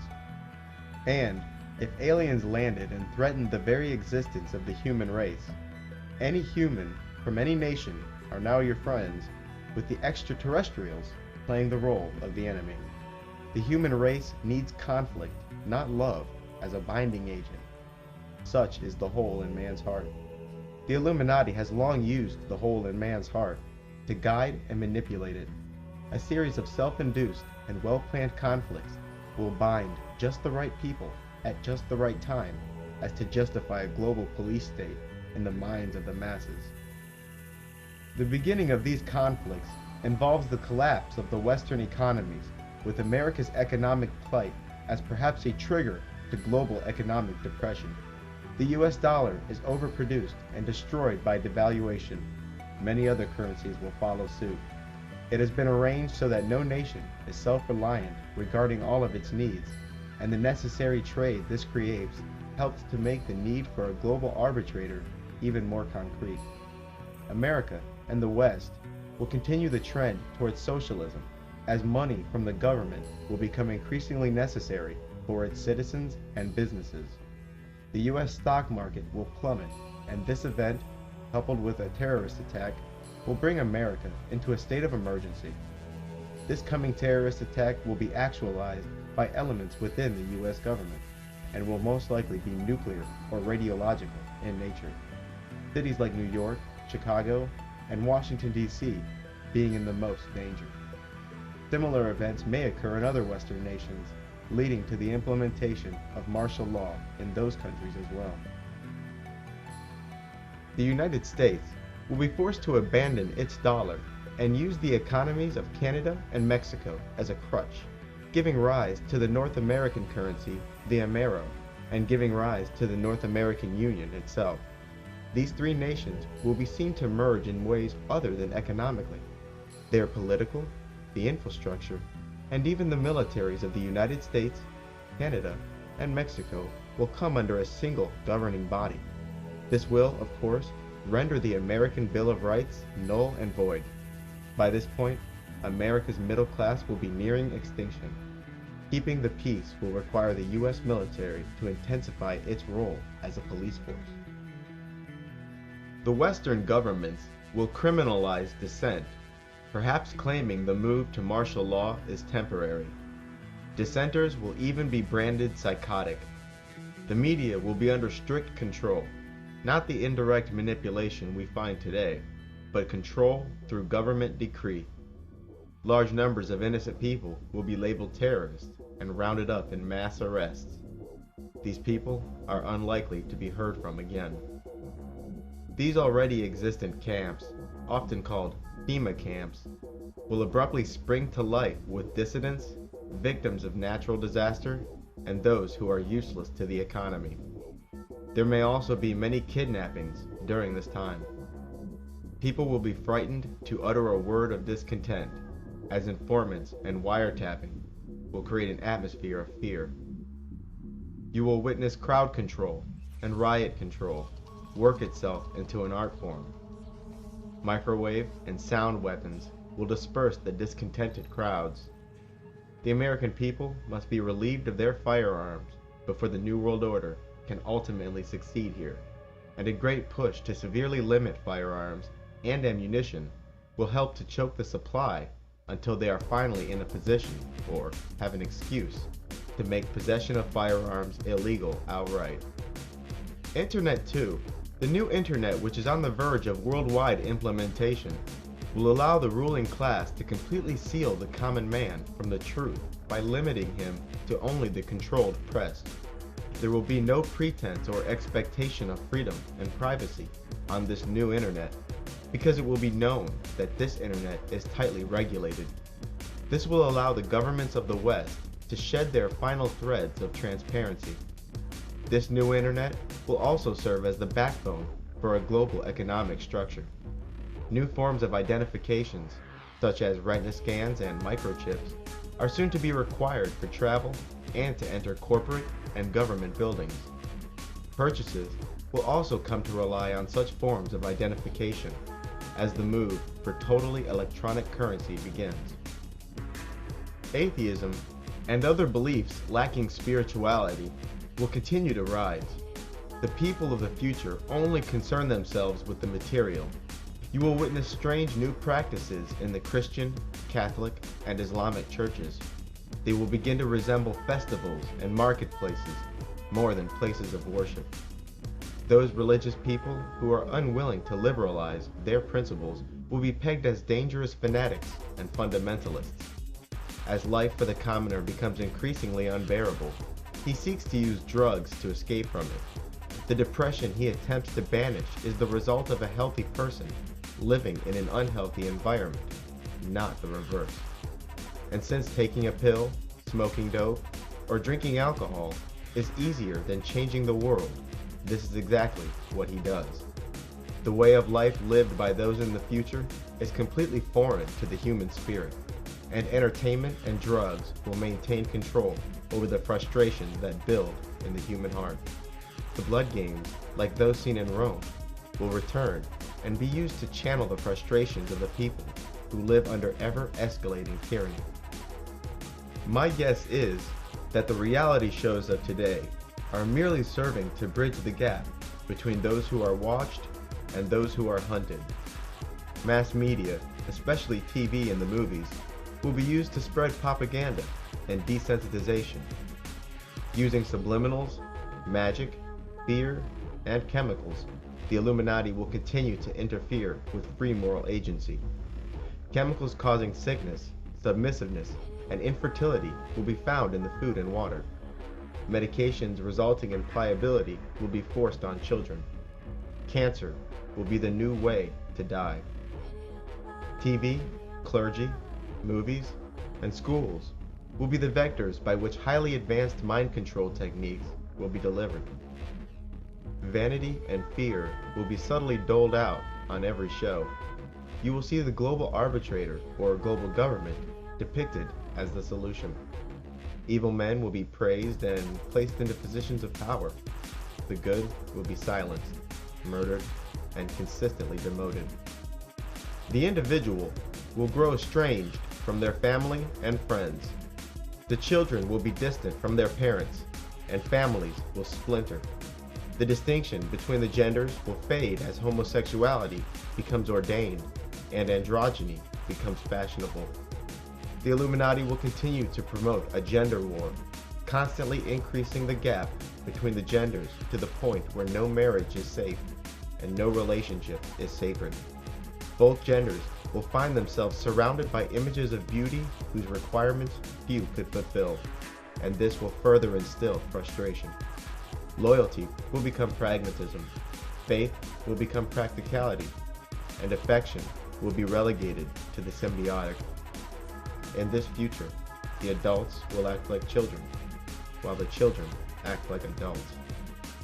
Not even genetics is left a quiet front in this war, because whole generations of crop plants will be ruined by genetic manipulation. There shall be a day when the trees bear no fruit, and the skies bear no rain. Even people who were born with certain traits will be euthanized like weeds. The masses, growing ever more materialistic, will begin making superficial choices regarding their mating partners, which results in the altering of the very gene pool of the human race. Eventually will come war in the Middle East and East Asia. The Middle East and the Far East will serve as the major theaters in the coming World War. This global conflict will likely be initiated as a smaller war between America and her allies and rogue states like North Korea and Iran. Israel herself may engage Iran, while the South and North Koreas finally take to war. These smaller conflicts will soon draw in all the other world powers, namely China and Russia. Proposals involving the weaponization of space will be expensive, wasteful, and may further incite tensions between the superpowers.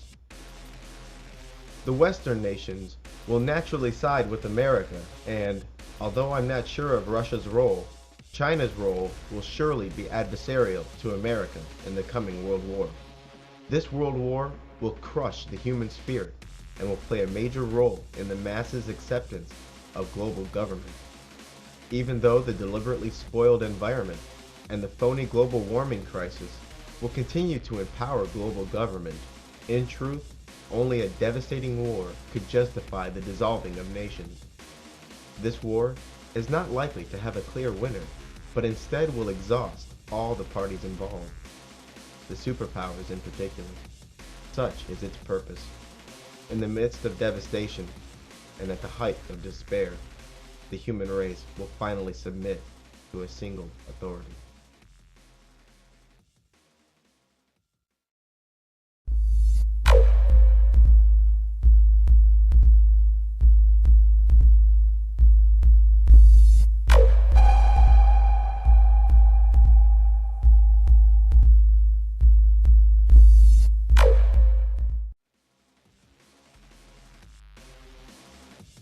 Most things related in this chapter are compiled from numerous satanic and occultic sources, both obscure and well-known.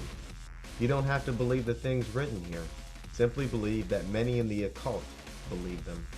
A reoccurring theme in mythology and the occult is the concept of a god or goddess having multiple aspects. Similar to how your guardian angel, guardian demon, and spirit are three aspects of you. One of those aspects is good and pure, another is dark and selfish, and your fleshly manifestation is another aspect of you that stands between the two.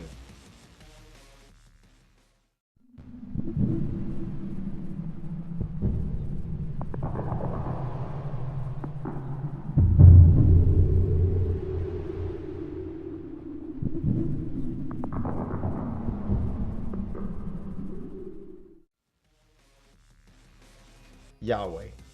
This is the Most High God, Jehovah, the God of Israel. He is also Zeus, Jupiter, Osiris, Jove, and Ahura Mazda. He is the Archon Emperor, the King of Heaven, and the Father of the Elohim. He is said to be the true father of the archangels Michael, Gabriel, Uriel, Raphael, and, before his fall, Sataniel. Satan, although in some accounts, is in fact Yahweh's brother. These sons of God were commonly equated with the children of Jehovah. Zeus is also said to have plenty of offspring. Modern-day Satanists often remark that Satan successfully stole Yahweh's quote-unquote creative power, and this belief has fueled much use of phallic symbolism. The planet is dotted with obelisks, like the Washington Monument, which are merely phallic symbols which represent the creative principle that Satan now possesses. It is the fire Prometheus stole from the gods. The act of stealing Jehovah's creative principle, however, also resulted in the discontinuance of the birth of new angels, now a race whose numbers are forever in decline. It is also remarked that Jehovah transformed his children, the archangels, into new kinds of beings when they were young. God exists outside of creation, and when God desires to drop down into the lower realms, such as heavens or earth, he is often described as no longer all-knowing, but instead capable of being deceived. Jehovah is frequently depicted as an aging old man whose love for humans exceeds his love for the race he spawned, the angels. Osiris, too, is said to have reclaimed all his parts except his phallus.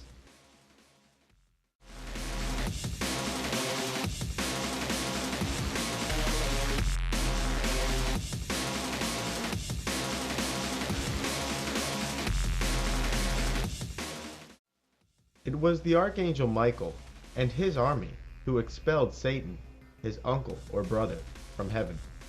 Satan and the other expelled angels were cast into the black void in the universe, now called Hell. Before Satan's banishment, Jehovah allegedly assigned Satan as his favored son and second in command, with Archangel Michael as third in command. Michael is said to have gray-colored hair, beard, and eyes. It is also alleged that Archangel Michael spoke to Satan before his fall, attempting to dissuade him from his ambition, which was to seize the throne of God himself. Archangel Gabriel is said to be the angel responsible for destroying the Nephilim race with a flood. Gabriel is thought to be the swiftest of the angels and used as a messenger, who sits on the left side of God's throne. He is often associated with a metal cutting instrument which he uses as a weapon to strike down the enemies of God. Some have suggested that Gabriel at some point lost the favor of God, but was redeemed. It has also been remarked about Gabriel that it was he, at the behest of God, that confused the languages and divided man into his many current sub-races. Islam and the Prophet Muhammad are said to have been guided by the teachings of Archangel Gabriel. It was the duty of Archangel Raphael to bind Azazel, or Lucifer, and cast him from the Garden of Eden and quote-unquote into darkness. Raphael's physical description is one of a handsome youth, arrayed in purple robes. It is said that Raphael is among the gentlest of the spirits, especially compared to the other archangels. Frequently equated with Osiris, Jesus Christ is often spoke of as a demon hunter and civilizer.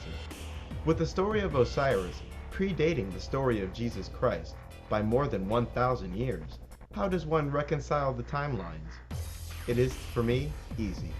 I suspect that most of the events described in the Bible refer to a far earlier date than commonly thought. I am absolutely certain that this is the case in regards to the Bible's Old Testament, whose pre-Diluvian accounts are probably that of Atlantis.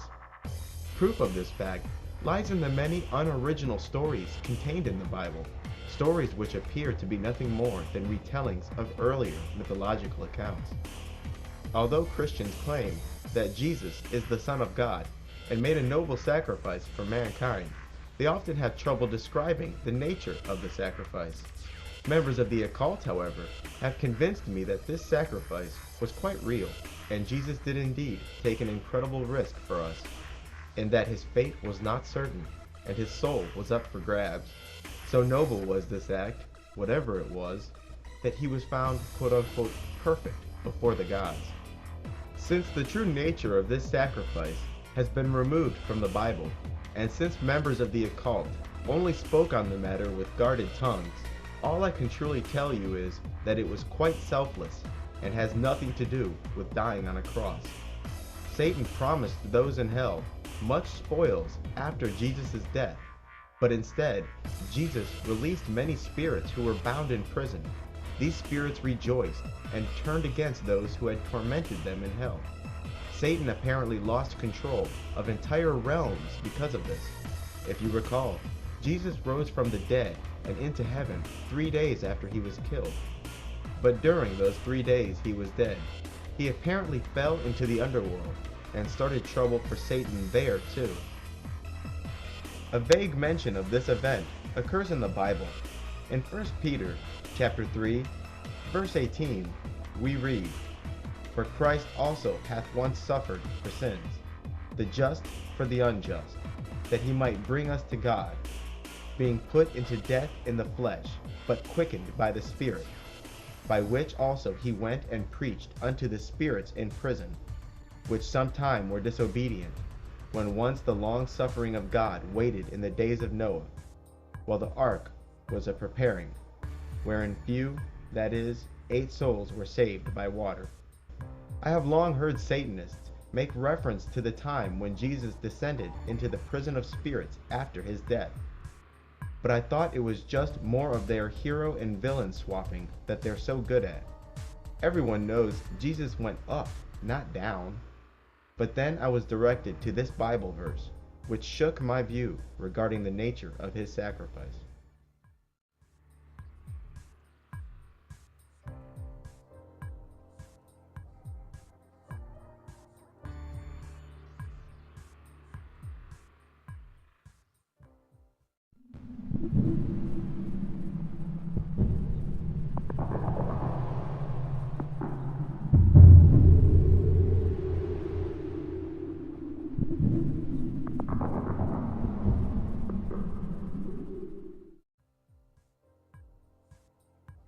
The goddess Lilith is associated with a host of other goddesses, including Hecate, Astarte, Isis, Sekhmet, Virgo, Venus, Ishtar, Inanna, Aradia, Davsina, Selene, Diana, Az, Babylon, Kali, Tiamat, Al-Uzza, and Gaia. Although this goddess is mostly associated with the moon, she is said to both have good and bad aspects, And true to that logic, she is often spoke of as Lilith, who was consumed or possessed by a much more ancient goddess named Tiamat, as if Lilith is now the body that Tiamat walks in. Lilith is the feminine principle personified. Tiamat is said to be the most ancient of God's enemies, long before the fall of Lucifer, and she spawned a race of wicked giants and demons. In Babylonian legend, Tiamat was called the Monster of Chaos and waged war against the gods. Finally, Marduk defeated Tiamat, split her in two, and used her flesh to create the universe. This battle between the angels and the older gods goes unmentioned in the biblical Genesis account, but remains in the Greek tradition. According to Greek mythology, Zeus, along with his brothers Poseidon and Hades, defeated the older gods, called the Titans, and banished them to Tartarus, the Greek underworld. These Titans, who were the offspring of Gaia, once ruled the earth, their brutish nature corrupting and spoiling the planet. This race of Titans even attempted to make slaves and sport out of the angelic race, but Jehovah and Satan cast down the Titans. It is also worth mentioning that Prometheus sided with Zeus and the other Olympians in the War of the Titans. Although the Greek mythology does not mention it, eventually a flaming rock was hurled to the earth from space, killing this race of terrible beasts and casting their souls into Tartarus. It is important to bear in mind that there were two wars or desertions in heaven. The first was between the angels and the spawn of Tiamat, and the second heavenly conflict was between Satan's angels and Jehovah's angels. The only trace of this event in the Genesis account is subtle and easily overlooked. In Genesis chapter 1, verse 28, we read, "And God blessed them, and God said unto them, Be fruitful, and multiply, and replenish the earth, and subdue it, and have dominion over the fish of the sea, and over the fowl of the air, and over every living thing that moveth upon the earth." Replenish the earth is certainly interesting wording for a universe that was supposedly only a week old. I'm inclined to believe that these 7 quote-unquote days of creation were instead phases as opposed to literal 24-hour periods. There are more scientific traces of a beastly race who were destroyed by a large falling rock, and this race we call the dinosaurs. Perhaps these monsters of the past aren't the bumbling creatures we take them for, but an intelligent and powerful race that once ruled and desecrated the earth. One of the best retellings of this story can be found in the literary works of H.P. Lovecraft, who used the terms Ancient Ones and Elder Gods to refer to the Titans and the angels, respectively. A fact related in his novels, and echoed by a few in the occult, is that the Ancient Ones are chained in darkness, and that there is a certain celestial radiation arriving from space that is utterly toxic to these Titans. There is a day coming, however, when the rays of the stars will no longer be toxic to the old ones, and this day will be marked by some kind of rare astronomical event. After this event in the sky, the wicked god Azagthoth, also called Hades and Pluto, will free and lead the Titans out of their prison. Black magicians also have a long list of titles for Lilith, and have much reverence for her because she is among those who give them the dark gift of transformation. Among these titles are Queen of the Qliphoth, Queen of the Underworld, Queen of the Dead, Queen of the Vampires, Queen of the Sabbat, Queen of Hell, Queen of the Witches, Queen of the Shells and Shades, Mother Earth, and the Mother Goddess. She is the bride of Satan and the mother of all demons, also called Lilitu. Lilith is often associated with the Red Sea, which is said to be a place where she spawned and instructed demons. The screech owl and dove are Lilith's sacred animals. The US dollar bill contains a small tiny image of what is commonly thought to be a spider, but is in fact an owl. At Bohemian Grove, members of the elite perform rituals and mock sacrifices before a 35-foot stone owl. This owl, which was long suspected to be symbolic of the Canaanite god Moloch, is in fact symbolic of Lilith, who is Babylon the Great and the bride of Lucifer. Tiamat may also be symbolized by a red dragon and is known as a devouring goddess. In the Bible, Lilith goes by the titles Whore of Babylon, Mother of Harlots, and Babylon the Great. This woman is depicted holding a golden cup and wearing many precious stones while robed in the colors purple and scarlet. Scarlet is just plain red with a slight hint of orange. The imagery commonly relates her as riding a scarlet beast. This woman is described as drunk from the blood of the saints. Lilith, being the mother of vampires, this is fitting. The Whore of Babylon is also related to a city or location. This city has had relations with all the rich men of the earth and is a haven for demons. It is understood that this character or city currently rules the world and uses sorcery to do so. Hecate, also equated with Lilith, is the Greek triple goddess. She is the goddess of the crossroads, who is frequently depicted with 3 heads, one of a dog, one of a snake, and one of a horse. This goddess is often associated with witchcraft and childbirth, and was accompanied by an owl during her travels. She is known as the Virgin Goddess, and is also reported to have a quote-unquote following of ghosts, and lives in the underworld with Hades, lord of the underworld. Another goddess related to Lilith is the Egyptian goddess Isis. Isis was the wife of Osiris and was responsible for Osiris's first resurrection. Isis is skilled at magic and especially intelligent. Isis, like Hecate, is a goddess of childbirth. It appears Isis, the widow of noble Osiris, is now the harlot, bride of Satan.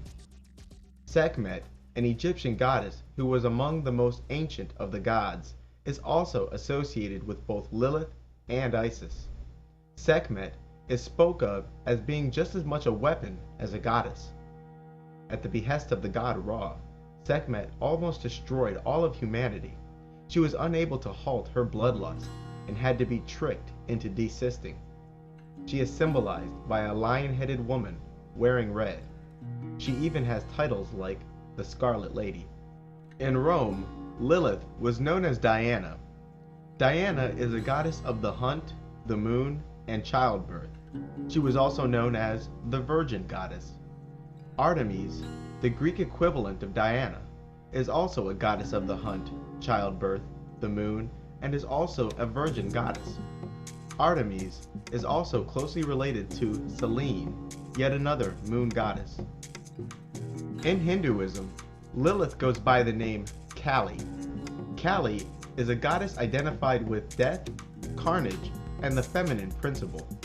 She is often called Mother Kali and the Mother Goddess, who is the consort of the god Shiva, the Destroyer.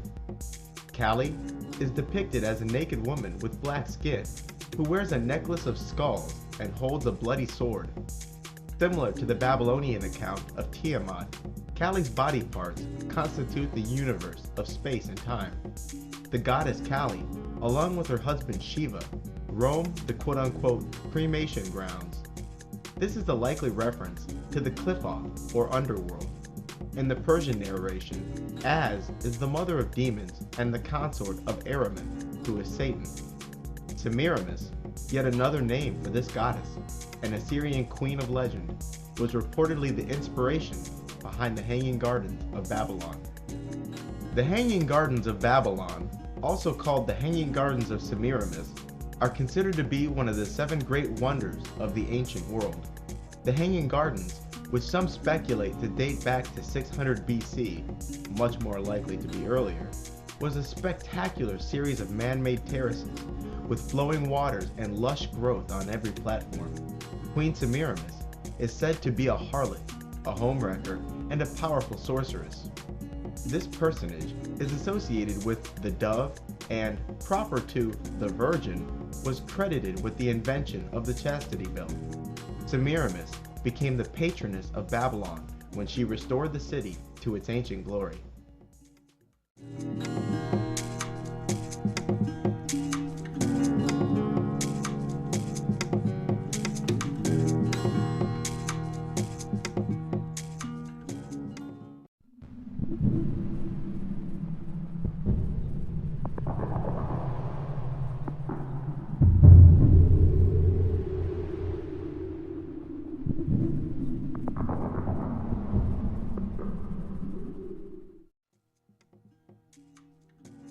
Hades is the lord of the underworld.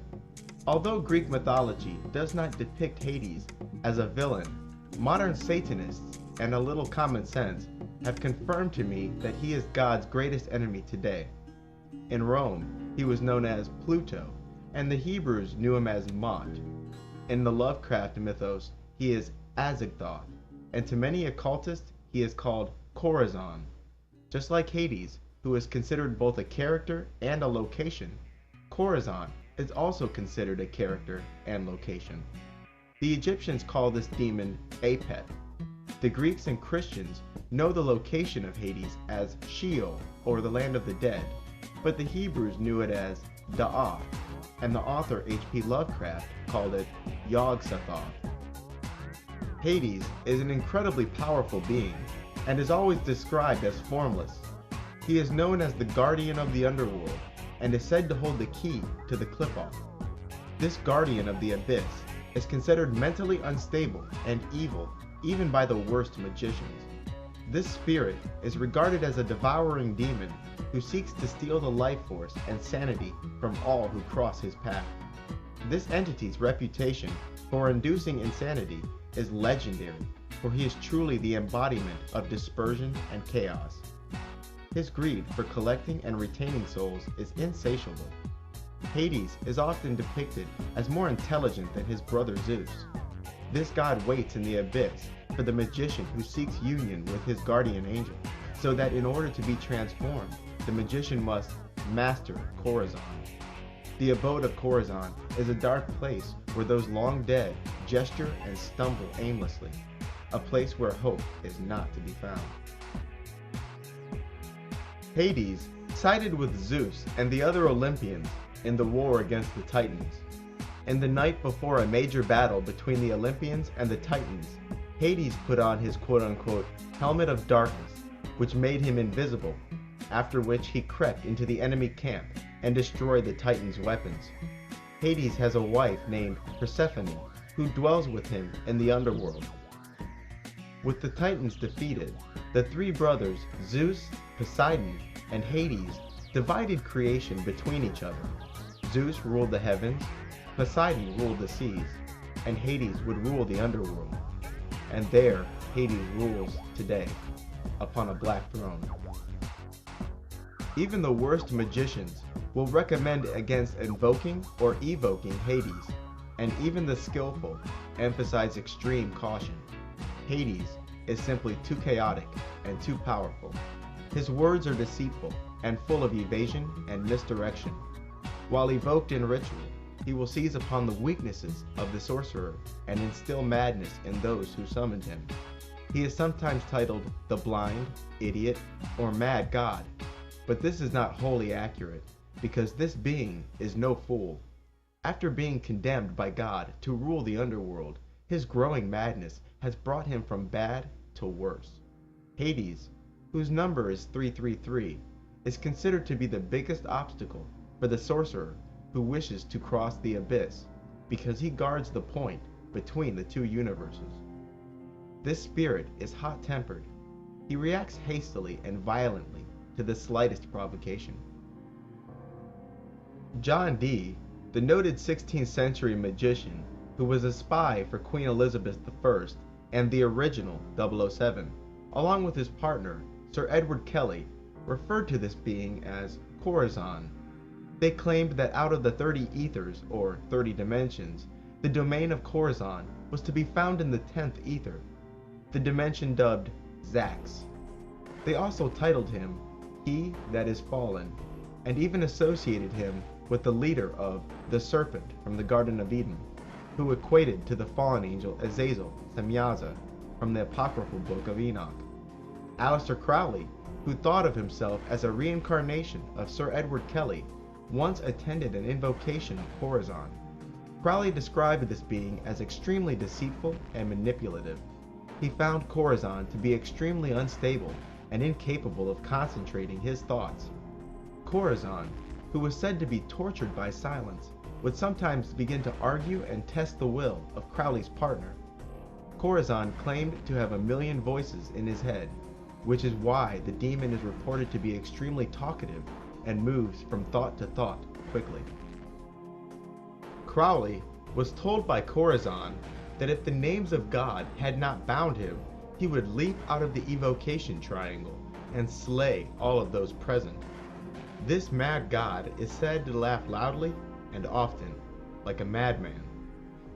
In his Equinox Volume 1, Part 5, Crowley recounts a first-person narrative of Corazon, where the demon states, "Ah, I will reach up to the knees of the Most High and tear his phallus with my teeth, and I will bray his testicles in a mortar, and make poison thereof, to slay the sons of men." Corazon goes on to state, "I have prevailed against the kingdom of the Father, and befouled his beard. I have prevailed against the kingdom of the Son, and torn off his phallus. But against the kingdom of the Holy Ghost shall I strive and not prevail." As stated earlier, Satanists make numerous references to a devilish force stealing the creative power of the Most High God, and this has given birth to much phallic symbolism. Subservient to Hades are many lesser demons, some of which are merely empty shells with little intellect.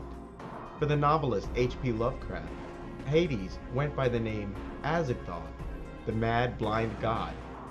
Azagthoth is presented as the leader of the demons and resides at the center of the universe in a dark underworld called the Agigi. Azagthoth is described as the embodiment of chaos, extremely powerful, and rendered sightless in some battle. The mad god sits upon a black throne, where he rules the dead spirits of the outer void. The black man of the Sabbat, Baphomet, is considered the messenger of Azagthoth, and his will made flesh. When the stars assume the correct positions, and the rays that come from them are no longer poisonous, Azagthoth will lead the Titans out of the abyss and into the world of man. The old ones intend on ruling the earth as they once did. In this new age, the human race will of course be reduced to slaves and food. In Egyptian mythology, Apep, called the Chaos Serpent, lurked in the Tuat, which is the Egyptian underworld. The Tuat was considered a dark, alter universe. Every night the sun god Ra would descend into the underworld, and there he would find Apep lying in ambush. Reminiscent of Corazon and his 10th ether, Apep's domain was called the 10th region of night. This serpent, also symbolized by a crocodile or dragon, is purported to have a hypnotic gaze. In Greece, this monster of chaos was known as Apophis. As the story goes, Set, who is also a god of darkness and chaos and once the defender of Ra, did battle with Apep and defeated him. It is said that total victory over the Chaos Serpent is impossible, as the wicked demon can regenerate and return to life. Many Satanists make mention that Set did not destroy Apep, but instead absorbed the essence of Apep into his own being. Set became the master of Apep and gained new powers from being merged with this mighty demon. This probably contributed to further corrupting Set and driving him from the light. Apep, whose number is 333, is therefore half of the essence of Lucifer, whose number is 666, and therefore complete. Apep, who became the shadow aspect of Set, has titles like the Great Rebel and the Evil One. This guardian of the abyss is sometimes spoken of as a female character, and is frequently associated with a single, lidless eye. This being is also closely associated with the triangle being a three-sided shape, and his seal has often been depicted as 3 triangles in an arrangement that resembles a nuclear or radiation symbol. Leviathan appears to be another name for the demon Chorazon and is associated with the West and is called the guardian of the gate to the abyss. Leviathan is commonly described as a writhing mass of demons bound in a single body. Leviathan is also closely related to the primal goddess Tiamat because it is said that she had been at war with the angel race before the fall of Azazel. Imagery of water is frequently related to the abyss, and so Leviathan is called the serpent or dragon of the depths. I have also heard it remarked that it was another fallen angel, Dagon, who bound Leviathan in Tartarus.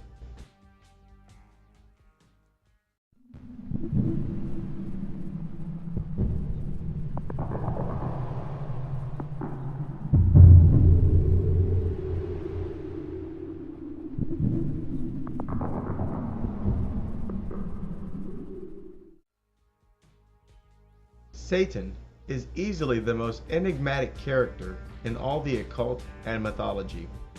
No character out there is more shrouded in a cloak of names. I admit much remaining confusion regarding the details of this character because of the name game that magicians tend to play regarding his different aspects.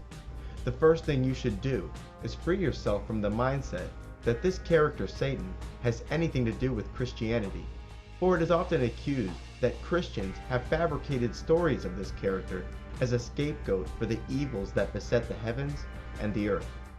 Perish the thought.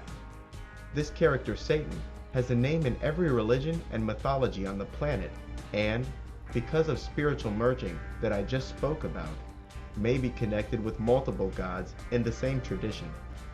Satan is spoke of as he who was instrumental in the war against the Titans, and once sat beside the throne of God, but desired it so much that he was cast out of heaven.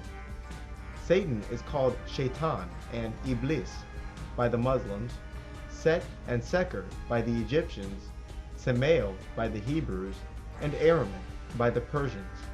Satan is the god who carries away the soul. A well-known symbol, that of an all-seeing eye, is related to Satan and has been called the Eye of Set. Satan is a god of the setting sun and is therefore often symbolized by a black sun or a sun that is in total eclipse. Perhaps it was a time before the merger of Satan and Hades, but once these two beings competed for the souls of the Nephilim who had died in the flood. Satan sent Ishtar to the gates of the underworld, demanding the souls of the Nephilim from Hades. Lucifer, who is also called Azazel and Prometheus, absorbed the essence of Satan. Think of Lucifer as an avatar of Satan. And it must be remembered that Lucifer is Satan only because of the merger. Upon falling to earth, he worked some kind of transformation upon himself, where he became both angel and demon. Azazel, one of the children of Jehovah, fell from heaven along with Leviathan, Belial, Beelzebub, Ashtoreth, Asmodeus, Dagon, Satan, and many others whose names go unrecorded. Lucifer is often characterized with 12 emerald-colored wings and is called the Peacock Angel. Lucifer is said to have many faces and forms, and when he appears on earth, he arrives in the form of Baphomet, the black man of the Sabbat. Azazel and his bride Lilith spawned a race of demons which plague man to this day. Lucifer refused to bow before humans, who he claimed were made from mere clay, as opposed to himself, who was angelic and therefore made of light. Satanists often speak of Lucifer as he who recognized his own will and desires outside of the will of God. Fearful that the other angels would begin to develop their own quote-unquote selfhood, God had Azazel cast from heaven. Azazel is, to this day, associated with outcasts and scapegoats. Lucifer, who is now both angel and demon, is called the bringer of the black flame and represents the ideal of every Satanist to achieve union of their angelic and demonic guardians. The direction associated with Lucifer is the east, whereas Satan proper is associated with the north. Lucifer is said to be capable of cunning and deceptive speech, and this can be paralleled to Prometheus, who has many wiles and clever in rhetoric. Upon falling to Earth, Lucifer's physical appearance is often described as a handsome, androgynous, or hermaphroditic figure, with pale white skin, silvery hair, and bright green eyes. Those of the Nephilim race, who were the children of the fallen angels, were also said to have pale skin, silver hair, and bright eyes. It is said that the Sphinx originally bore the face of Lucifer himself, before an Egyptian king restored the Sphinx with his own face. After assuming the form of Azazel, Satan used his newly won creative energy to give birth to the Nephilim race, who was half angel and half man. After stealing the creative energy from Jehovah, the angels would multiply no more, and Satan intended to use the Nephilim to increase his numbers, being still outnumbered by the angels. Many of these Nephilim would die in the flood, but a bloodline like that of the Nephilim Goliath and his brothers did survive. These giants were warlike, brutal, and ruled over humanity. They also contended a lot with each other, and there was much infighting. Upon dying a mortal death, these Nephilim roamed the earth in spirit and caused strife among mankind to this day. It is important to keep in mind that there were two separate races of giants that once ruled the earth. The first race of giants was that of the Titans, who were not of the angelic race, and the second was the Nephilim, who were the offspring of the fallen angels with mortal women. Many of these Nephilim that were born to human women were brought forth by cesarean section, and would often kill the women who bore them. The fall of Azazel is a parallel of the Prometheus story. If you recall, Prometheus defied Zeus and stole fire from the gods. Azazel taught man the sciences and sorcery. And of course, you have the aforementioned Pemba, who was expelled from heaven after stealing male seeds from the gods and spread those corrupted seeds upon the earth. Prometheus stole fire, which is symbolic for the male creative principle, whereas Pemba stole quote-unquote male seeds. It was Satan, speaking through the mouth of Azazel, that deceived Eve in the Garden of Eden. After his fall from the throne of heaven, Lucifer led the other angels to the black void of the universe and declared this chaotic dimension their new home. This chaotic universe that these fallen angels inhabited, a place called hell by most, was ever changing. The things contemplated on in the minds of the angels came instantly into being. This chaotic realm became a reflection of the collective consciousness of the fallen angels, so objects would appear and disappear at random, and there was no order. Although members of the occult have been tight-lipped regarding the matter of aliens, I have managed to deduce that the UFOs are the minions of Satan. These UFOs are coming from an extra dimension, but one that is apparently not totally chaotic. These aliens are obviously doing much research into genetics and breeding. Breeding what? I do not know. Horrors, no doubt. Satanists also chuckle about the artificially created New Age movement and claim Satan is behind its creation by controlling these aliens and using contactees and abductees to spread the messages which founded the New Age movement. No surprise there, since these messages from aliens always seem to support humanism and world government. As for these quote-unquote greys, they appear to be a mass-produced, genetically engineered servant.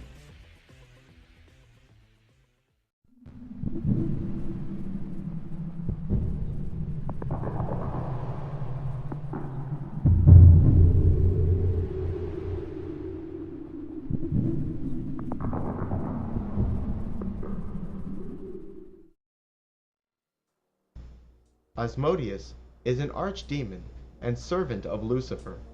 By some accounts, Asmodeus is Lucifer, and he took Satan, or Hades, into his own essence. Asmodeus is further associated with Samael, who is also associated with Lucifer. Asmodeus is a powerful, high-ranking demon and one of the lords of the Clivoth, or the underworld. He is a demon of lust, whose duty it is to estrange newlyweds. It is said that King Solomon once had power over Asmodeus and forced him to help build his temple. Asmodeus is said to be frustrated and under the dominion of Archangel Raphael. This fallen angel is called the Demon of the Wounding Spear and is often depicted having 3 heads and riding a dragon. One of his heads is that of a ram, one of a human, and the last of a bull. He is often called the god of the witches, the god of sorcery, the god of the circle, and is sometimes called the serpent. Asmodeus is responsible for many of humanity's scientific achievements and has long taught sorcery, mathematics, and the arts.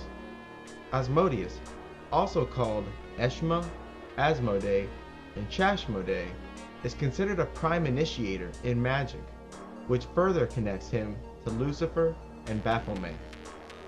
He is a prince of hell and governs 72 legions of spirits.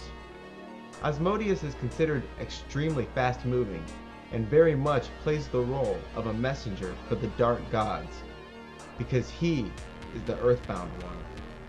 Asmodeus is extremely insightful and psychic. He is highly intelligent and makes excellent predictions regarding the future.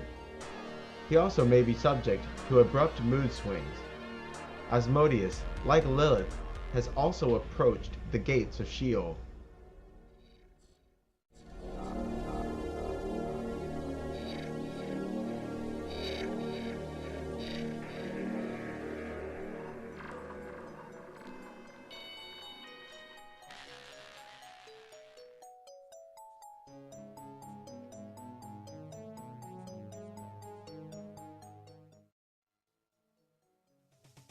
Ashtaroth is one of the angels that fell from heaven with Azazel. This demon, who is one of the princes of hell, inspires laziness and teaches the liberal arts. His description is that of a man pale as death, with jet black eyes without pupils, wearing a crown, holding a serpent, and riding an infernal dragon. Like Lucifer, he is also an angel-demon mix, and is considered an initiator, and can aid the magician with spiritual development. I have heard it remarked that Ashtaroth is simply a male emanation of the goddess Ishtar, who is Lilith. It has been reiterated that this spirit works closely with Asmodeus for quite a few magical operations, like fortune-telling. Cain, as the Christians know him, is the first son of Adam and Eve, and also the first murderer. Cain was jealous of his righteous brother Abel. So one day, while out in the field, Cain murdered Abel. The Lord, enraged at what Cain had done, drives Cain away from his parents and places a mark upon him so that people who cross his path do not slay him. I have always thought that the standard Christian interpretation of this story was wrong. Just listen to the wording. Here's the Lord speaking to Cain after his crime. In Genesis chapter 4, verse 11, we read, "And now thou art cursed from the earth, which hath opened up her mouth to deliver thy brother's blood from thy hand. When thou tillest the ground, it shall not henceforth yield unto thee her strength. A fugitive and a vagabond shalt thou be in the earth." And Cain said unto the Lord, "My punishment is greater than I can bear. Behold, thou hast driven me away on this day from the face of the earth, and from thy face shall I be hid.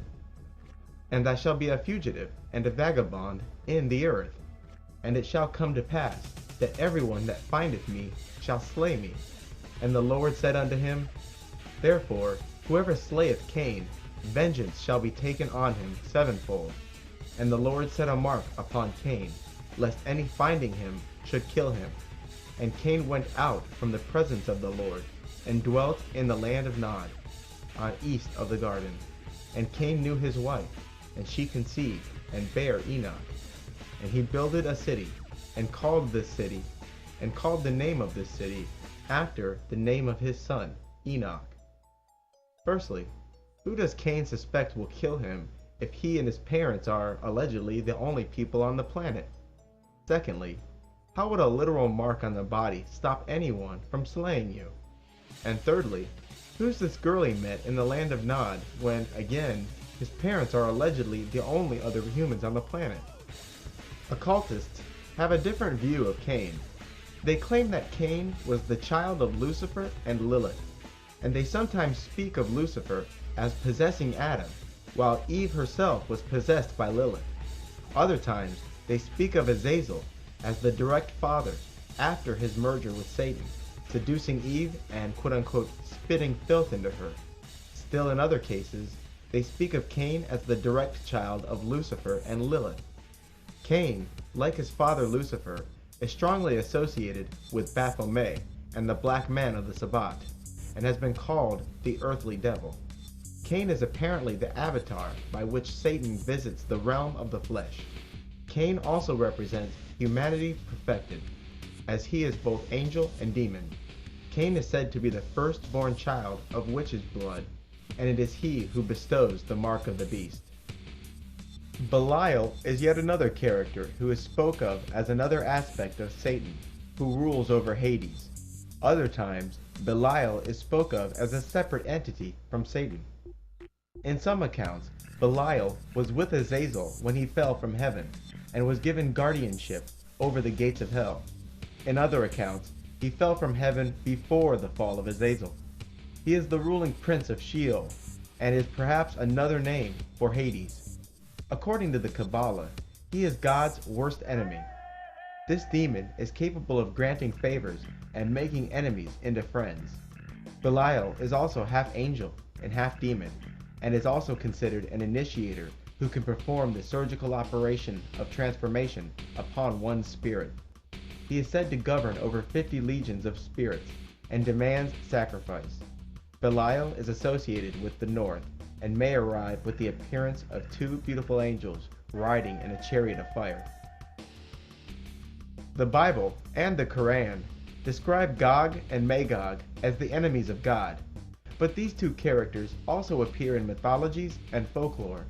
In the Bible, after Satan is freed from 1,000 years of imprisonment, in Revelation chapter 12, verse 7, we read, "And when the 1,000 years are expired, Satan shall be loosed out of his prison, and shall go out to deceive the nations which are in the four quarters of the earth, Gog and Magog, to gather them to battle, the number of whom is as the sand of the sea." In the Quran, Gog and Magog are described as being locked behind a barrier. In the Quran, chapter 21, verse 96, we read, "But there is a ban on a town which we have destroyed, that they, the people of the town, shall not return, until the Gog and Magog are let through their barrier, and they spread out and from every direction." In some traditions, these two characters are human. In other traditions, Gog and Magog represent non-human giants. Many in the Christian community have equated Gog and Magog with world powers like Russia. I'll spare you the details of their belief because it's so stupid, and because it's not supported by mythologies and religions who speak of these two characters as individual entities. The occult's perspective of Gog and Magog is by far the most colorful and probably right. Magog is apparently the parent of God, and the race this duo spawned were the first giants.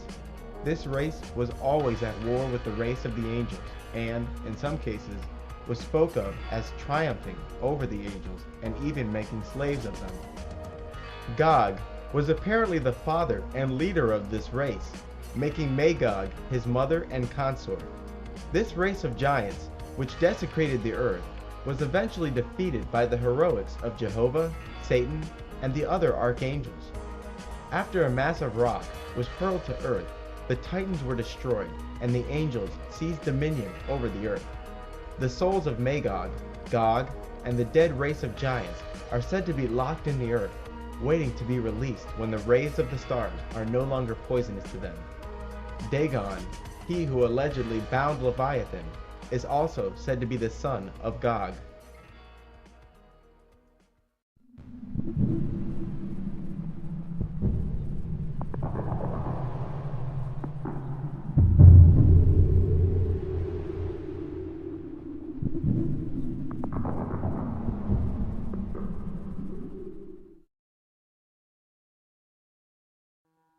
I'm just a guy from Florida who found out about 9/11 in the spring of 2006.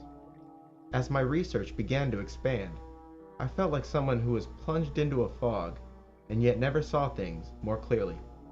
All those times my grandmother explained to me the things my generation would see, and all the times I was told the meaning of the eye on the dollar bill, and all the times I inwardly chuckled at her stories, seemed to echo from the past and chuckle back. I started to suspect that quote-unquote conspiracy land already had all the answers, and that the most I would have to do is find and study the work of the right researchers. Never was I so big-headed as to think that I would play any part in the unveiling that is happening in our time, nor discover anything new, and I was perfectly content with being a mouthpiece for other people's messages. But I also saw much flaw in conspiracy land, which came in the form of disinformation, misinformation, and everyday hair-splitting. I was also slowly growing aware of a repeating theme in mythologies and movies. Over a period of 2 years, I would make 6 or so documentaries regarding Illuminati symbolism and mythology in Hollywood movies. But there was indeed something lacking from the conclusions of most occult researchers, and even the conclusions made in my own documentaries and research. Why does the Illuminati use occult symbols? Where do they stand to gain by practicing the occult? And if the occult is nothing but magic, why do these researchers never explain the details of sorcery and how the Illuminati use it? The more I learned, the more frustrated I became with the unanswered questions. I decided that the time had come for me to start reading satanic books and skip the middleman, because typing satanic occult symbolism into YouTube had apparently expended itself. Those occult authors revealed to me a world unlike anything I encountered in any documentary out there. For as many people who claim to have studied the occult, none have ever reported to me these reoccurring themes in satanic books. Either these researchers did not research what they said they did, or they simply scan-read satanic literature looking for vague statements that support their pre-existing theory. Anything these researchers found in those satanic books that they did not believe in personally was obviously not reported to us. I have tried to report on the matter without the filter of any pre-existing beliefs. I should not have been the one to inform you that the Illuminati believe in permanent spiritual transformation through ritual. It is difficult, if not impossible, to do any respectable amount of research into Satanism without stumbling across this fact. I can honestly say that I wish you hadn't heard it here first, because it only means you learned too late. This book is a distillation of knowledge from many occult and satanic sources that are freely available. It will certainly prepare you to better understand the occult, and if you ever start doing your own research or practice of the occult, you will discover that I reported accurately in this book. I wrote this book with much haste, and whole chapters could be written on subjects I glazed over in a single paragraph. But, as I stated, I will waste no words here. I was aiming for brevity, and did not feel that this book should become a place where I document every little thing I know, lest I be forced to speculate more often and turn this text into something of a manifesto. I hope you found this book entertaining and enlightening. I hope this book changed the way you think about the world. I hope I spoke in a fashion that was plain and clear, and I hope that this is what I was supposed to do relative to the eyes of God. Much love, labor, and light to you all. Michael Wynn.